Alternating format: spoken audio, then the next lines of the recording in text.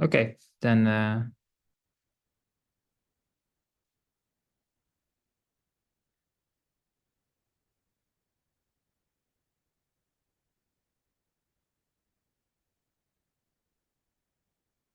so hello everyone, we are Polkadot, instant shopping with Polkadot smart contracts. So the problem is that as people consume more media online, they are continuously bombed with advertising that disrupt the experience, as you can see also here in these examples. And on top of that, purchasing an item after seeing an ad often requires navigating multiple web pages, and that makes it very complicated in the journey. So with Pocket Ads, we make purchasing directly via a Chrome extension, all secured by the Polkadot blockchain. And the great thing is that Pocket Ads is a cutting-edge Web3 platform that integrates product advertising into social media platform, allowing users to purchase items directly from videos without leaving the website. So you can do directly purchasing. And next to that, it leverages the Polkadot secure on-chain transactions to make purchases easy and safe. And this brings blockchain innovation into mainstream content consumption and helps make Polkadot more accessible in everyday interactions. So the problem and solution is that Polkadot solves the problem by providing an integration and experience within social media platforms. With the help of Polkadot smart contracts, and a user can instantly purchase items within a safe platform. And that makes also the experience more secure and also more fun. The great thing is that we can do ad integrations in social media, seamless purchase without leaving the platform, and backed by Polkadot blockchain. So how it works is that the advertisers register a video, the ads will assign to the video, the client watch the content, the ad appears at the specific time slot that you are given, and then the client can make a purchase. And next to that, the advertiser can then contact the client. So in a nutshell, so the advertiser flow is that they will log in into the Polkadot account. And step two is we'll open Polkadot Ads Manager and connect the wallet. So then you will give like the video link, and then you see like the link is appears. And for the advertiser flow is that you then receiving the first purchases, you are able to find customers info and withdraw the money on the withdrawal page. So you see like the client info is that you install the Chrome extension, and from there you see like when you watch like a video, you see like on a specific time that the ad is like showing. So now we go to like a live demo that Sakir will show you. Yeah, let me share my screen.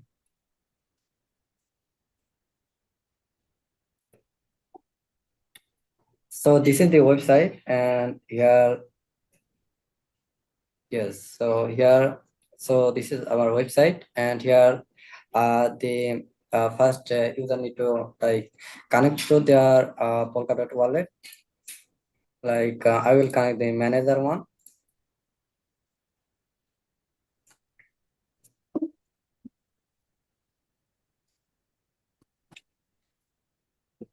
And then I go to the ad manager. So basically here, first the manager has to like provide the YouTube URL. For example, I will use it here.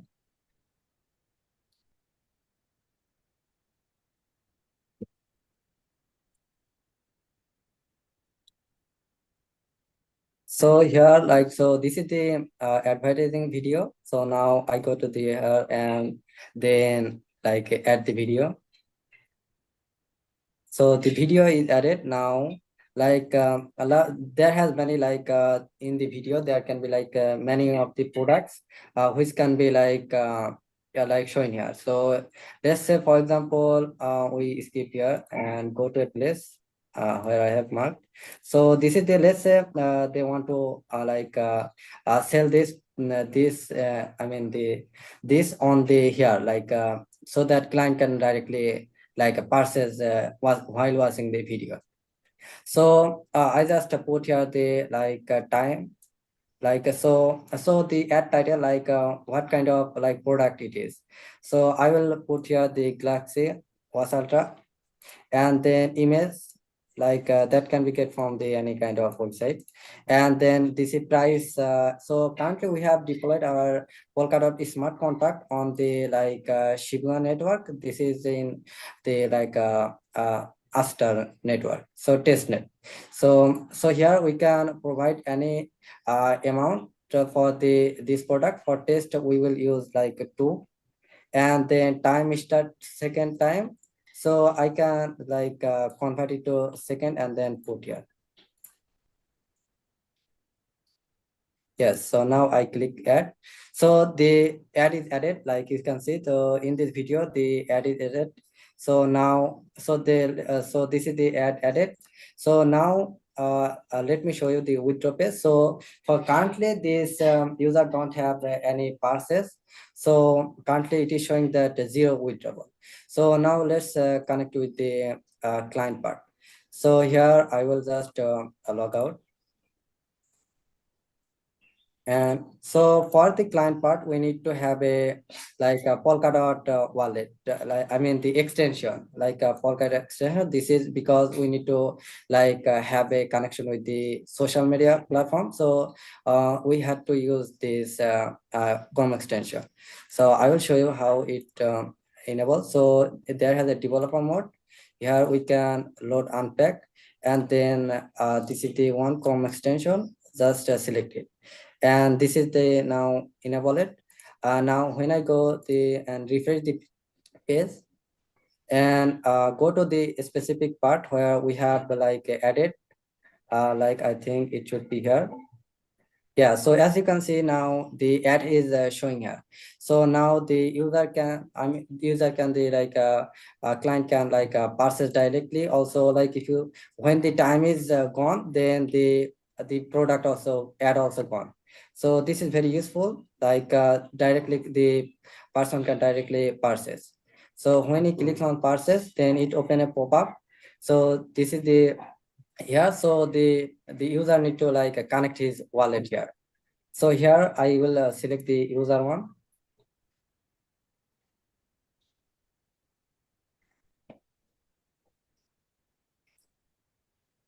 Yeah, so this is the details, like this is the video, this is the product which we added there, and this is the price. So now I will here add my name.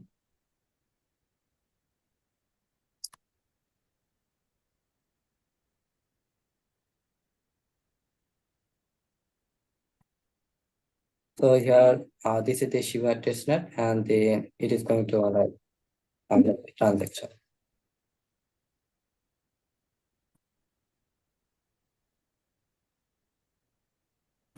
Yeah, so now the payment is successful. So now we can close this. And so here it is saying the manager will contact you via email. So since we have provided the email here, so the manager will contact him. Okay. So now if we go to our connect here with the manager wallet, then we can see that. Okay, so I connect here with the manager wallet. So this is the withdraw page. Here we can see that 2 SBO is withdrawable, and we can see that the person who bought our thing, and also that he can directly go to the specific video and then he can understand. Also, he can see the ad which product he has bought. So here now I will show you how it works. So currently this is the manager wallet. Now we have 8 SBI. So now if I withdraw the amount to my wallet, so here he can put also if he want other wallet, then when he click withdraw, then the money will be transferred from the smart contract to the manager wallet.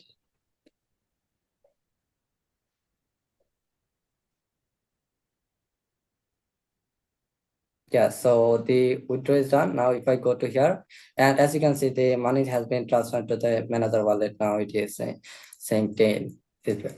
So basically, that's how all about the that's all about. If about the architecture, so this is the architecture how the product is made. So this is the front end. So here in the front end, that user can like connect their Polkadot wallet. Then there has like ad management, withdraw, and checkout. So ad management is like this page. So that page is the like where we were showing the list of the videos and the ads. So we have a backend API. So in the backend API, we are using this kind of like ad videos. So basically, we have, we have like used MongoDB to store this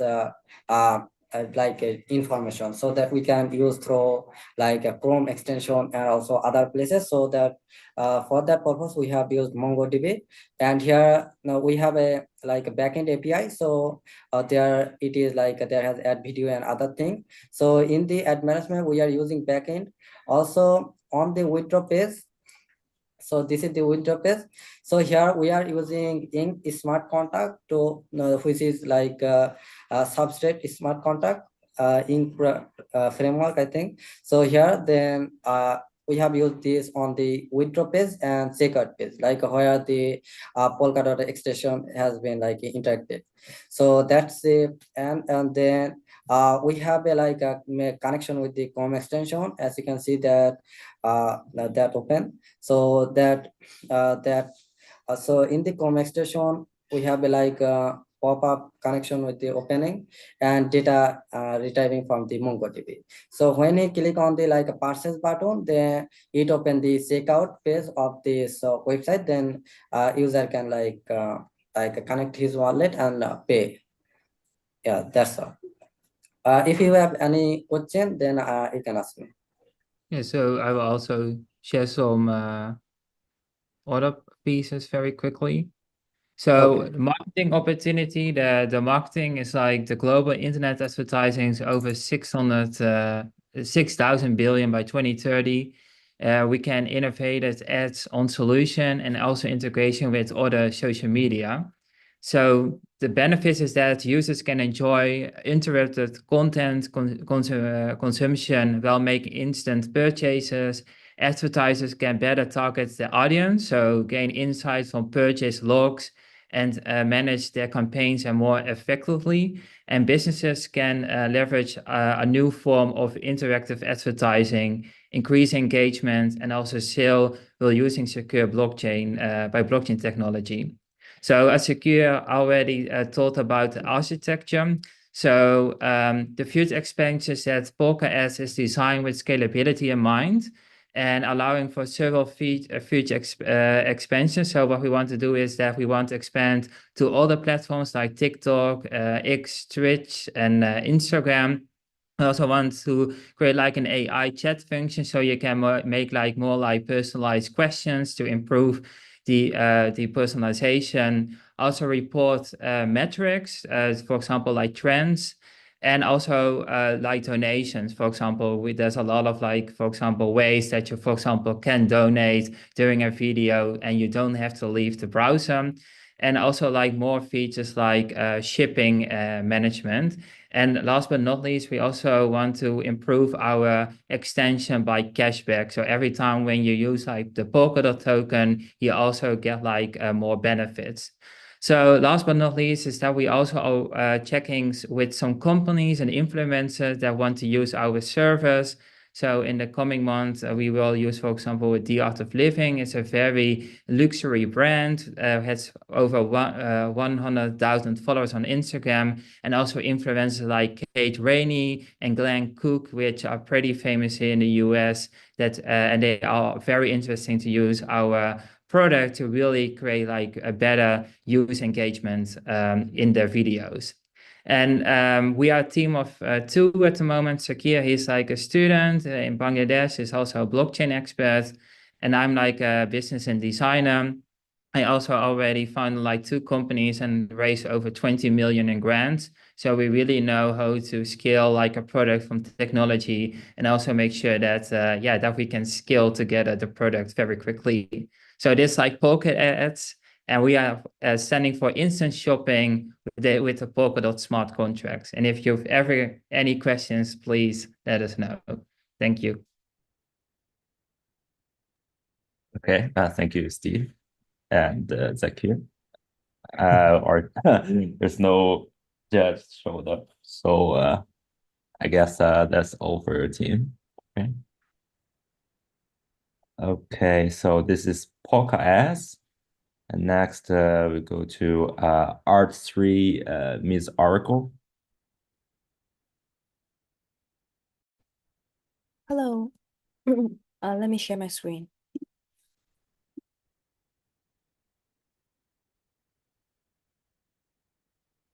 Is it visible? Yes. All right, I'll start. Hi, I'm Anne from Artemis Oracle. We are a on-chain AI tarot reading platform. And it's basically a one-stop AI fortune reading master, and you can get your answers through the blockchain. And let's start with a demo. Welcome to Artemis Oracle, your one-stop AI on-chain tarot master. Begin by connecting your wallet on Vara Network. Now, let's get ready to ask your question.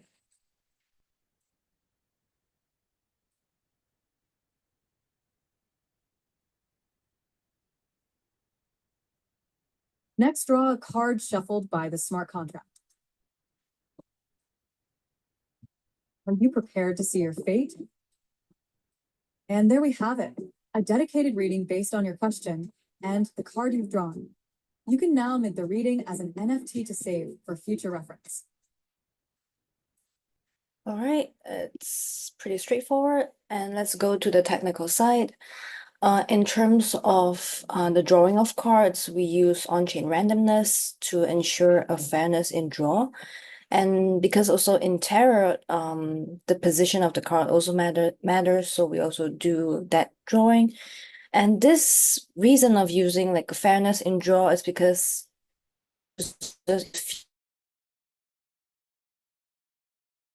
decided randomly instead of, I don't know, it's prefixed by the system. And when you draw your card, you can have the option to mint it as an NFT to save it for future references. And you can also connect your wallet to track ownership. You can transfer and trade in Marketplace. We also use an AI API to generate unique readings based on the question asked and the randomly generated card.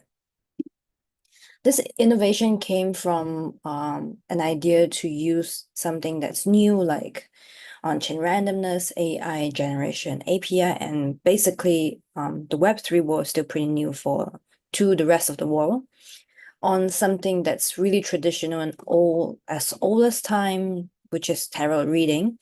And by combining these two, it can be an easy way to introduce something new to people to the mass public, so that it contains something that they already know about, so that it's easier to accept it.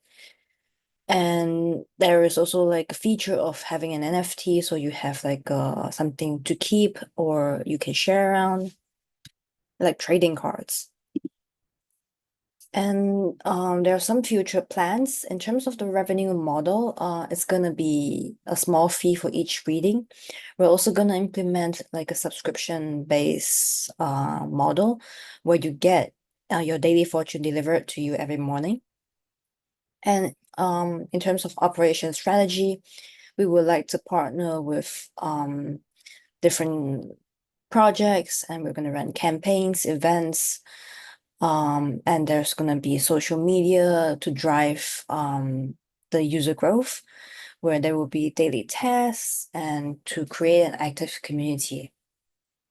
The branding is, we want to keep this as something that is not just for Web3 people, but it is also Web2 friendly, and there's like a light and artistic entertainment value to it.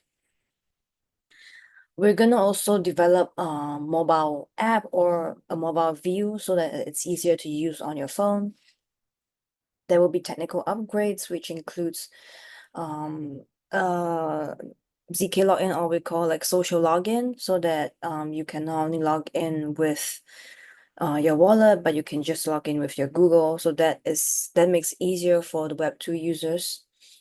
And there will also might be AI image generation for different readings. And we're gonna improve on the UI to add more animations than what we already have.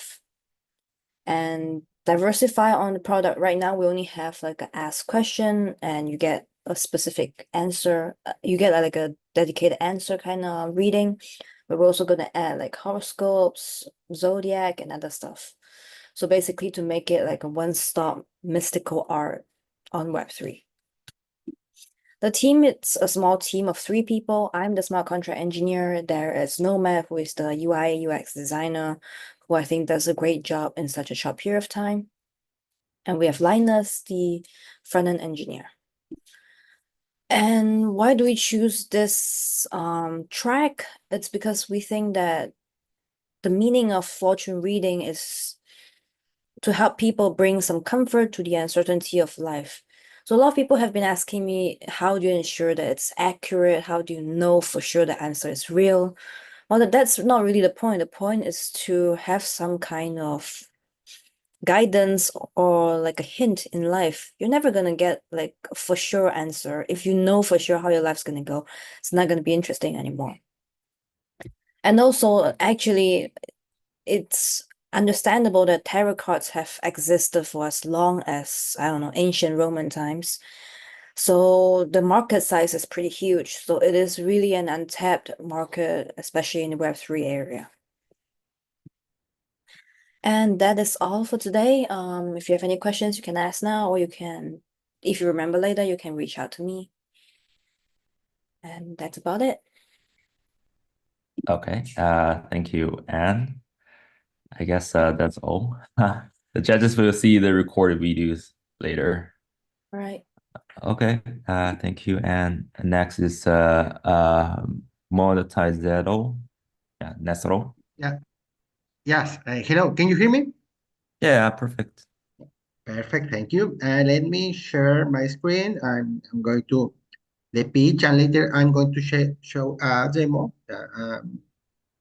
The name is monetizado. What means the name? It's monetized in Spanish. That's why the name is complicated. Sorry about that.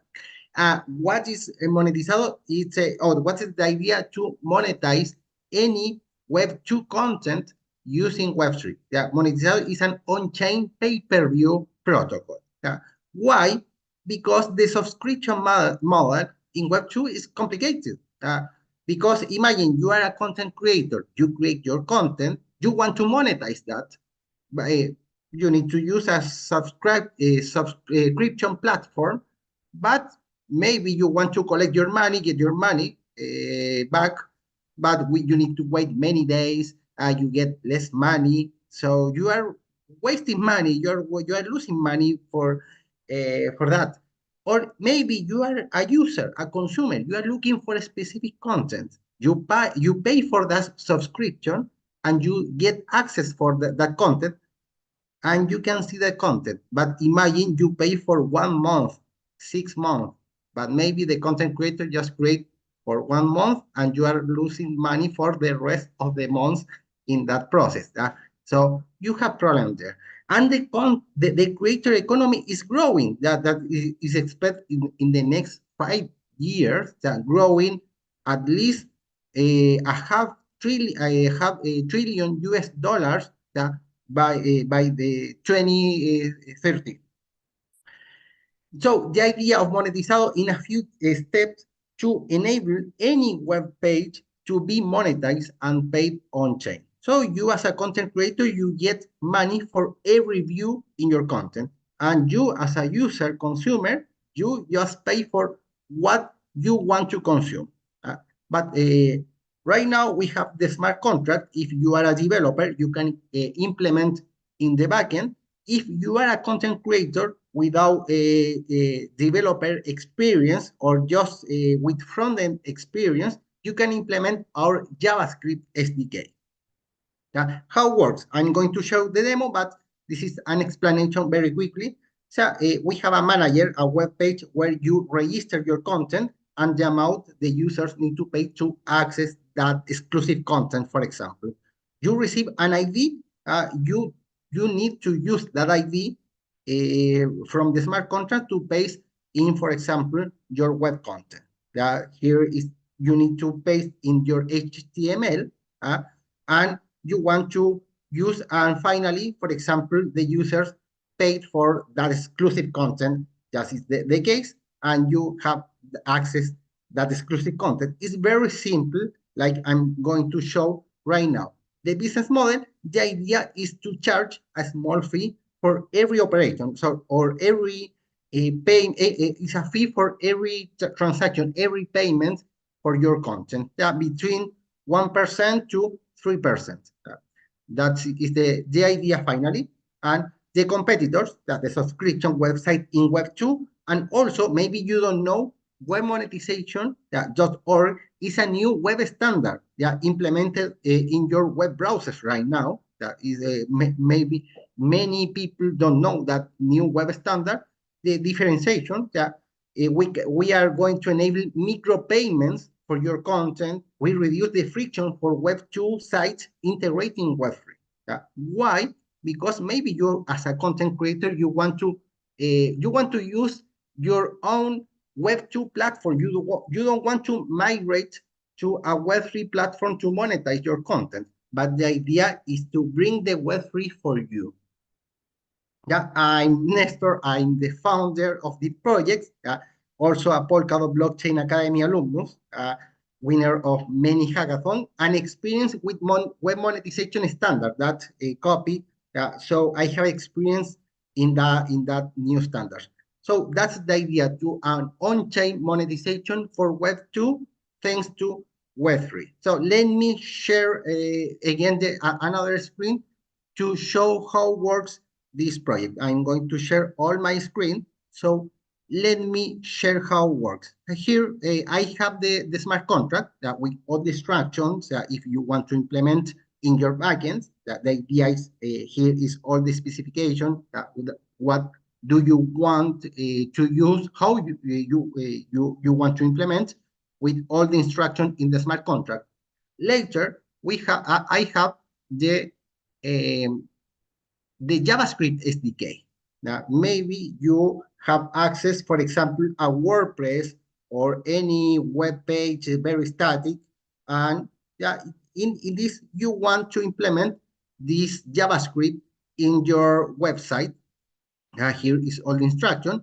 We have implemented in many networks. In this context, for this hackathon, we created in Moonbeam, in the testnet. And here, the SDK, you can you get a new property in the JavaScript in your web page to, for example, verify if this application, this monetization is enabling in your web page. For example, validate if the users just paid for your content and has access, or they need to pay for that, and, for example, pay for the content. How it works? Now this is just the manager I'm working right now. You want to select, for example, in this context, Moonbeam. You have here, I register a content I want to monetize. For example, I want to enable another content. Here I have to create the content, maybe my new website, just for say anything, and the amount maybe 0.3 in Glimmer, for example, because I'm in Moonbeam. I'm going to creating the content. I need to wait for the MetaMask in this context, waiting for that. I'm going to validate, verify everything, and confirm. Just I wait just a couple of seconds.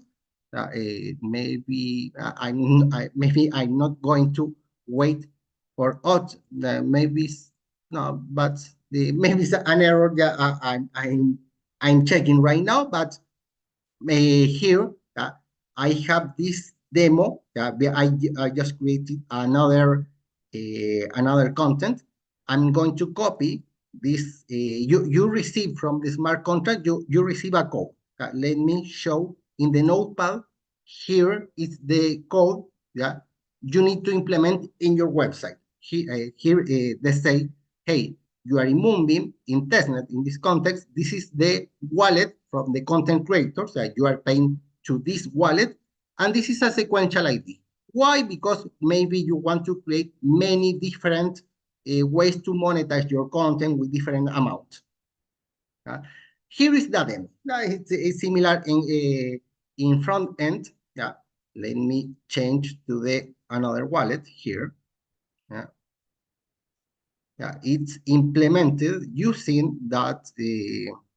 I'm going to reload, and just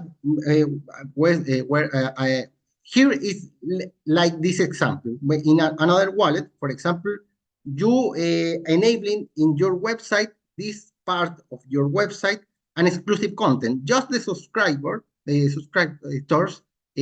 has access to that, have access to that content. So they need to pay a very low amount and pay for the access. How I implemented that in the code. Yeah, here just in a few steps you need to add, and this is explained in the GitHub. You need to add this link tag in your HTML with this name, and finally this code. Again, the code I showed a couple of seconds ago. And here I have the JavaScript SDK. Yeah, with that, I'm just writing some JavaScript code. Yeah, you want to, for example, verify if the user has access to your content, if they need to pay for that, and it's that. Nothing else. It's very simple. So you don't need to implement new smart contract, any else from your side as a content creator. And the user just need a MetaMask for pay for your content. So let me show that I'm going to pay for that exclusive content, that part. Let me wait. Yeah, of course, the amount is very low, and of course also the gas fee in this. And we are working to enabling another tokens. For now, just work in the native token, in native coin in the network. That's the idea. So I'm waiting for the transaction right now to wait and confirm and to show how it works. Maybe while I'm waiting for that, just the idea is to replicate that this web monetization standard. That is a new standard again from the web. Even I have experience working with that. What's the difference with them? This is a centralized standard. So if you want to implement this standard, you need to implement your own wallet. Doesn't work with MetaMask, and they have many issues. Even I am the creator of some libraries. Here I pay for that. I'm going to reload. And fine, now I have access to this exclusive content. That is very simple. If you can see that is a static HTML, if nothing else. With some JavaScript code, nothing else you need to implement to monetize web content, any web content, videos, audios, hide advertising, etc. Using Web3 to monetize that. That's the idea of Monetizado. And thank you for your time. If you have any question, maybe now or maybe later, you can ask me in all channels, Gmail or LinkedIn, Discord, any other channels. Thank you for your time. Okay, thank you, Netro. Yeah, Ting, if you have any questions, you can ask. Okay, I guess current team doesn't have any questions. We'll go to next team. Next team is supposed to be Safiro, but I don't know, Safiros, you're here or not? Oh, no. Okay, then we'll skip Safiro. I see hyper agile. Hyper Yeah, agile. Yeah. I'm online. Okay. You can start to present. Okay, let me share my screen first. Okay.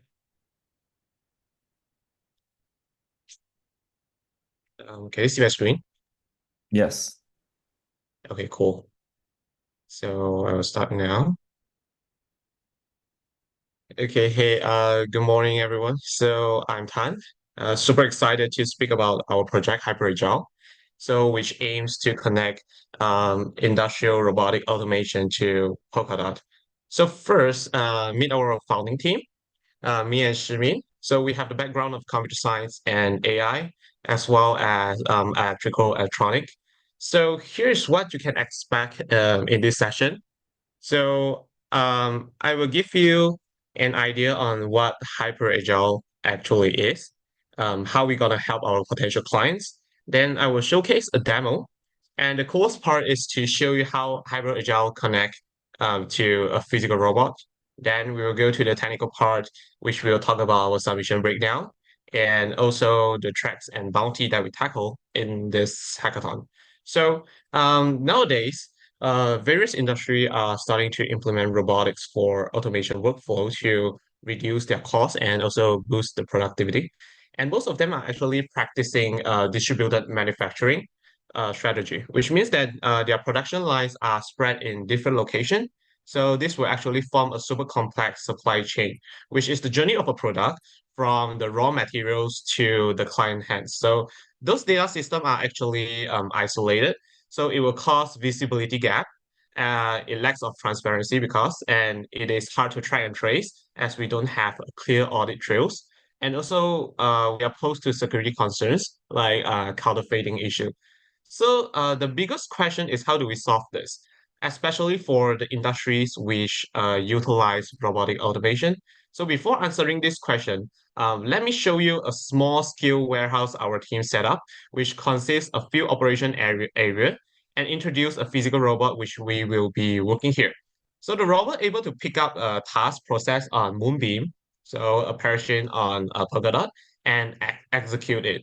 So you can see that the task is executing. And once the task is completed, the robot will lock the operation on the blockchain, leaving a clear and transparent trails on chain. So now maybe you have an answer in your mind. So which is integrating a Polkadot connected distributed data system will solve the problem. But this is actually not so easy. When you see all the robotics components in the Web2 landscape currently, we actually lack of integration tooling for the Web3 landscape. Plus, robotic automation sometimes relies on the middleware, and it works differently and resource intensive for industry to set up from scratch. So having something in the middle as a bridging role is important to connect between the Web3 layer and the Web2 layer. So this is why we launched the HyperAgile project. Our goal is to help industries to design and build custom API hubs and connect their robotic process automation, which RPA, to the Polkadot ecosystem. And we are operating in a B2B model. So with a HyperAgile hub, industry will have a middleware to bridge all the complex component in their automation architecture with Polkadot and able to interact with all the on-chain components as you can see in this illustration. So maybe you have a questions why our service is to provide custom middleware, but not like building a one-size-fits-all solution because everyone is actually special. So each industries have their own unique operational needs. It's also built with diverse tags and by following specific regulations. So this is how we help our client win. We will discover the problem first and design the solution for them, shape, test, iterate, and help them success. So finally able to keep scaling with the help of Hybrid Agile Hub. So we have the potential clients from various sectors which are utilizing industrial robotic automation. And you can see here how we're able to transform them. So with all the introduction of Hyper Agile, it is better for you to see how it works. So let us watch a short demo video. Okay.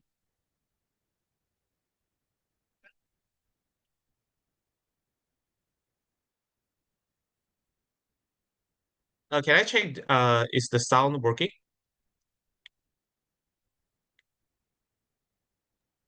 Are you playing the sound? Yeah, I'm playing right now. I hear nothing at all. Okay, let me share again.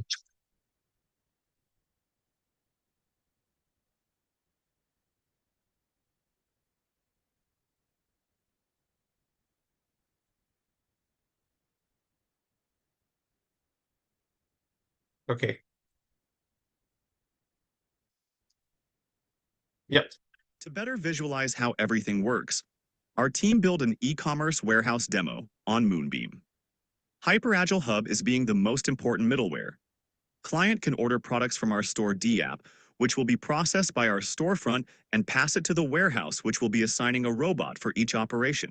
The Moonbeam randomness precompile is used to select one robot from the fleet for each operation. This process is known as load balancing. We offload this to Cloud Run just to prevent draining of our randomness requesting deposit. Worth mentioning, all of the complex operations happening behind the scene are batch using the batch precompile for better interaction. Plus, the call permit precompile is used to sponsor the gas fee of the client by a dispatcher. So with a hyper-agile hub, industry can directly plug and play different professional simulators and test the whole operation with the integration of Polkadot. For our demo, we designed a warehouse operation that includes picking, packing, and delivering. We built a simulation using Weebot and embedded it in our demo for seamless interaction with Moonbeam. When each robot completes a task, it logs the action on Moonbeam, and the warehouse will trigger the next operation. In a human-robot collaborative environment, which required human operators' close supervision, a post-action approvals can be facilitated using a multi-signature mechanism on Moonbeam, creating an efficient feedback loop in a checkpoint-based workflow. Finally, when the order is fulfilled, a lifecycle report will be generated and stored on the Decentralized Object Storage Service by CESS. We also will manage the inventory stock levels using an ERC 1155 system, which all items are tokenized as NFT with an off-chain stock on-hold mechanism. It's demo time. In the D app, you'll see 3 products available for sale. These products are tokenized as an ERC 1155 collection on Moonbase Alpha, which you can verify on Moonscan. Now, let's order a green cube. We'll fill in some information and proceed with the payment. As you can see, we are actually signing a call permit that will later be dispatched. We'll now begin the online Webot simulation. This unique reference is used for both on-chain and off-chain order tracking. You'll notice that the order is dispatched by the dispatcher account, and this is also on the detail log. And this can be checked on Moonscan. At this point, the warehouse has processed the order and assigning a robot to pick the product from the rack with the Moonbeam randomness.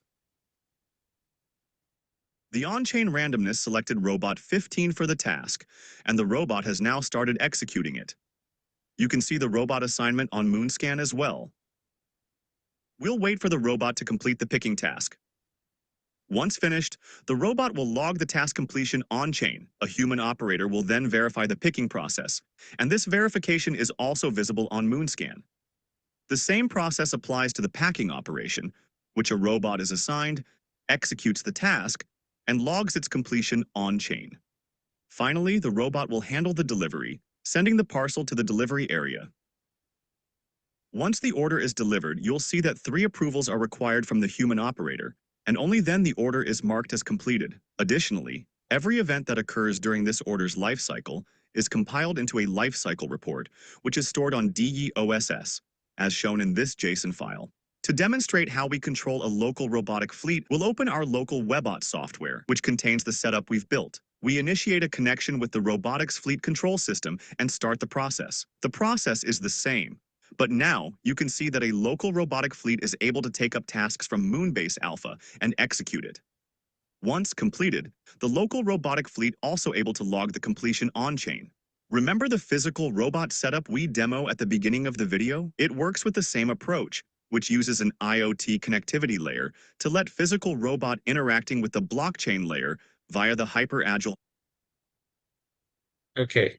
So cool. So I think you are clear with the potential of like how a hyperagile hub works with the app, like connecting the robotic layers to the Web3 layer, which is interacting with Moonbase Alpha. So let me show you how we organize our code for the technical judging. So we actually split our submission into two different routes. One will be the demo route, and the other one will be robot scene, which you can see in our GitHub repo. So here is the demo route. Our team has listed out the hierarchy of all the folders and clear description for each folder and files. So the smart contracts for our demo is also here, as you can see. So everything is documented in our doc file, in the doc folder. So you can access that in our GitHub repo. And the other one will be the robot simulation route. Here we have the controller system of each robot and also the master control system. The Flask server acting as the connectivity layer will also be here. And the rest will be the robot state file, robot part, SDLs, and also the Weebot warehouse 3D scene that we set up for the experiment. And you can see this in our doc file also. So we put Hyper Agile in the open topic track, as we think that our project goal is to push the limit of what's possible for the collaboration between industrial robotic automation and the Polkadot ecosystem. We're also tackling the Moonbeam bounty by exploring different possibility of Moonbeam-free compounds in industrial robotic automation. And for judges from Moonbeam, all the source code are actually able to access in our README, as you can see here.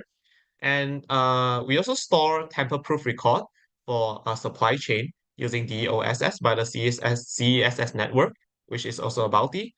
And we explore the creative application in the industry field by using DOSS. So for judges from CESS, just feel free to look at how we implement in our GitHub repo. So before we end, HyperAgile is also a solution to blockchain for good. You can see how our project tackles different SDG, but the core is still surrounding to improve the security and transparency in different industry sectors. So judges, we are from HyperAgile. Join us in introducing industry robotic automation of Polkadot, and I'm now open to any questions. Okay, thank you. Hello. Yeah. Okay, yeah, that's an Chong, amazing yeah, hi, presentation. thank you. Okay, yeah, I also have some questions. Okay. Yeah, I think that there's an echo, like, sorry, yeah, I think it's good now. But yeah, I have a question related to, first, like, I really like your idea. That's an, again, like, amazing presentation, and you apply like very well, like the Moonbeam and also like CES into like the real world use Thanks. case, which is like industrial robotics. I Yeah, have the thanks, question Chong. related to like the transaction fee, because like the robot gonna like have like continuous actions. So let's say if it has like multiple action like that, and then every action gonna submit like one transactions, then does the block time gonna affect the robotic actions, and also like how about the transaction fee? Yeah, actual transaction fee is when we have a very frequent robotic operations in a warehouse, the robotic fees is actually the transaction fee to operate the robotic fleets is actually much concerns in the long run, especially. And now in our demo, it's just a small scale kind of warehouse. So you can't actually see how big is the transaction fee, and when we scale it to a real life industry, that would be a concern. So one of the solution is that when we're using Moonbeam, this kind of parachain, the gas fee is relatively low and it's beneficial for us. But when we are using Moonbeam and when the operation is bigger, is like greater, and our gas fee is higher, then industry might able to shift to a solution like a hybrid approach, which see which one is the critical action that we need to lock the blockchain or process on blockchain. Only then we use that operation on the block to process on the blockchain. But other than that, we use a hybrid approach to offload the operation to an off-chain mechanism. This kind of hybrid approach able to save a lot of gas fee inside the operation. But this really depends on what's the nature of the industry, like what's the aim goal? Is it like full decentralization in the in the supply chain operation, which is powered by the robotics, or it's like partially the nature of the goal is like partially decentralized, so we can like offload some of the operation which is not that critical or not very important for auditing into an off-chain mechanism. So we can save a lot from that. So I think that this is a solution for the industry which using our solution for the robotic operation. Okay, yeah, thank you for your answer. Yeah. Okay. Thank you, Tan. Cool. I Thank you. guess. Okay. We'll go to the next team. I see. Sure. I see. Yeah, and for this PowerPoint, I will also push a copy to our GitHub repo, so judges can also access this PPT in our GitHub repo README also. Okay, thank you. Okay. Thank you, Tan. Okay. I see. Safiro is here, right? Yeah. Okay. Right here. Yeah. Movement, you can start to present. Okay, for sure. Let me just share my screen.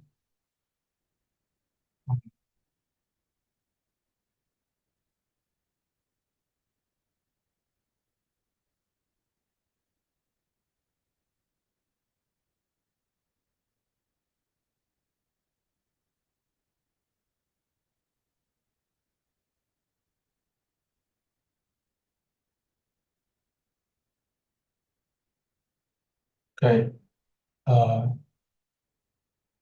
Can you guys see the screen right now or not? No, I see nothing. Oh, I think I have to reopen the Zoom. Sorry. Give me It's like okay. a second. Yeah. Sorry. Yeah. Thank you. We have enough time.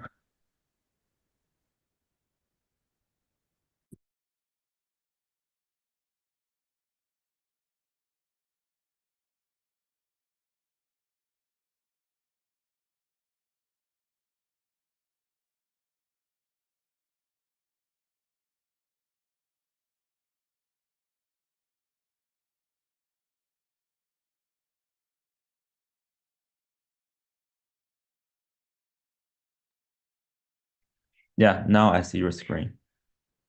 Awesome. Okay. 1 second. Perfect. So, Are you can you see the screen clear? Yeah. Right now it's the Oh, Zoom tab. perfect. Okay. So yeah, so sorry for a previous interrupt. So let me introduce our project. So we actually built our team is called Cypherio, and my name is Morgan. I'm mostly working on the cryptography side, and my partner is working on more on the rollup side and building this Cypherio hub on top of Substrate. So let me get into the problem we want to solve for this project. So I don't know, have you ever tried to use a much more complex DApp on chain? So maybe like on chain gaming or like blind auction on chain and using zero knowledge to do so. And in that way, the overall system is very complex. However, this is what we found the problem is. So we're trying to build a rock framework on top of a existed popular choice called Sovereign SDK, and we built a rock framework on top of it to increase the scalability and modules for it. And once we do that, we found out another issue is that, okay, this framework provide a really good modularization that it can connect it to whether the layer 1 or layer 2 you want to settle to. But we think that it will be very complex for the user or the developer to develop this adapter to connect either DA or layer 1 themselves. So that's why in this project, we develop a project called Cypherio Hub, which is developed on top of Substrate. And the goal is to help the user using the raw framework to really connect to the layer 1 or DA with no time. And also, it also suitable to connect with different custom stack like Madeira or other ROPs. So it is not only served to TMC, it also served to another rollup framework. So it is actually compatible with all rollup systems right now, so that they can connect to whether DA, layer 1, layer 2. Yeah, so that's a problem we're trying to solve right here in Cypher Hub. So let me go to the much more detail about it. So one of the feature we have right here is that we actually develop a really fast cache layer serving for all these rollups. And this cache layer is implemented on top of Dragonfly DB.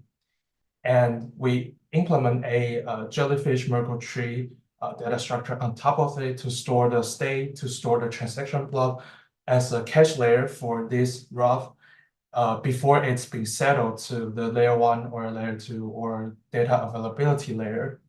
Yeah, so it will be super fast. And I want to highlight another thing is one of the feature of the rollup framework we built previously, which is TMC. And one of the feature of TMC is that it actually allows developer to develop features with privacy preserving fashion.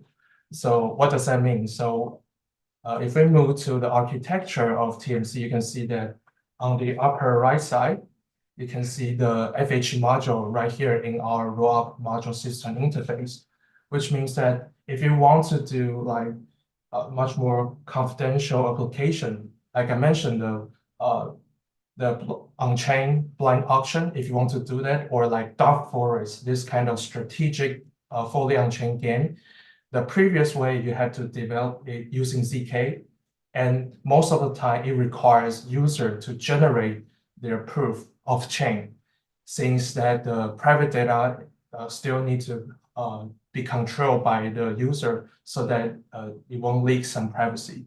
However, using FHE, the user can actually directly encrypt their private data and set on chain, and the rest of the computation can be processed on the full node of either rollup or the layer 1 blockchain that supports FHE functionality. So actually in this TMC stack, we add support to FHE functionality as well using Zama's TFHE library to create a module that user can, implement their maybe encrypted ERC20 or encrypted NFT in no time. Yeah, so that's also this FHE module, and like I mentioned, the adapter connected to Cypher Hub, which is in this graph, this section. The connection between Cypher Hub and TNC node is a part of this hackathon as well. So let me give you a clearer scope about what we have done in this hackathon. So we do the Cypher Hub in this hackathon, and TMC is the existing project, and we develop a adapter and the FHE module on TMC node for it to connect Cypher Hub. So that's pretty much the architecture side of our hackathon project. Okay, so now I'm going to walk you through this architecture flow and in our code base. So let me go to the terminal. Can you guys see the terminal clear? Yes. It's quite hard to see. Quite hard to, it's too small? It's too small, Yeah, yeah. too small. Okay, I'm making it better. Making it larger. How about now? Is it Better. larger right now? Okay, awesome. So as you can see on the left-hand side panel, the terminal, you can see it is the Cypher Hub node, and the right hand is the TMC project. So both of this repo is now open source on the hackathon GitHub repo, so you guys can check it right there. And for the Cypher node, actually your only thing you have to do is to build it. But since it's built on Substrate and it needs some time to compile it, so we built it previously. You just have to start it from the target file. Yeah. So once you run this up, you can go to the substrate portal to check, okay, it actually exists right here. Okay. And now let's do the TMC part. So imagine Siberia Hub is a cache layer for all this rollup. And now I'm going to start a rollup using the rollup framework of TMC. So now we just run this node. And what it will do is to start a rollup in no time. And later on, we can, the user can send RPCs code to this rollup, and this transaction will be redirect to Cypher Hub. And the Cypher Hub will help the user to settle this data, direct this data to the target they want to settle their transaction at, whether it's layer 1 or layer 2. Yeah, so you can see that the adapter right now is catching the height of the Cypher Hub. Okay, so you can see this is syncing right now in real time. And now we want to send the we'll send the transaction to mark users' behavior. Okay, so now we trying to create a token. Okay. Okay, so it kind of needs some time to do this compile as well. And this is actually a quite nice feature that on top of the raw framework we built on top of. Okay, so you can see this transaction has been sent to the TMC raw node right here. You can see that. And right here, you can see that the Cypher Hub received it and save it in this cache DB and redirect it into the designated location you want to settle. So this is the events received. This is a transaction we received from the users. And once it's been processed, you can see that, okay, our target is to store this transaction block to Sui network. Okay, so it will create a digest on Sui testnet. So now if we go to the Sui testnet, we can search it. Okay. Okay, it's right there. It's already created. Okay, so the related transaction block is being stored into Sui.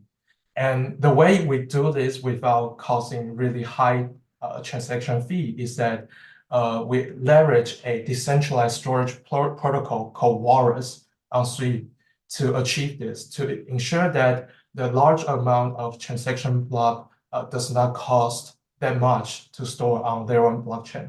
So this mechanism can also be reproduced in other layer 1 blockchains, such as Ethereum. If we use e-storage to play as a role of decentralized storage protocol, we can reproduce this on Ethereum as well. And if you want to do it in much more cost-efficient way, you can also settle it on a classic DA layer. Maybe it's Celestia or Avail. So these two are also available right now. Yeah, so that's pretty much the demo of Cypher Hub right now.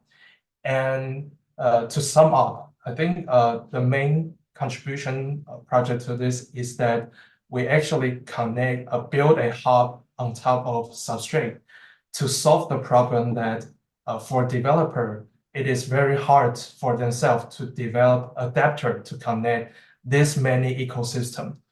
So we do this for them, and we also develop a really high efficiency in memory data store to solve the issue that many transactions might come to this hub. Yeah, so I think this the overall goal that we tackle in this hackathon. Thank you for listening, and if you have any question, just throw it out. Thanks. Thank you. Okay. Thank you. Do you have Okay, thank any you. kind of I saw like the application? Yeah. First, I think that's a very innovative solutions for like making the usabilities of multi-chains being more abstract, I say. Yes. Yeah. But I think like just a feedback that like I think the presentation slide right here is quite hard to follow because like we have a Oh, diagram and too many okay. steps. So I don't know, but maybe like if you just can like simplify the process from like step 1 to step 7, then that would be better. Even though like Okay. Thanks. because Thanks I'm also for a the technical feedback. person, so I can understand this. But I suppose like if there are any like other people in other like sectors, for example, business, they might find like this is Yes. a bit hard to follow. But yeah, that's still Okay. very innovative solutions. Thank And you. We'll make sure we will like improve the slides before the demo day, before the real demo day. Thank you. yeah, then that would be awesome. Okay. Custom stack. Can I ask like what is the use of the custom stack right here? Visible The like use of yeah. the use of what? Sorry. Can you Yeah, I just repeat that? wonder like what is the use of like, what is the responsibility of the custom stack from like step 2, Oh, step 4? step 2. You mean this step? No, I mean like step 4, is it like the custom stack? You Oh say yeah. You custom mean stack. you mean why do there have to be a cacher group for Cyber Hub? No, I mean the step between the block info from layer, the Oh, custom stack matter. I don't understand like what's the responsibility of the custom stack, and it's quite abstract to me like what is the use of the custom stack? yeah. So you can see that the transaction block from the different rollup actually have different format. So we have to like unify them into a like format them into a unified one so that the people that query their transactions on Cyber Hub can see their transaction in a much more format way. So that's why. Okay. Yeah. See. And also the another reason that you think that okay we actually build another database is access smooth, but like I said I mentioned FHE stuff in the talk, and though it's not the point of this hackathon, but the computation over FHE is they are dealing the ciphertext of FHE is very large and the computation is very heavy. So to give you some concept, like if you encrypt a byte of data into FHE ciphertext, it would be nearly like 70 megabytes. So it blow up a lot. And also, if you want to do operation on it, it also requires a thing called server key, and which is very big as well. It's like 6 to 7 gigabytes.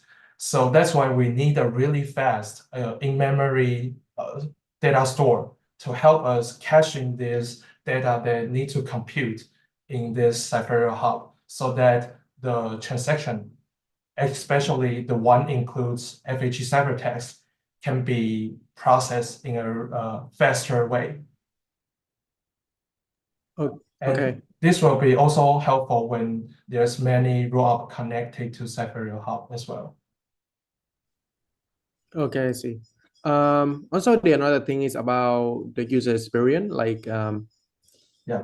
can you like help me to walk through like how can like for example a developer can like use your service? Yes. So actually, we're going to focus on the hub one. So if you're building the rollup, like if you're building a DID system, no, it's very complex. It's a much more complex one compared to a simple a simple NFT smart contract, right? So develop a DID system on chain is much more complex. So if you develop it on top of smart contract, that's a lot of work. So that's a point that you want to start your own app-specific rollup to do so. So whether you are using custom like other rollup stack or using Cypherio to start your rollup, you can use Cypherio Hub's service to settle your rollup transaction block back to DA layer or back to layer 1, back to layer 2 in no time. So it's like abstracting the process of writing your own adapter or messaging protocol between them. Yeah, so that would be the developing experience if you leverage the service that we create in this hackathon. Okay. Do you have something like that for the demo day, or right now it's just mainly on like on paper? Yeah. Oh yeah, so like we just demo, we do a MVP version on Suite as well, on Suite, and there's also a MVP version for Celestia. So this two is the one we make sure that it is workable right now.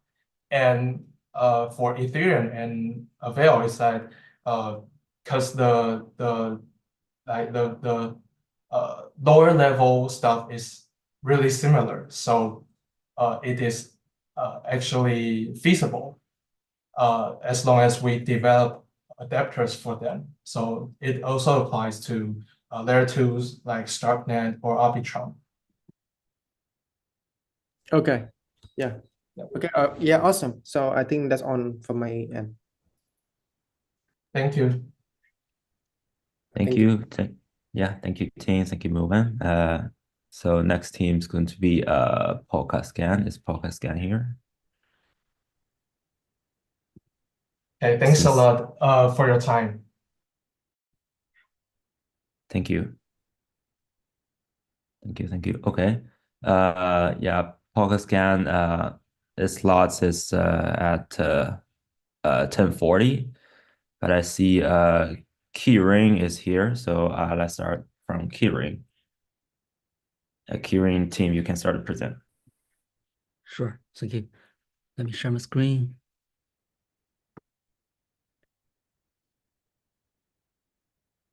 Can I see my screen? Yes. Cool. Let's start. This is Kaichao.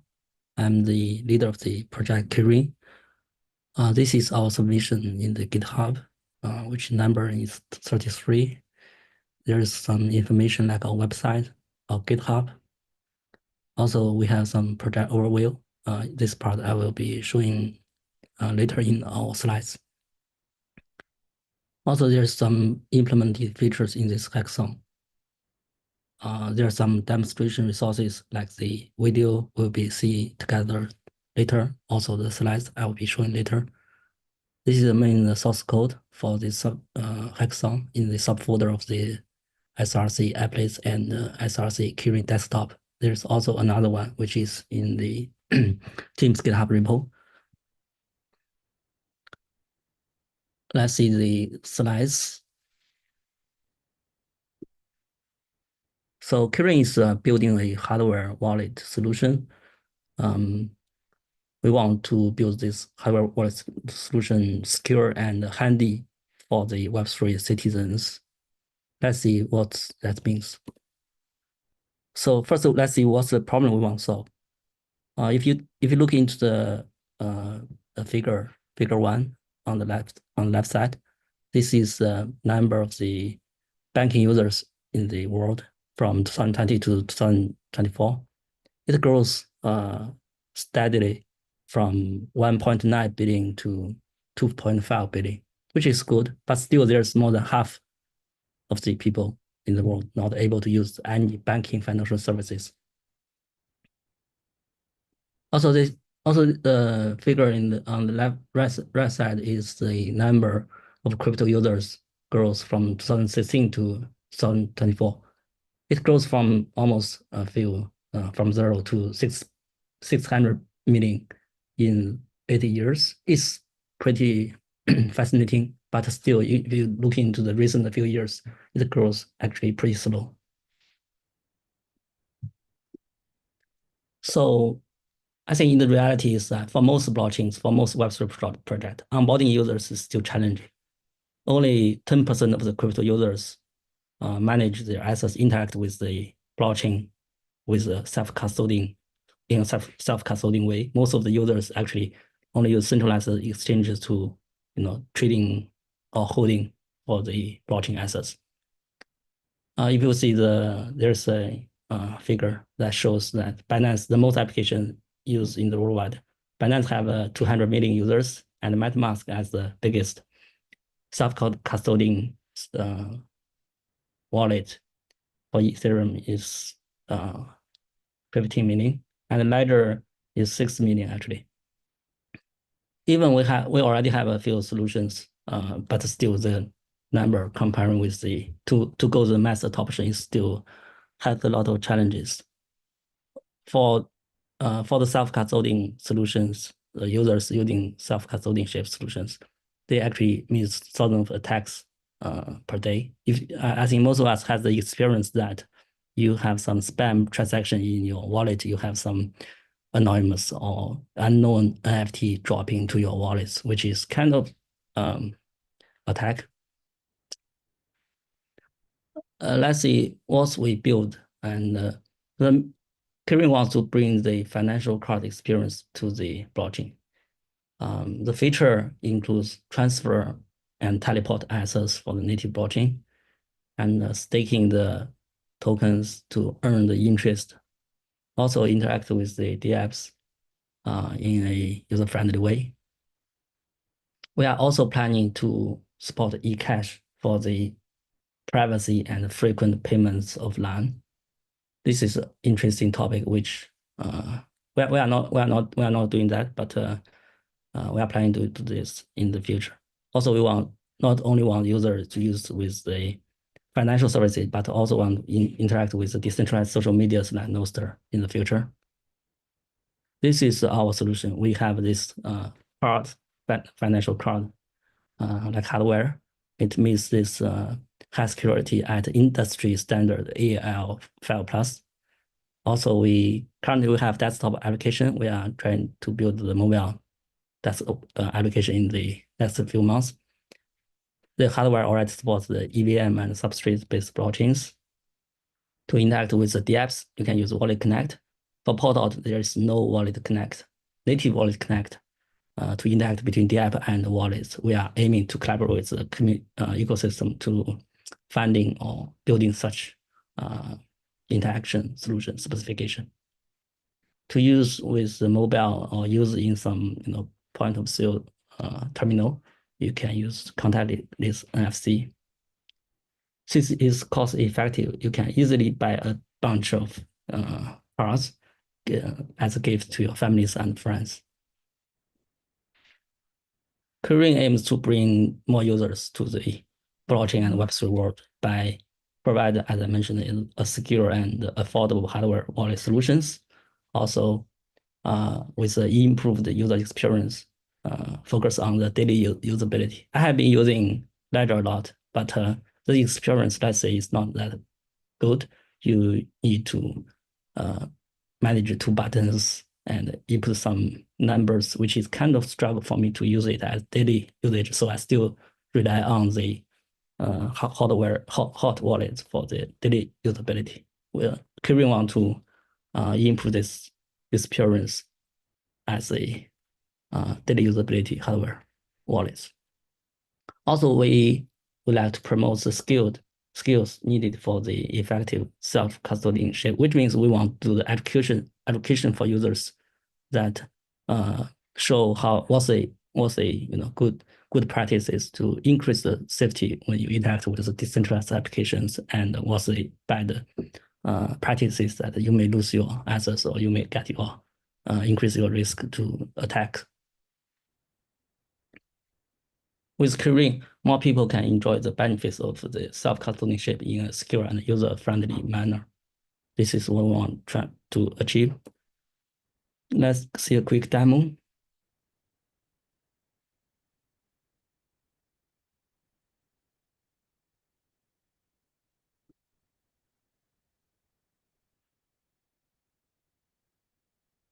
You can guess the voice, right?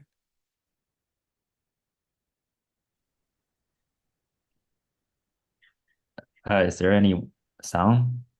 Yeah, I think there's sound, but okay, I actually the demo video is in the GitHub link.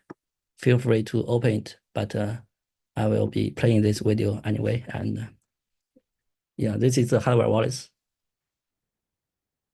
This is using the desktop application with the card reader. And insert this card. Mobile is different, is using NFC. This is the initial page of the application. You need to connect your key card, keyring card in the first. This is a page you want to create a secret face or import the secret face. Here, I just import the secret face. Also, you need to input a log pin, which means every time you interact with the wallet, you need to input this pin to unlock your card. And in this page, you can use the plus button to add a new blockchain. This demo will be using Moonbeam as the EVM compatible substrate-based chain as a base blockchain. There's another demo will be using substrate native chain. There's native token and the ERC20 token. You can add the assets. And this is some small amount assets for the test demo purpose. You can use the receive button to verify the address with your hardware. So the address shown on the application is actually correct with the hardware wallets. You can use the transfer button to transfer the native token on the blockchain. You can just input an address. I get it from MetaMask and some amount you want to transfer, and using the PIN to unlock the card to make the transaction. Confirm the information is correct, and to confirm the transaction. You can use the open to open the transaction in the Explorer. And the transaction is confirmed. Yeah, refresh and the number will be just refreshed. This is the interaction with Wallet Connect. To copy the link URL to connect with the Wallet Connect.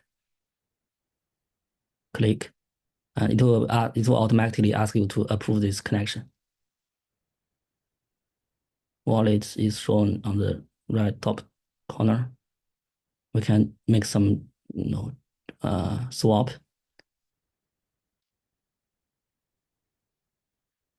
And when we click swap, we should see the pop-up in our wallet that there is some swap transaction needed to be approved. We can confirm the information and unlock and approve the transaction.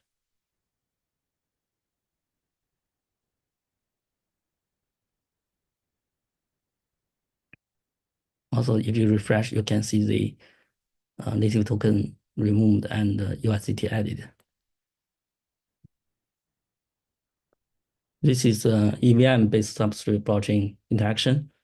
We can use the card tab to add another card. I already add another one, so I choose this another card.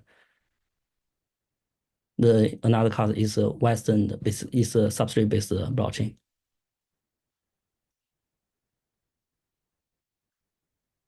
For the native substrate blockchain, there is a few features, which is transfer a native token, teleport token from system blockchain and the relay chain, using staking to stake the assets.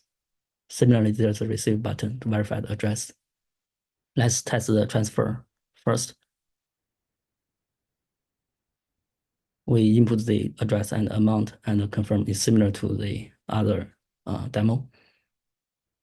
Also, we can confirm the transaction with the Block Explorer. Teleport is similar. We just select a system parachain and teleport assets and choose the parachain we want to teleport, and the address amount unlock the card with the pin.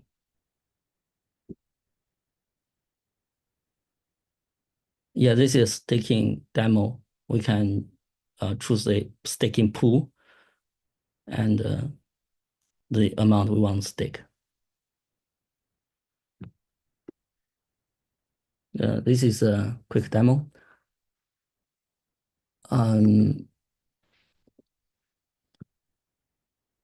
So in this hackathon, we have implemented features include the Java card implementation for AD25519, also the hard derivation schema SLIP10 implementation for Java card. To support the teleport assets, we implement the Go SDK for XCM with 4. The native features shown in the demo includes the transfer the native token and the teleport assets between relay chain and system parachain, also staking through the nomination pool. For the EVM-based compatible blockchain, we finished the integration with Substrate EVM compatible blockchain, which includes the synthetic receive native assets and the ERC20 token, also interact with the app with Wallet Connect. This is a technical roadmap. In the next few months, we'll be working on the mobile development, and after that, we will conduct the secure audit and for the hardware and the core softwares. And we also aim to build a collaborate with the ecosystem to build an interaction standard between the Polkadot dApps and wallet, which is just like Wallet Connect, but this is something missing in the ecosystem. Through the hardware we build and the staking and DEX services, also we aim to provide some commercial services for industry users to build a sustainable business without sacrificing users' data ownership and user privacy. This is our team. I'm Kai-Chong, I'm the founder and mainly doing the research and development.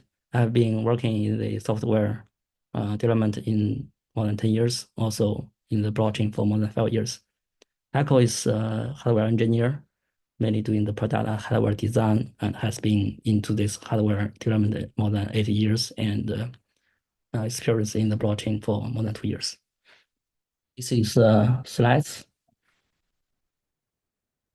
If you sorry for the video there's no voice, so I need to quit intro the video. But if you want to see the video, there is actually more information in the video. This is my demo. Any questions?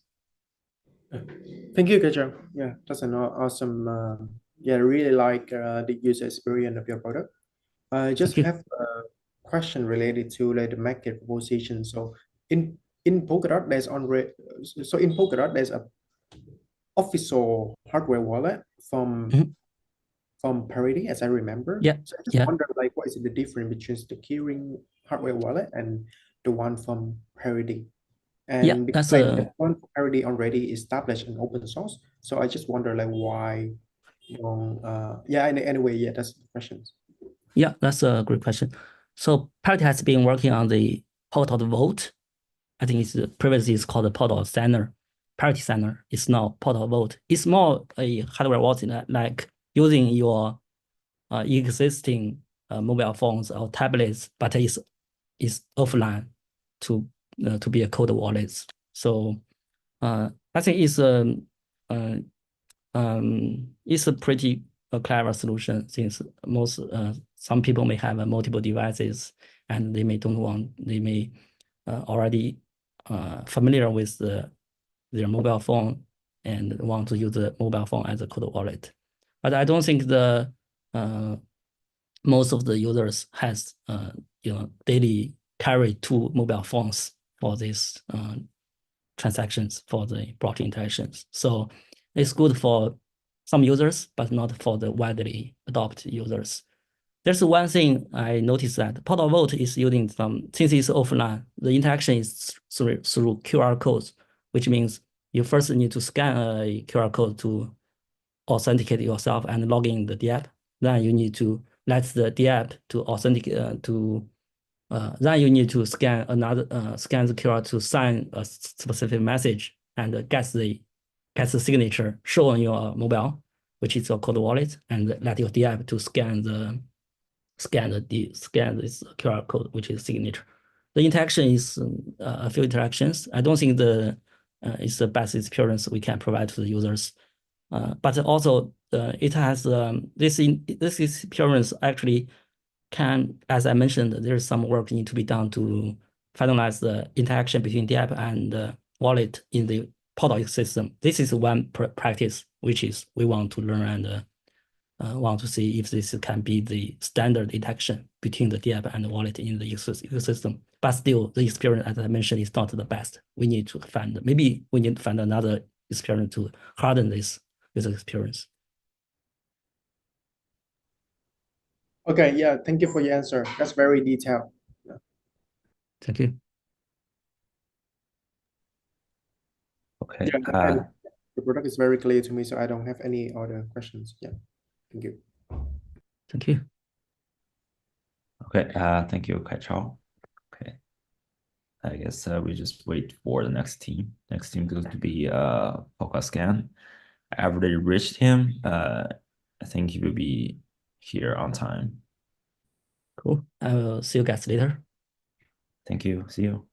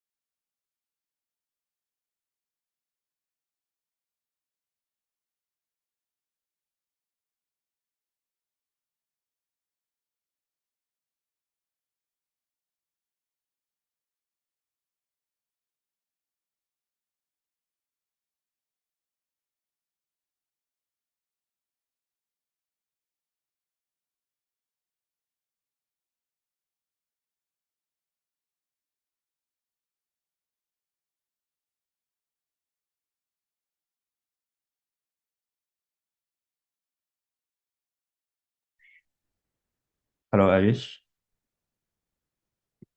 Can you hear Hello, me? good morning. Cool. So yeah, this is a Polka scan. You can start to present. Yes. So let me share my screen. Share a screen, entire screen. Is my screen visible? No, I can't see anything. Window. 1 second. Share. Now, Yeah, now it's perfect. so this is our project Polka Scan. So we have created a tracker for the Polkadot ecosystem. For example, there are like devs, those who are new to Polkadot, but they want to like simplify the tracking. Like if they have some addresses, they want to track something for about, like they want to track something about the accounts, what is the balance, what is the transactions. If they want to track something about NFTs from their ID, and there is a most new topic in the ecosystem which is staking. So we have created a ecosystem where you can track about all these things. So what change do we support these days? For now, we have Polkadot, Kusama, and the Moonbeam. For example, if I go to the Polkadot ecosystem, so we have four options: account, block, staking, and the NFT. For example, if I want to fetch the account balance history, so I'll just go to the subscan. I will just take an account, simply an account. I will copy the address copied. I will try to put it here, control V. And if I click on the fetch balance, it will fetch balance for me. Like what this person is doing, what is the block, what is the balance, all the transactions are logged here. We have more options. We have like token holders also. In the Polkadot, the token is dot. For example, if I write dot here, I will get to know the information of the token holders. Like this is the address, this is holding this much balance, and what is the count eccentric. These are all the accounts and their balances. Like similarly, we have option for block, staking, NFT. Let me go to block. It will fetch the block list. This is the block number. What is the block hash? What is the timestamp? We have option of block details also. Now let's move to the staking part. So here you just have to like put the address of the validator. You would be able to get the rewards list. We have the option for validator list, voted validators. For example, if I want to know the validators of the Polkadot ecosystem, I will click on the validator list and click on the fetch validator list. These are the validators, like what is the total bonded, what is their status, and what is the rank. Similarly, you can fetch the NFTs by just giving the NFT address or the ID. Moving to the Similarly, we have like for the Kusama, you will go to the Kusama scanner, you will put the account. For example, I switch on the token holder. Who are the token holder for the Kusama KSM? I will find all the list. Similarly, you can fetch the balance and the transaction history by just putting the Kusama address, moving to the block system. This is the block list for the Kusama. Staking, you just have to put the account address. Let's click on the validator list. And same goes for the Moonbeam. So this is our like the tracking system for the account, block, staking, and NFT. And we have the upcoming features same for the peak chain, for the Aster chain. So this is our project like Polka Scan to simplify the tracking. Hope you liked it.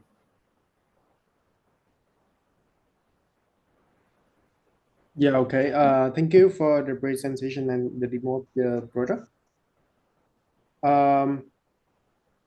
Yeah, I have a few questions. So, not a question, but some feedback. So I think like for a project like Polkascan, because like there's already like some explorer out there, and so it would be great if you can focus more on the user experience and the user interface, because that's the unique selling point of any kind of indexer and explorer. So if you can focus more on that, polish the product more on that perspective, that would make um, like the Boca Scan like distinguish from already existing project. And my question is like, what is the difference between Boca Scan and existing Explorer like Subscan? Like, yeah. So the difference is at a one place we support all the other chains like Polkadot, Kusama, Moonbeam, Peak, and it's like for a user friendly interface. Like a newcomer doesn't have to like, for example, we go to Subscan. So this is like having a lot of data on the single page. So for a new user, it will be difficult, or a person who is new to the Polkadot ecosystem, to fetch the details. So we have created a like a mini version of Subscan. We will be adding more things to this. So yes, this is the difference. This is very user friendly. Yes, I will be working more on the UI part because this is my first time building something on the Polkadot ecosystem. So it also took me some time to just understand how the things work, how to get the data and all. Yes, I definitely will work on the UI and the UX part.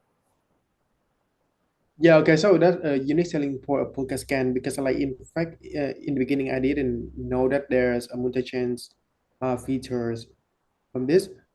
So in that way, like if you want to tell the story in a better way, you can, for example, like the account balance, right? You can like make a token portfolio separated by the change, and in that way, like when you give a demo, like the judge can also the judge and yeah, the judge can also like see that, okay, so this is the multi-chain solutions that gonna abstract away the complexities of like getting data from multiple chains, and then that way like um, it's gonna make your product better. So yeah.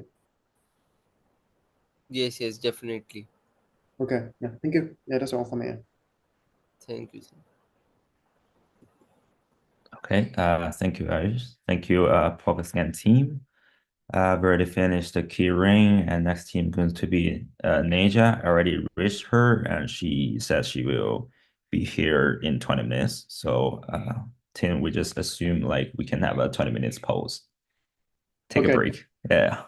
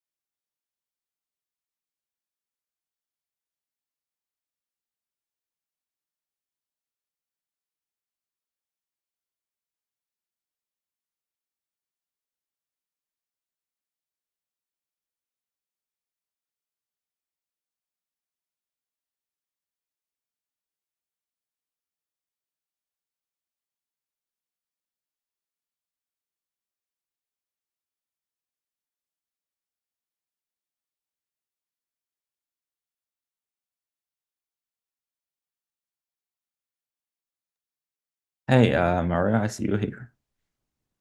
Hey, hello. Hello, How I'm are- Tracy. Yeah, I'm good. Okay. So since you come here earlier, we can start your project. So this project is soft law. Soft law, you can start to present. Sure. Let me share my screen.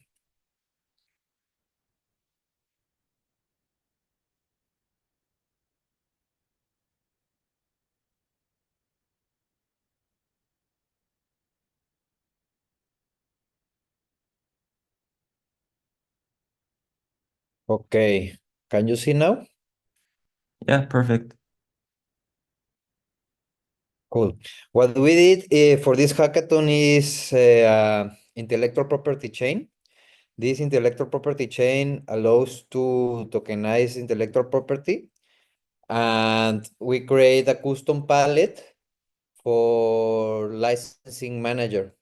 So the idea is to manage this intellectual property and the rewards, the payments, escrows in the way that people use for normal transactions, no, and intellectual property. So these functions are the ones that we did for the hackathon. This is the create escrow, close escrow, create license, accept license, and revoke license. This allows to, well, this create scroll and close control and close scroll are inside the license. So in the license, you can create the license with purchase or with not purchase.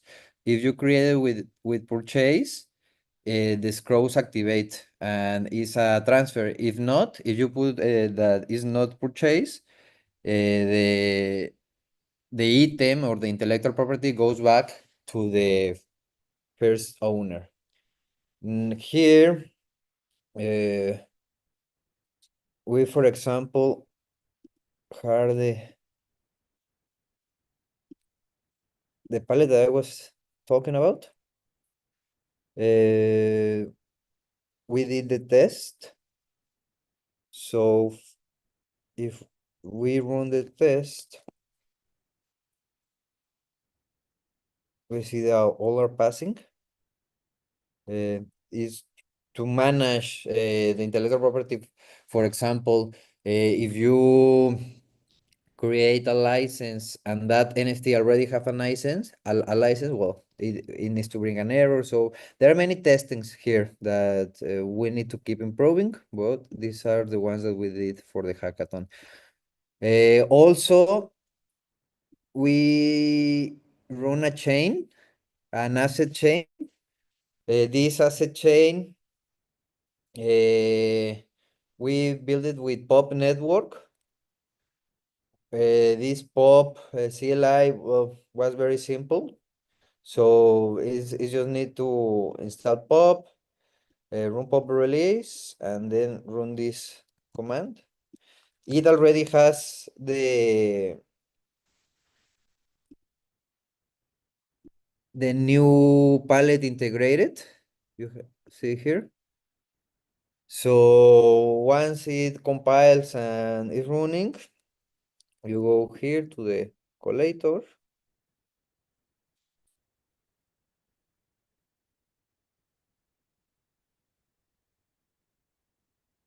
Well, we wait until the collator is in the relay chain. This is the relay chain.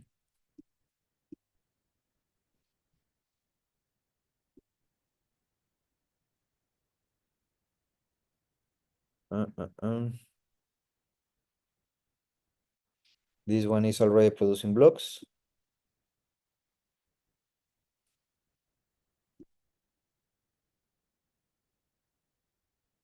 And still waiting for the collator.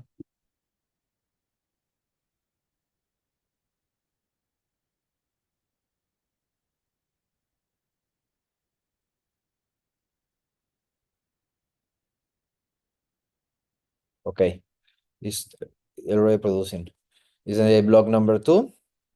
So now we go here to the string 6 the IP palette, and we have these functionalities, no? If you have to create the NFT and then the license. For example, we can create here one name.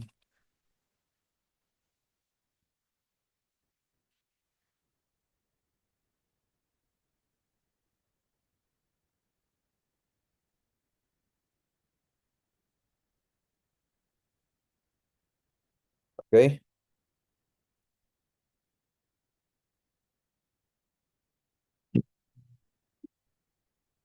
IP minted, NFT minted. Well, we have a key here one.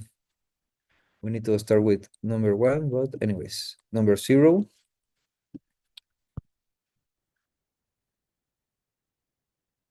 License. NFT number 0, 1. This is the scroll. Purchase or not purchase. So for example, here no, because it's just a normal license when you rent your intellectual property patent, and it's gonna be just for 1 year for some laboratory, no? So then we send the transaction, one time payment or periodic payment. Okay.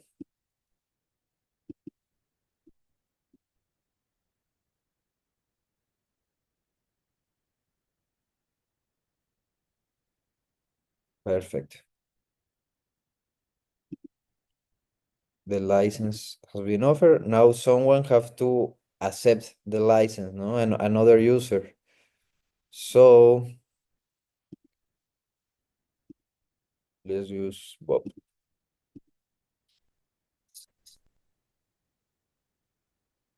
License number 0.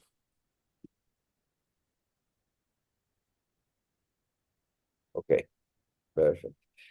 So here is a past example of what the IP palette can do. So in summary, are like creating this IP license contracts factory. So these IP license contracts can be read it by the computer in computer language, because there are coding, and also the idea is to upgrade the front end, so the users will be able to read in human language the clauses of a contract. So in that way, there's gonna be like a mix between the computer language and human language to create license contracts. And yes, what else we do?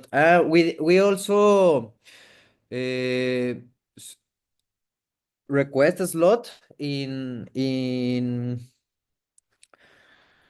Paseo network. So the idea is to onboard the chain on Paseo. The issue, I don't remember the exact number of the issue. 25. Oh, give me a second.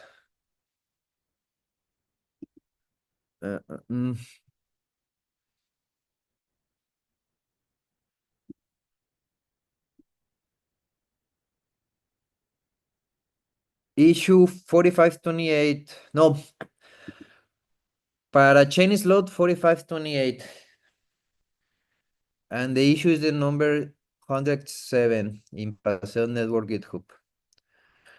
So yeah, the idea is to onboard it to Paseo and make more real world or better interactions with the users and testings. Mario, I can't really see your screen right now. Oh, You're sorry. presenting. 1 second. Where is this? Here.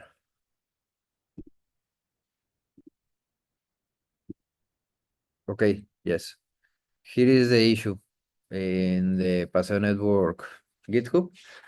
The parachain name Soflo part ID 4528. And we are ready to upload all the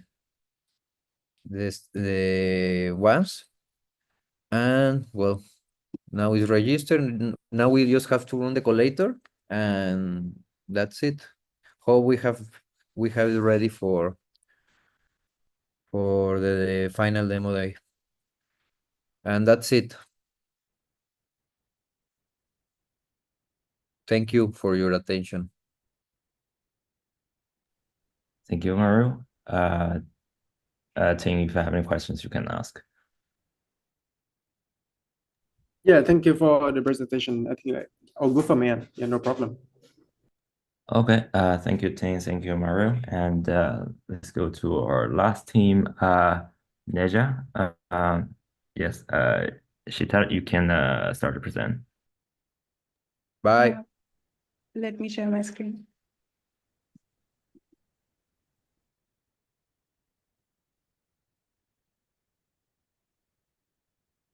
Let me know when you can see it. Yeah, we can see it. Okay. So, hello everyone. This is Sheetal. I am the founder of PortalX. I'm very excited to present here Neja.js. It is stateless cloud functions for Substrate. Unlike any other ecosystem in Polkadot, we have more parachains than apps that people can use. This points to a serious problem in the ecosystem, which is that Polkadot is designed for substrate chains, but substrate chains are not being designed for apps. So if you're an app developer, you have to how you go about developing an app is you have to write a smart contract, which in itself is complex and resource intensive. And it can also lead to state bloat, like every small functionality on the dApp does not need to be stored on chain. And if you want to integrate different with different palettes, then that is even more extensive development and requires knowledge. It creates inflexibility in programming languages that are available in which you can code. You have to either learn Rust or Ink or Solidity. This creates a high entry barrier for app developers who may not be familiar with all of this in these languages. Hence, introducing Neja.js. It is a substrate tool for Polkadot chains which enables cloud functions to be built. What I mean by cloud function is that these are stateless WebAssembly scripts, which can be written in any language that compiles to WASM. It manages a keyless substrate account, which can execute any parachains extrinsic. And it provides a lightweight alternative to smart contracts. So you don't need to so what features it provides is that because it is based on WebAssembly, so the developer can write code in any WebAssembly compatible language, JavaScript or Python. It creates a familiar experience for the developer, and it broadens the scope of our ecosystem. Because cloud function by nature are stateless, so it means that there would be no state load. And it also reduces the cost, the transaction, the gas fees for running these functions on chain. And it also, because it's stateless, like a contract, it does not need to manage the complex state. It can interact with any palette that or any parachain that has XCM palette. So using that, it enables multi-chain interactions. And there is no additional infrastructure that needs to be built. You don't have to wait around for the parachain to build a function for you. It provides composability for you to write your own business logic. And how it works is that the developer just has to write and deploy their WASM on chain, which gets stored, and a keyless substrate account gets generated for that WASM binary, which then provides a signed origin. I think this arrow is the other way. Okay, so this keyless account that can sign origins for these extrinsics that get executed on the substrate chain. But for the user, they don't even have to know what is going on at the back. They just have to interact with the app, and whatever the developer has built at the backend, all those extrinsics or transactions get executed, and they just directly see the results. So let's have a look at the code. So in the palette, there are mainly only two calls. One is to save the cloud function, and another is to execute them. In the save cloud function, when you upload your binary, a keyless account gets generated. This is based on a hash of the WASM binary that gets decoded into a substrate account. And when you run it, so using the WASM crate, we are able to like dispatch and call the host system for these transactions. Let's see how it looks on Polkadot.js. Okay. So I already have the chain running here. And what I'm going to do is go to the extrinsics, select my template. I'll run the save cloud functions. So I've already created a simple WASM binary wherein we are just burning some account. So I'll upload that WASM here. I have to sign this transaction. So this is executed. I can see it. Now, this is the keyless substrate account that got generated. We'll just copy it from here. And this is managed by the WASM. So I can go back to the extrinsics, select my palette again. Now this time I'm running the algo. I have to paste the account that we just copied and just submit the transaction. Okay. You can go back to the Explorer and see that we have burned some balances off of this. But our mission was is to make this even simpler for the developers, that they should not even have to interact with the palette directly. Because I believe that the success of any ecosystem depends on the speed with which you can test out your ideas. A developer should be able to quickly test out their app and get it to the users as soon as possible. So Cloud Function do just that, for which we have also built our own SDK, which is directly integrating this to the Next.js development environment. So the developer never leaves their Next.js dApp, and they can directly build from there. So like I have built this basic UI here, and this is the index file. But this is where they are interacting with the SDK. So just this create.sdk, using that, they are able to write this logic for the function calls.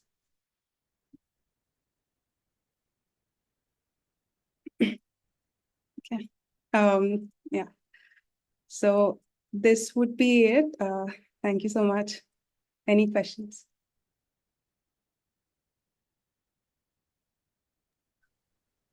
Thank you, Shita. Tim, if you have any questions, you can ask. Okay. No, yeah, I'll go for my end. Okay. Thank you, Tim. I guess that's all. The other judges, they will see the recordings later. Okay. So if they have any questions, I can forward to you, Shita. Thank you. Thank you so much. Thank you. Okay, I guess that's all for this morning, and we'll take a break until 2 p.m. UTC +8. Okay. Okay, yeah.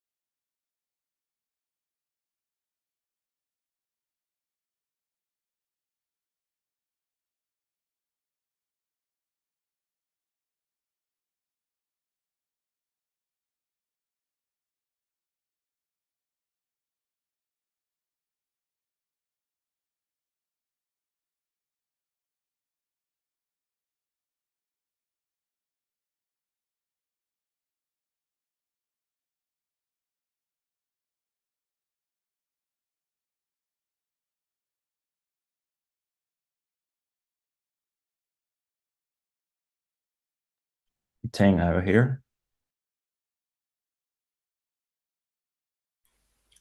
Yes, we are here. Hello. Hello. Yeah. Okay, we still have a minute. I'll just make sure the judge is here. Okay.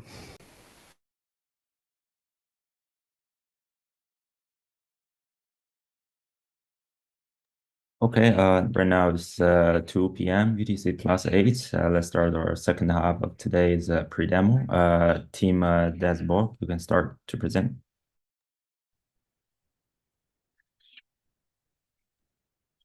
Thank you. We are Team Dashboard from Serbia. We are Cvijan and Rastko. And for this hackathon, we continue our development of the Dashboard.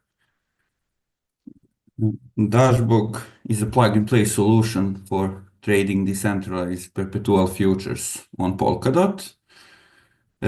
We created this project in May or June this year, and we continue our development for this hackathon. We implemented Inc. smart contracts in our project to try implementing more robust infrastructure written in Inc. As we all probably know, Inc. is language for smart contracts to be executed on Polkadot and didn't get much traction till today. So we want to change that. We saw that Polkadot active accounts are decreasing, and also on the other chains, derivatives trading is go-to chance to get more users and get more TVL. DeFi in Polkadot is around 75 million, and on the other chains is around 100 billion US dollars. So we want to change Polkadot share of 0.07% of the whole DeFi market. We implemented, wait for me to share my screen.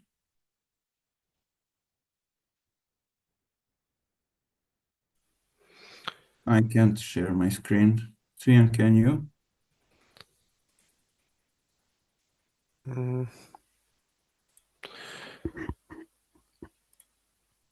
Yeah, I can actually. Please share architecture overview in README from. Just a moment. Seems like it does not allow me as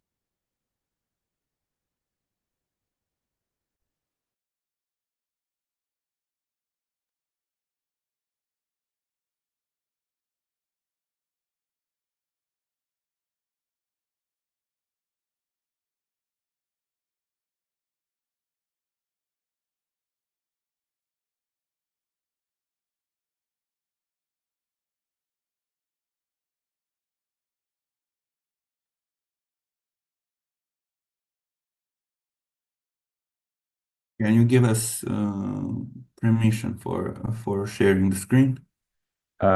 You both have the permission. You both are co-hosts, so you should be able to. Well, just let me withdraw it first and give you again. Let's try. Yeah, seems like it bugs out. Okay.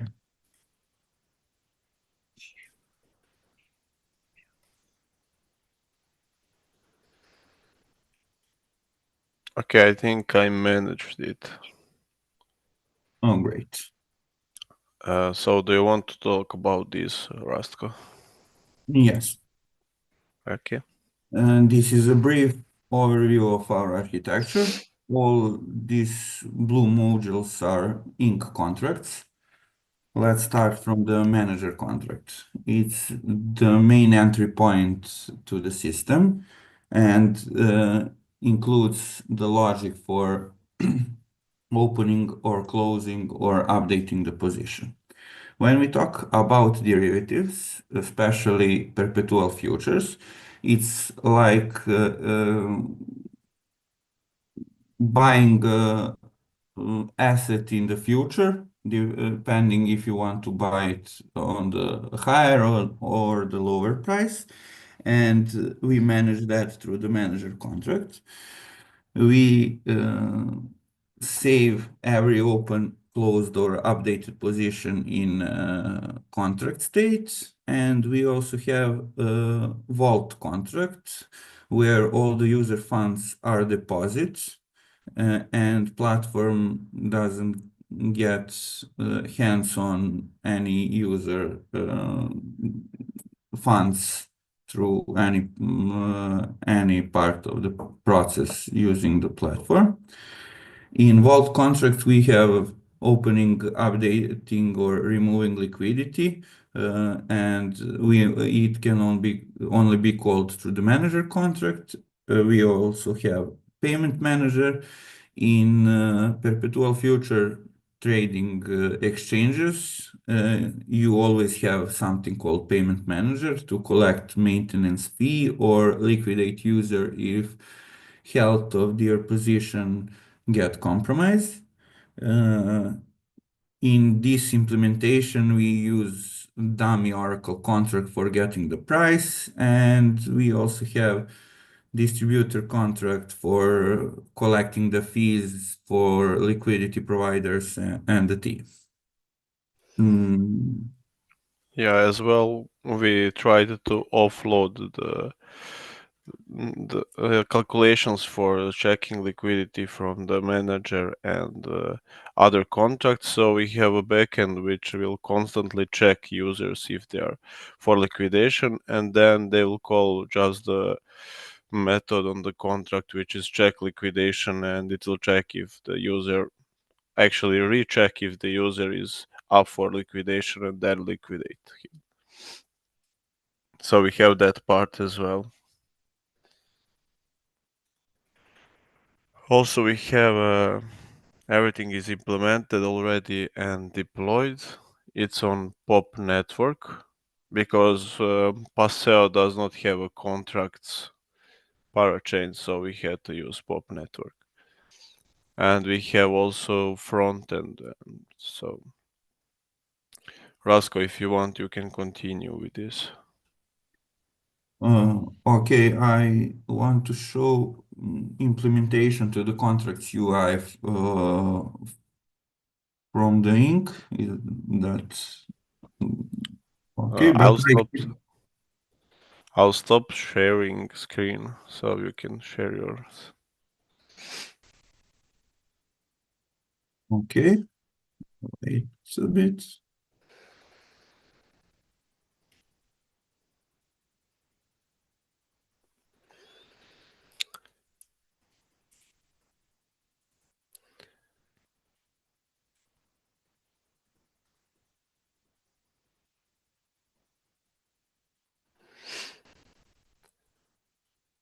Oh, it seems like Rasko is having problems with that. So while he is fixing that, I can share my screen again and show you how the UI on the front end looks like. So basically, this is the minimalistic front end for this project. We tried to take it like just to have basic stuff, so we can connect wallets. It's on Polkadot, so we have Talisman, sub wallet, nightly Polkadot. We tried to put as many as we could for this project, so I'm using Polkadot.js for this. So now we are connected, and here we can see our Paseo balance because that's what is used on POP network. And as soon as we click start trading, we can see charts here. They are actually pulled from the Binance, so nothing much to see here because our prices actually are dummy on Oracle. So the price is 1080 and here is like 4 or something. So it's kind of mocked. So we have some positions opened already. some are long and some are short, and this one particularly is long, and you can see the value here and the leverage that user has put and the date when it was opened. So when you're opening one, you have to write token ID and the amount and leverage you want. But basically, at this moment, this is all mocked, so token ID can be just anything, and and the leverage can be anything. So it's not capped at the moment. Also, as soon as you open one, as long or short, you can always update it through this UI, and when you update it like this, you'll have to sign your transaction.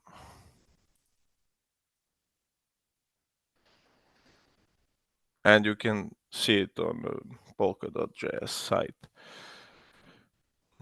which I'm not sharing actually that part, so I'll share it to you now.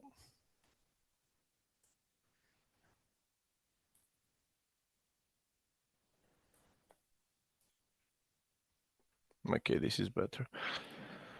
So as that for transaction, we can here see contracts called and the balance taken from the user.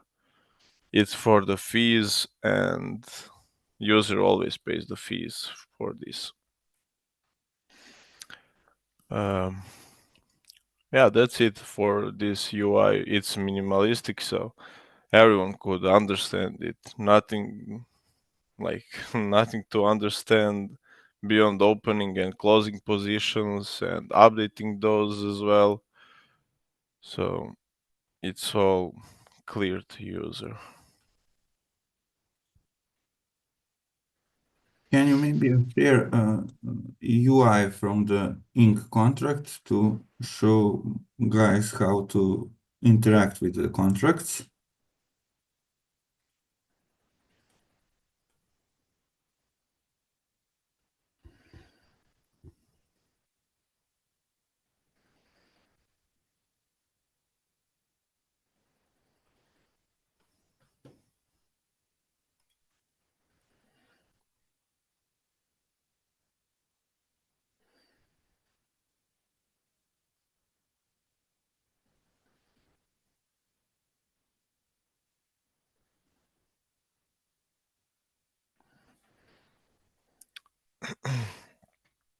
As for the UI, I don't have it opened at the moment, but I will open it in a second.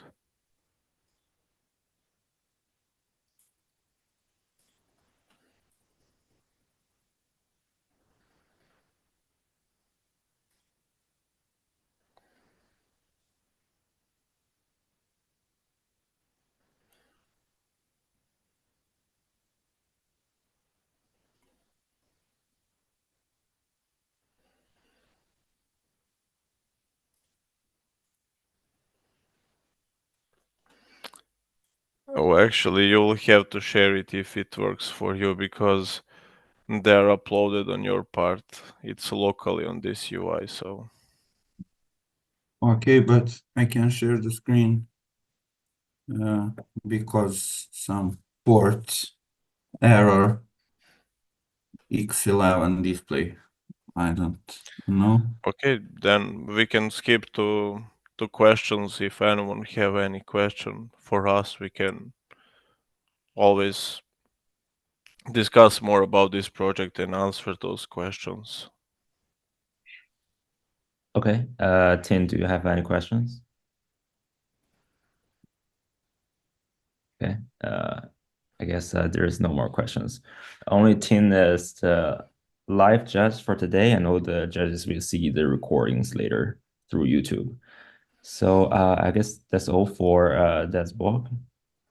Yeah. If you anything you want to add on, you can. Yeah. Yeah, we can add that this is fully functional demo. Actually, you can always open this front end. We left the link actually in the docs, so you can check it by yourself later. Also, we try to implement everything in Ink because yeah, it's on Polkadot, so we try to stay like bound to Ink contracts, and it was kind of difficult because we only had ERC20 to take from already made stuff. So I hope you will find it interesting to read through these contracts because they are kind of work around everything. And also be aware to approve spending tokens beforehand. And if you want more tokens for testing, please reach out.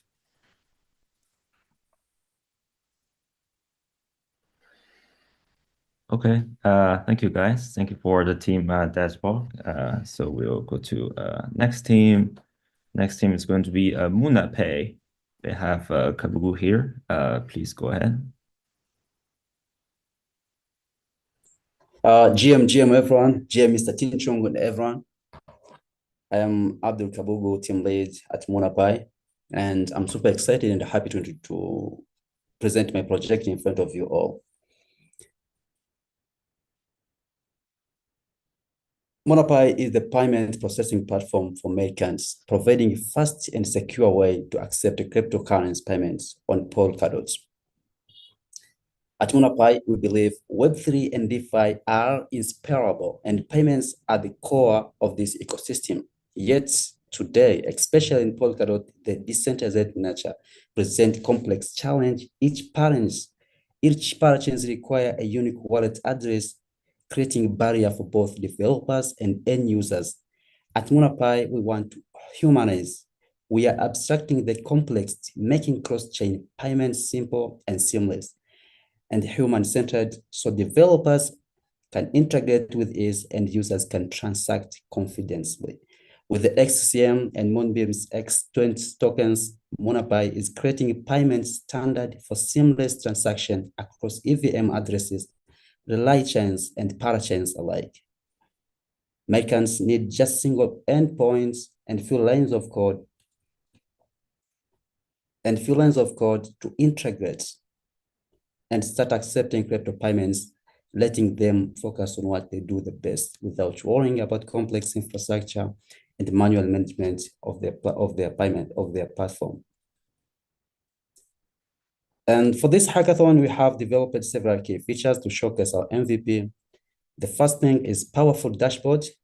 This allows merchants to monitor and manage business with ease, keeping everything running smoothly without worrying the manual operations. And the second features we built for this hackathon is payment links. Imagine you're selling something or someone is selling something or products or service online. He can create dedicated payment links with the options to collect user details like shipping addresses, name, emails, etc. And yes, and the third option or feature we built for this hackathon, it is invoicing. So anyone can generate and track invoices effortlessly with built-in reminders for seamless payment follow-up. And the fourth feature we built, it is simple API endpoint for payments. So this is just to showcase how the APIs can work. So merchants can start accepting crypto payments with just a single endpoint and with just few lines of code. And the fifth thing we did was a QR code payments, the ability to check out or pay someone using the QR code. This enhances the mobile compatibility with the QR code payments and unlike other Web3 payments platforms. So this makes sure and easy for anyone to transact to pay with Web3 payments. And there's 7 more to explore, but I think now I have covered the introduction. I think it's okay to dive in and see the application in action. Is that okay, judges? Yeah. All right. I can share my screen. Sure, I just made you as co-host. Okay.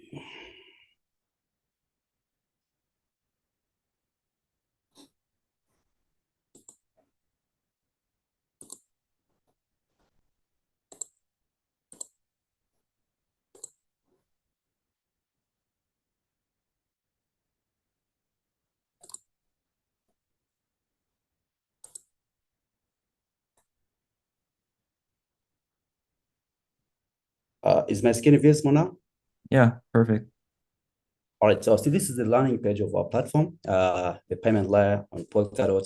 And here we gave this short introduction of the project to what we are building, a small version of what we are building. And at the bottom, we have this. This combines all the features we have. And I haven't given the introduction of all these features, but we're going to see them in action, how everything functions. So the first thing here, we have to sign in. I'm going to sign in using my email.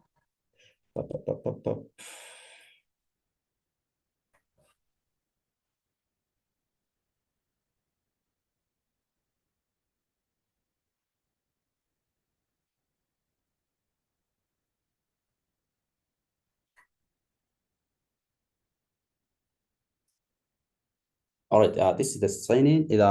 We just use the single sign-in with email OTP. So now let me fill my email.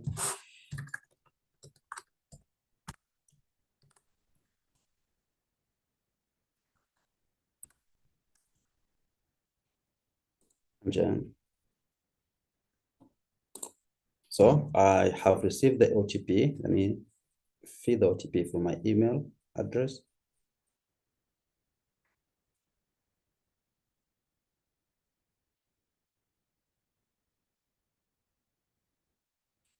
And 52.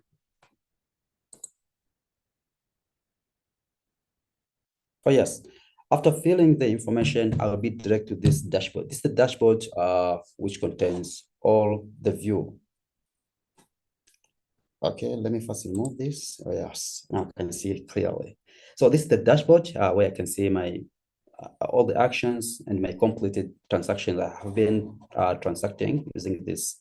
And first thing to outline first, in this, we are using the Moonbeam's testnet. So we need some dev tokens to try because there was no faucet for all XD20 tokens.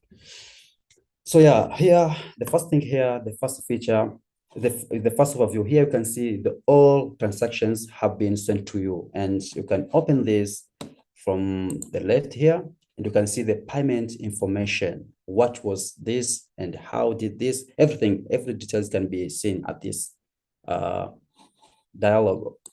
So, and the second thing here we have the payments. We can create the payment link. Let's start by creating the payment link, like this one.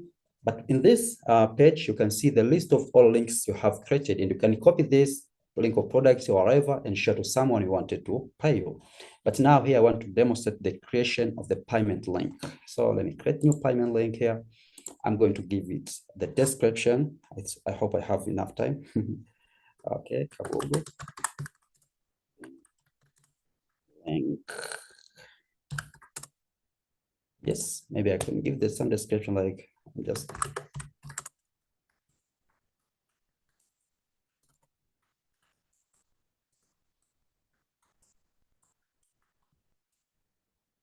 And here you can choose whether you want the link to be the variable amount. You want the user to choose how much you want to pay you. And this is useful for the donations. And you can specify amount you want someone to send you. But for me, I'm not going to use fixed price. I'm going to open price like this. And I want to collect the email of the user who will pay me, who will send me some money. So I can collect the email by clicking here, or either I can collect the name, maybe like this, even the address. Since we are testing this, let's collect all the information like this. Top. And we have the advanced options. Here you can choose what do you want, what the category of this payment. You can choose to be the donation, freelancing, event, sponsorship, whatever you want it to be. But for me, it is donation. Let me select the donation. And you can choose what kind of label you want the text to be visible at the pay button. So for me, I want this to be pay or maybe donate. Okay, let me use the donate one. And here at the bottom, you can choose. There's a case you have the payment link, but you want, after the payment success, you want to direct the payer to your own website. You can add this, but for me, I'm not going to add this because I don't want to direct someone. So you hit the create payment link. This is going to take a few seconds, and yep, our payment link have been created. Yes, So now we are not polling directly at the moment. We have to fix this in later, but you have to refresh the web page like this. And I think we luckily we'll see our email. Yes, of course, we have it here, Kabuku testing link. So I can copy this and yes, I don't know. I think this, I will copy this and showcase the payment flow later. Let me first now showcase the invoices. And we have this tab, the invoice. Here we see all list of the invoices and the payment required, the invoice number, customer, etc. And you can also create the invoice here at the top. Here you add the information of the customer. If you don't have the customer, you can click at this because we want you to use these customers later. So that's why we want you to, I don't know, to store them in your database so you can get them from your dashboard. So you can add the information of the customer and select the customer, then create the invoice, add the duration. Maybe you want this to be in the next 7 days to 1 month, etc. And the item and the memo of the footer memo, etc. So this is kind of information you can add, and the flow is the same with the payment link. So I think for now, I'm not going to demonstrate everything here, but this is how you can create and have created some invoices. 2 have been paid, the start as you can see, and some of them have not been paid. It's funny. Yeah. So the next thing is the settings. Here we have the settings, and this is where you will customize your checkout, because this is about money. You have to customize everything. We have the business name, we have the wallet address, we can generate the API key, and you can see the generated API. This is, we're going to see how to use them because we're going to test how the checkout API works. Yeah, so that's all. And now I think, let me use the payment link we created and see how to pay and how to send the payment to this link. Yep. Let me copy the link. I don't know where it is here. Let me copy this one like this. And I think I will have to open another tab. And like this, and I'm going to paste the link. Oh, yes. So I think I have to share again. Let me see. I have to switch the shared screen. I don't know how it is. Should be like this. Let me switch. Now, can you see my new screen? It's still the old one, I think. The old one. Oh, what's the hell? Oh wait, the screen. You mean the Kabuku testing link? This screen? Yep, Kabuku test the link we created. So I have to test the payment flow. Okay, it's okay. I can see it. So that's the link.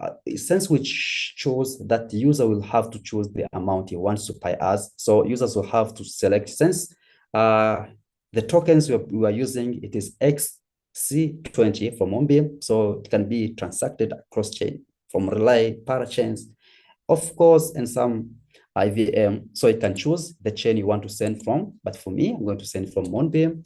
And the token he want to send me, he can choose from USDC, USDT, Polkadot, etc.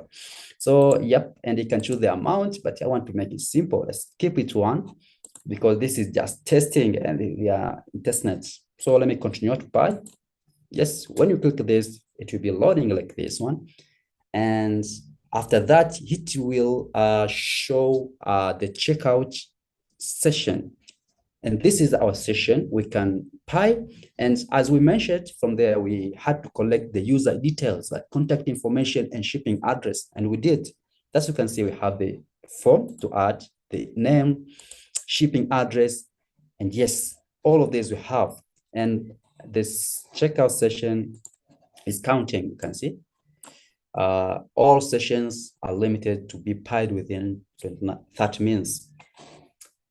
Yeah, so the next thing here after this, we can pay using the QR code. And that's what we are very excited about, because most of the crypto payments, well, they don't provide this. We're very excited for this. So you can scan this QR code and send the amount. If you have it in your Bobble wallet, from your sub-wallet wallet, you send this amount and bam, you have paid someone. Just feels like Web2, but it's Web3, and we love this. So you can donate now since we choose that to be donation, so we have the button called donate. If we would buy, we could buy. So let's hit this one, and yeah, let's wait.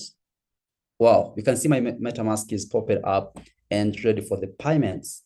So if I hit this confirm, my payment will be processed. It will be processing for a while. You can see now we're processing, and the reason it takes some time because we want to wait for the 100 block confirmation, and after that we finalize the transaction and record this transaction to your dashboard.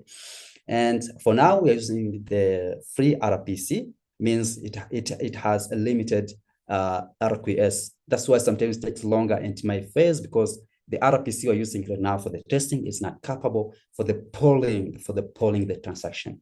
So now let's go to another section, to another feature. Now we have 44 confirmed, but we wait for 100, and this might take more. Let's go to another showcase. Yep. I think, let me switch. Yep, let's get back to this one. And at this point, maybe if you have any question, you may ask me, and I may continue with other introduction, with the other features.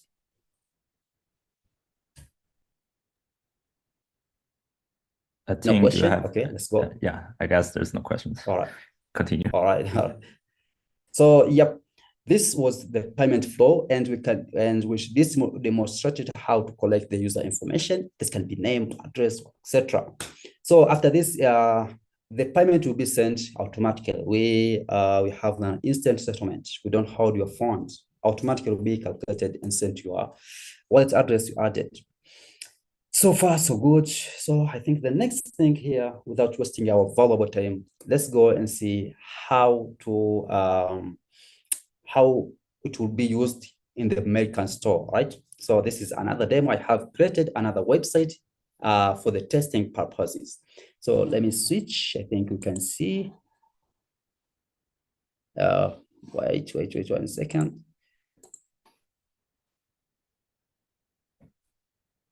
Yep, let me share.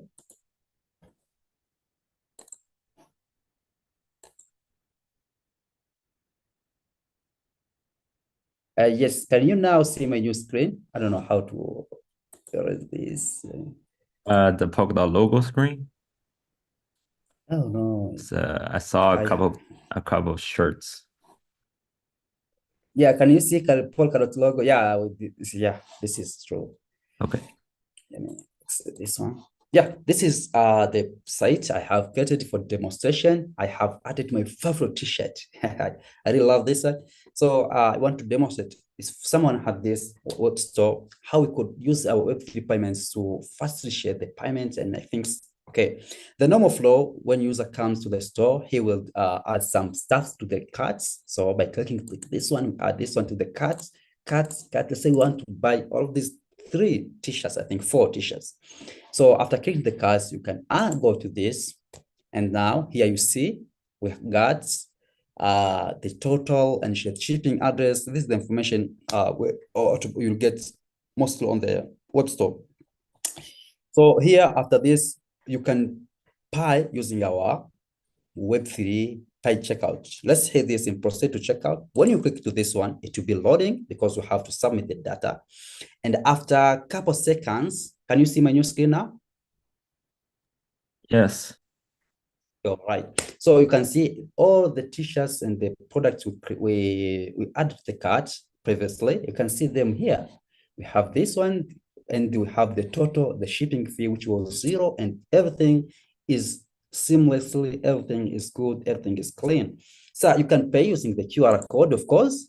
This is very important. Yep, we got the QR codes, and if you have your mobile phone, you can try to scan this and see what it should look like. So you can have this one, you can pay with this or pay with your browser wallet. And for this, I mostly use MetaMask. And yeah, of course, Moonbeam, it is interoperable. It supplies both the EVM and the subset echo. So I can pay using the button, browser wallet, and yep. Wait 4 seconds. I think this is loading. And yeah, as usual, each session have limited time. When this time over without buying means the transaction is invalid. So for this, we are using dev token. I can confirm the transaction.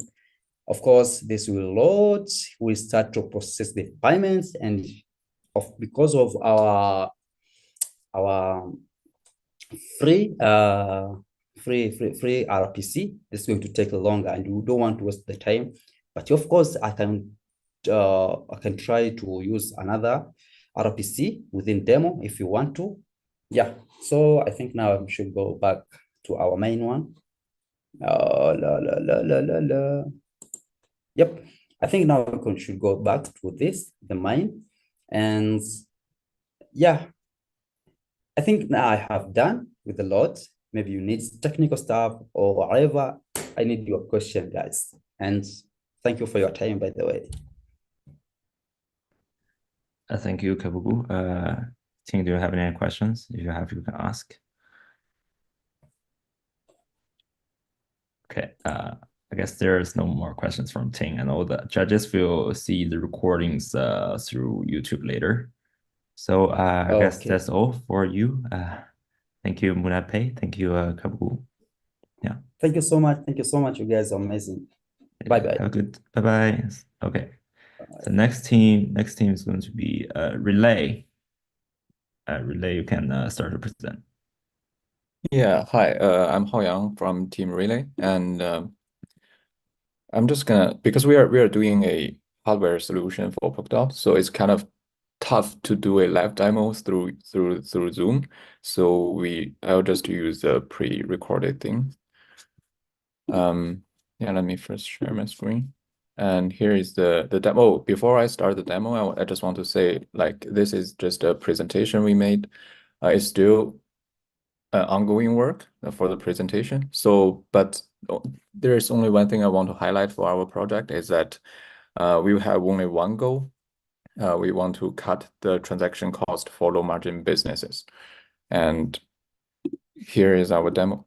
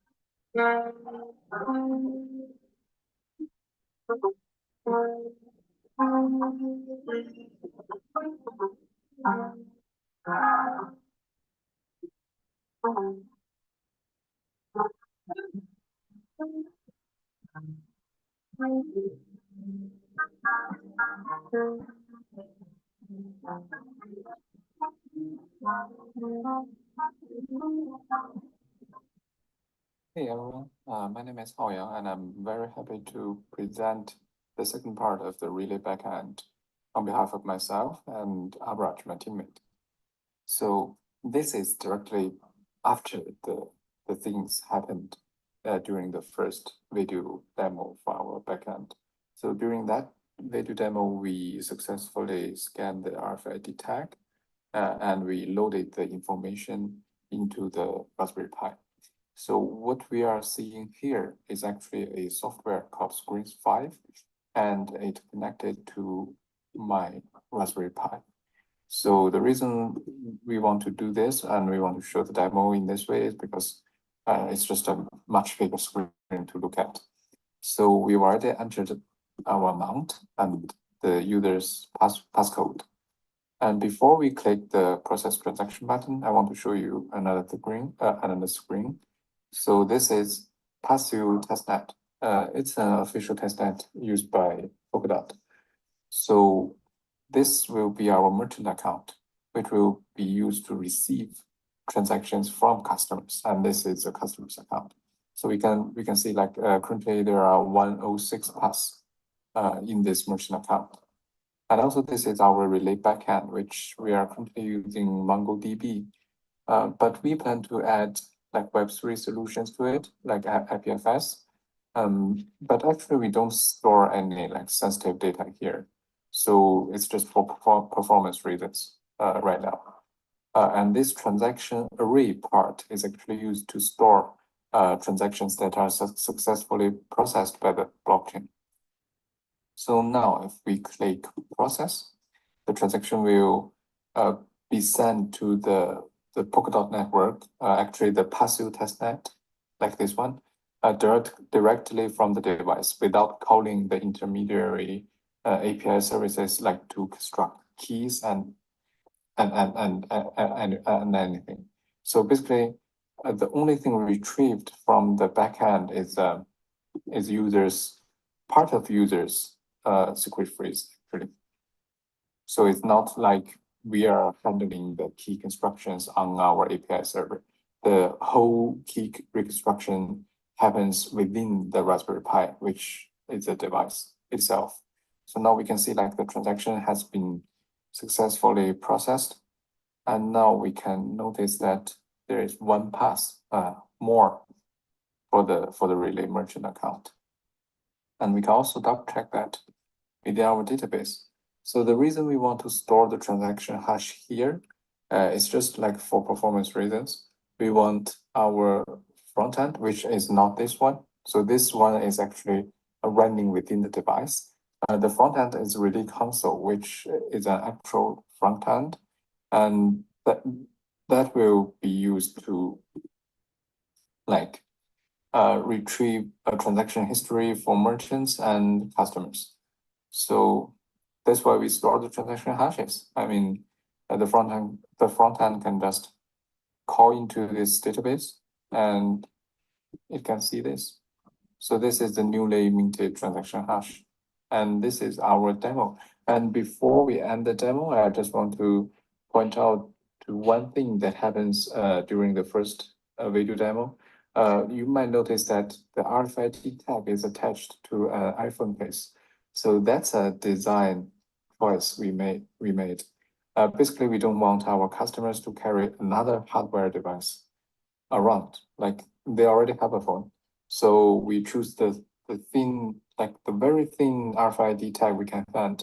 And we just attach that, like users can attach that to everything they like. And they can just carry that thing instead of an individual tag around.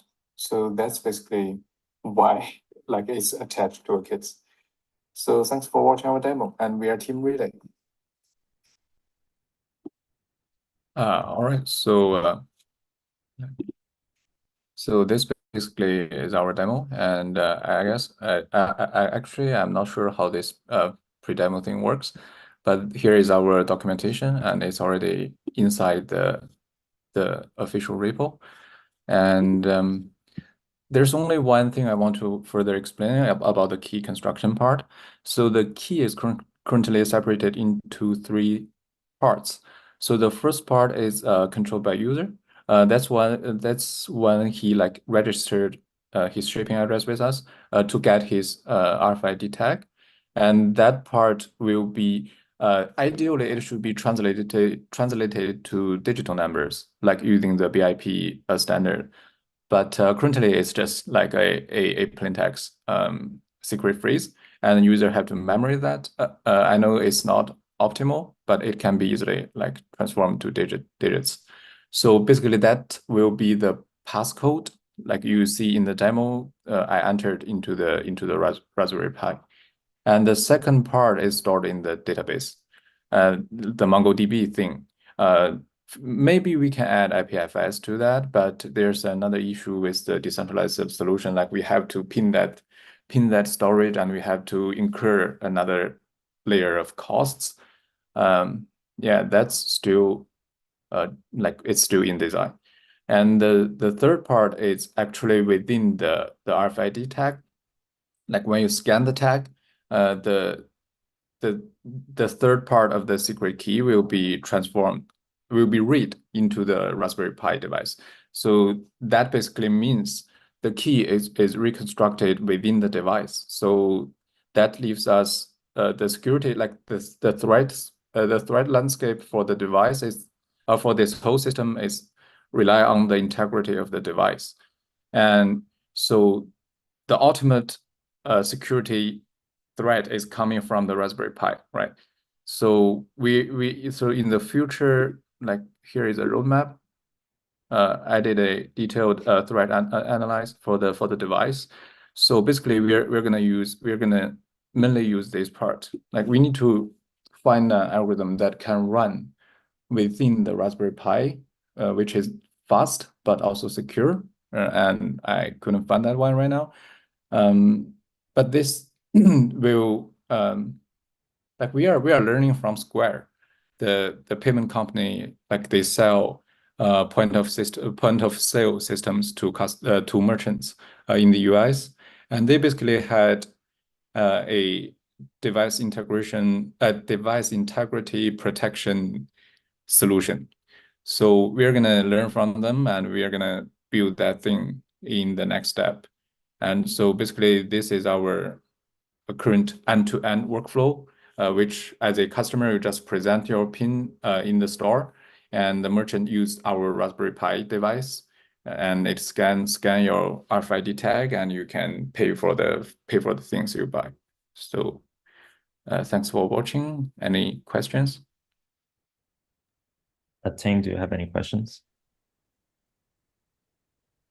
I guess no. How young you still have time if you want to continue, you can. Or okay, so yeah, so I guess I'll just these are the main workflow we have currently. It's a kind of messy because this is the registration flow. We need to generate the key on the fly. We need to separate them on the fly, and we need to bring them into the RFID. Well, the burn into the RFID process is actually done manually. So it's kind of messy, but the main part of this thing is like you just, as a customer, you only have one choice. Like you need to use your wallet to register. But as a merchant, you have two options. You can use email or you can use wallet, because I think the whole thing about this project is like how do you go to market with this thing? Merchant typically just want something like is cheap and is beneficial for them. So that's why like at the very start of this presentation, we say like we want to cut 85% of transaction cost. The reason this is doable is because if you use Visa or MasterCard for merchants, especially for small merchants, like they have very limited negotiating power with the company, with the Visa and MasterCard group. And they have to pay like 1 to 2% of their transactions. And that's why if you go to the really small merchants, you see them have a sign at their store like you only got to pay with your credit card or debit card if you buy something like over $10 or 10 euros. So that's the problem we are targeting. And if using like blockchain network, the transaction cost can be dramatically lower than 1%, which leaves a higher margin for the merchants. That's our business model. And there is one interesting thing I want to share. So it's about our roadmap. So I think this, like the hardware part of this project is almost done. Another important thing for us to consider is how do we like push this device to merchants. So we we first want to start just with the Web3 events. And, there are a lot of people selling mercs during on-site of these events. So we want to be the first customer of our own product. And we like to sell some very simple things like lemonade or something on on-site of the Polkadot events. That will be our first step. And the second step will be merchant onboarding. But this part is actually kind of tricky. We need to solve the AML and KYC laws because we are operating in the money market. We are working on that. We are working on a website that listing all the major regulatory documents from the market we want to operate. Basically Asia and basically first it's gonna be Asia. So yeah, and I don't think I have anything I need to share about this project. Maybe the API menu. So I just want to show this if there's nothing fishy going on, and I know it's kind of hard to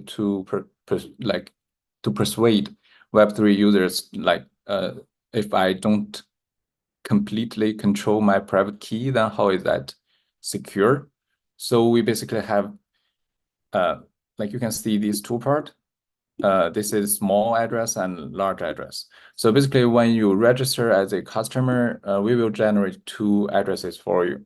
So the first one is small spending, right? And you can set the threshold like this one. You can set the threshold to $10.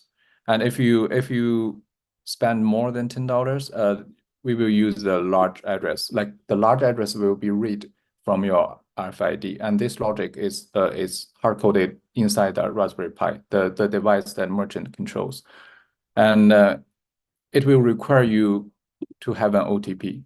We will send an OTP to the customer, and basically they need to use their phone to sign the transaction. Currently, there are no mobile apps. We didn't build mobile apps, so you can just use the browser on your mobile thing and log into the device to the relay console, and it will send you the OTP, and you just use your wallet to sign it, and then you can pay for the large transactions. So this is part of the security solutions we have right now. Yeah, that concludes my presentation. Okay, thank you, Haoyang. Ting, do you have any questions? Hello, yeah, I missed the first part of the presentation. Yeah, just come back. Sorry about that. Could you help me to briefly go through the overall flow of the application a bit? Yeah, sorry about that. Oh, okay, the overflow of the application, right? So basically, let's say I'm a customer and I log into the relay console and I just register with my shipping address and my Web3 wallet, and then we will ship. We will first burn some information into an RFID tag, and we will send this tag. So basically, this is customer devices.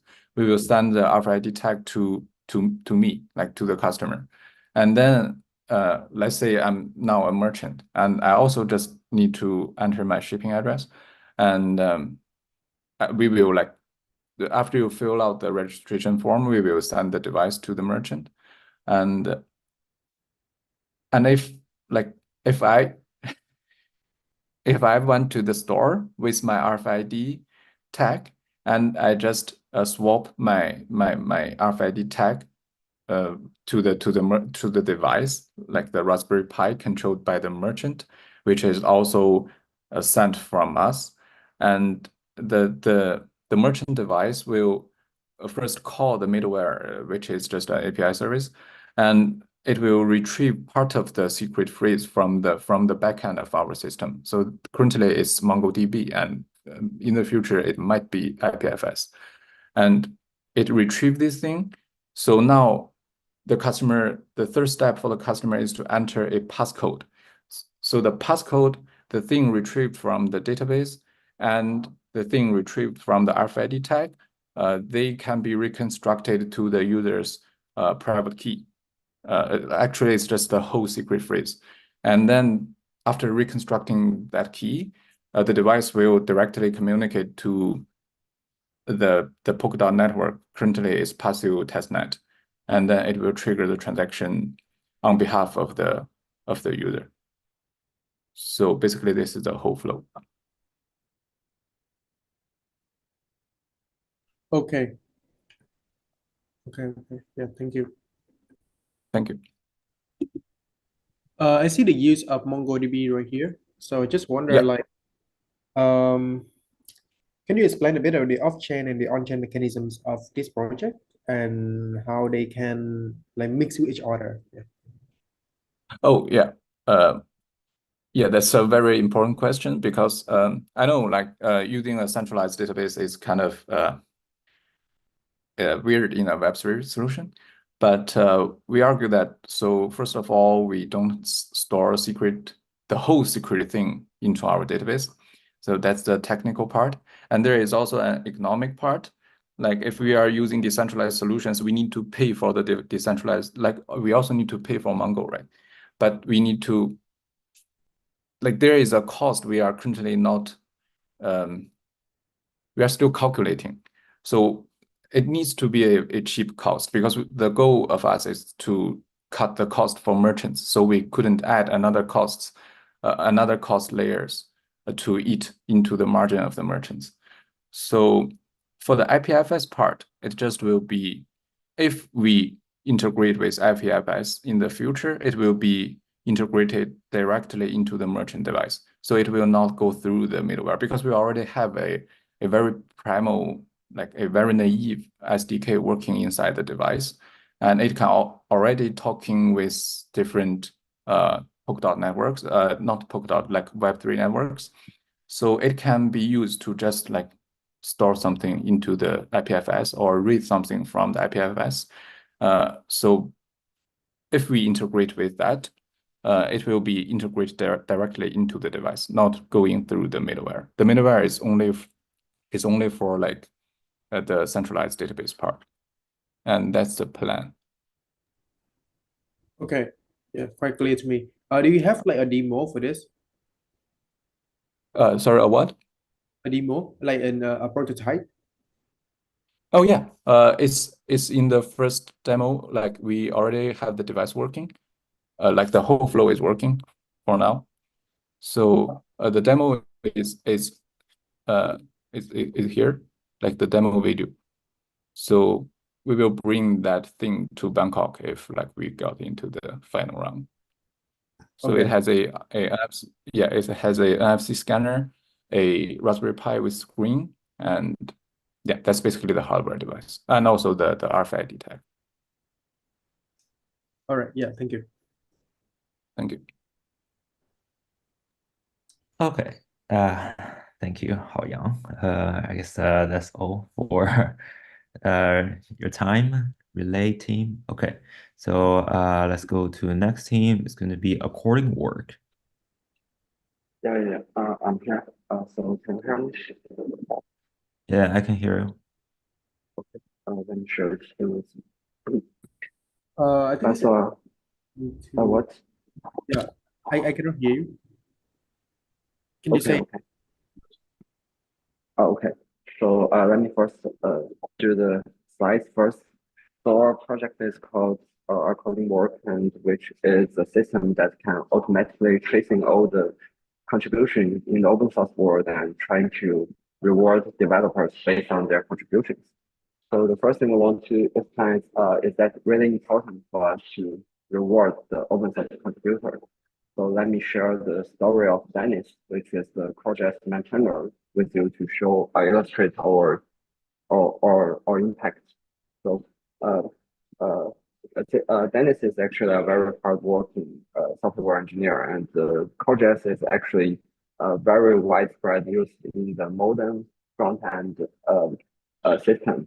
It's kind of like this picture, the brick beneath, and even though many like React and Vue already use them, and in our daily website browsing, all the websites will use it, but because it's hide very underneath, so many people don't know that, and Dennis is actually not very well off in his real life, and he always print some logs to ask other to donation to him. So there are many people doing this kind of memes, but as a developer, when I see this story, I really feel very sad because he is a great contributor and really make a big impact to this world, but he is not paid very well. But he has the responsibility to keep doing that. Yeah, so it's really I personally think it's not very fair, but it's a very big problem. But at least we can build a system to make the rewards easier. So that's what, according to our work, currently doing. We build a system that can automatically recognize all the contributions on GitHub and record them on our public domain, which is smart contract on chain. And we also write this smart contract automatically reward, not based on like what the boss said, but based on the actual contribution you made on GitHub. And we want to make this process automatically and fairly.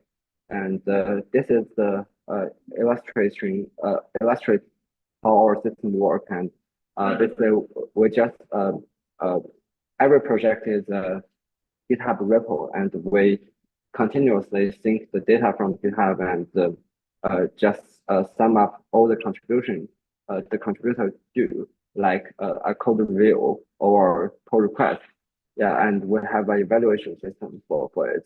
And after that, whenever there is income to this project, we'll redistribute it directly by our smart contract based on their contributors. And the whole process is because it's on smart contract, so everyone can see it. And let me show you the current stage of our system. So actually, the first thing you need to do is our system currently only support one way to log in is GitHub, because all the data is from GitHub. And the first thing you need to do is actually to bind your wallet so that we can bind your wallet with your GitHub account on the smart contract, and so we can reward you. And in the dashboard, you can see some statistics data like the total issues and the open tasks. Actually, we have a private version that really have real data. This is just beta, so the data is not real. Yeah, but there are real repos, but it's not some real project. But we have another version. We will show you later. And so let's see what the projects are on our platform. Actually, there are just some GitHub repo, as you can see here. Yeah, and if you click into it, you will see there are a lot of tasks, and which we see this. There are actually some issues, like the only open issue currently on this repo is issue 8, and there are several posts. And what we do is we already can automatically sync data from GitHub, and that means if you are the owner of this platform, you are using our platform, but actually you don't need to change anything. What you already like the way you cooperate with your teammates on GitHub, you don't need to change the workflow. Let me show you. For example, if I want to create a new issue, and you can submit directly on GitHub, and our system can automatically fetch that.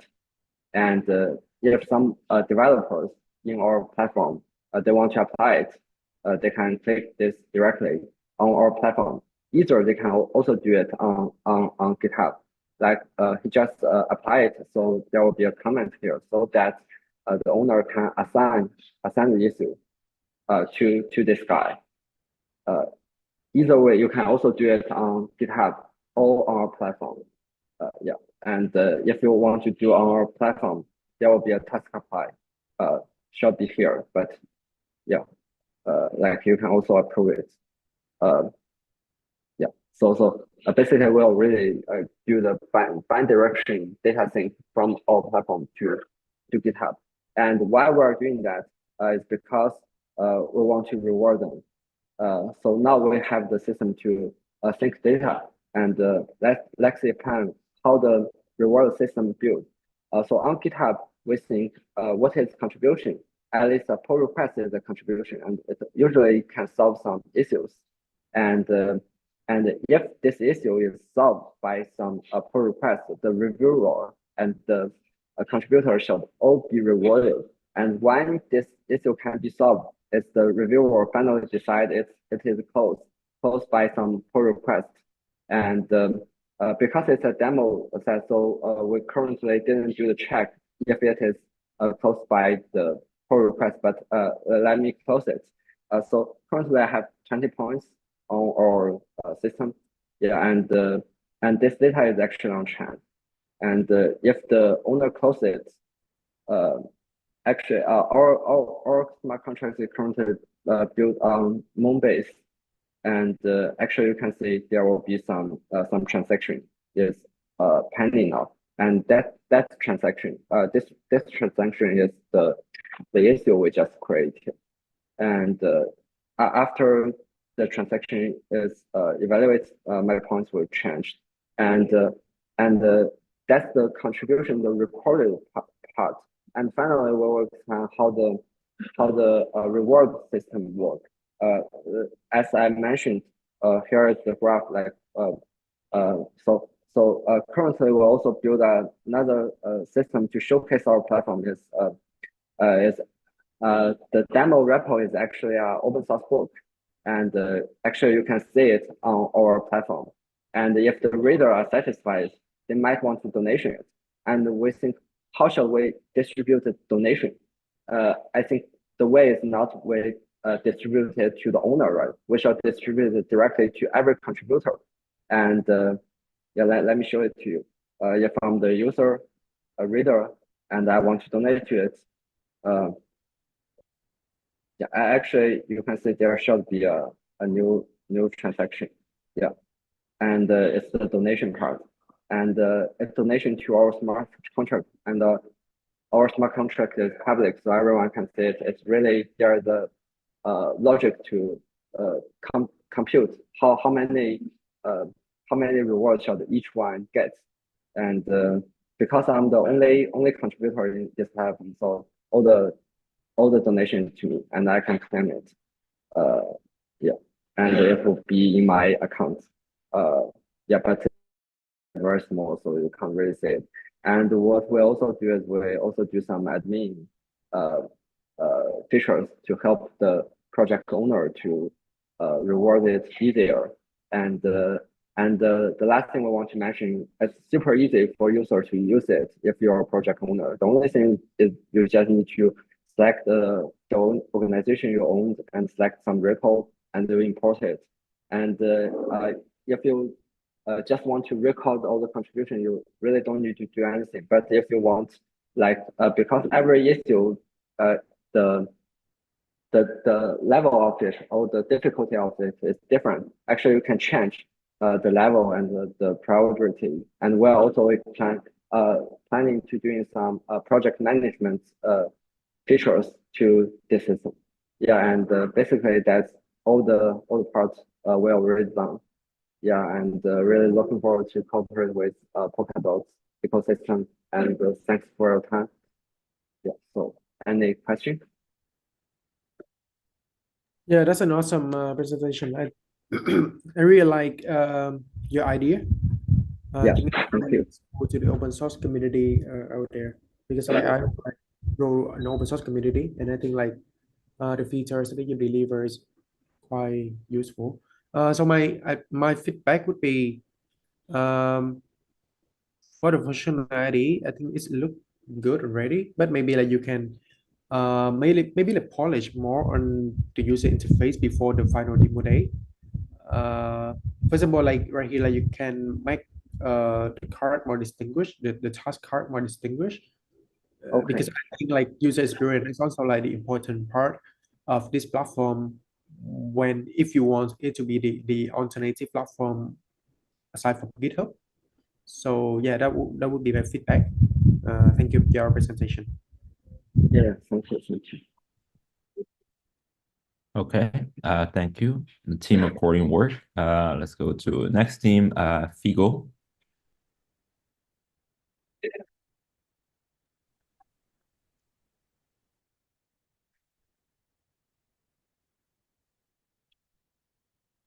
Hi, can you hear me?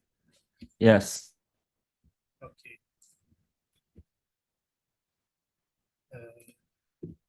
Hello, everyone.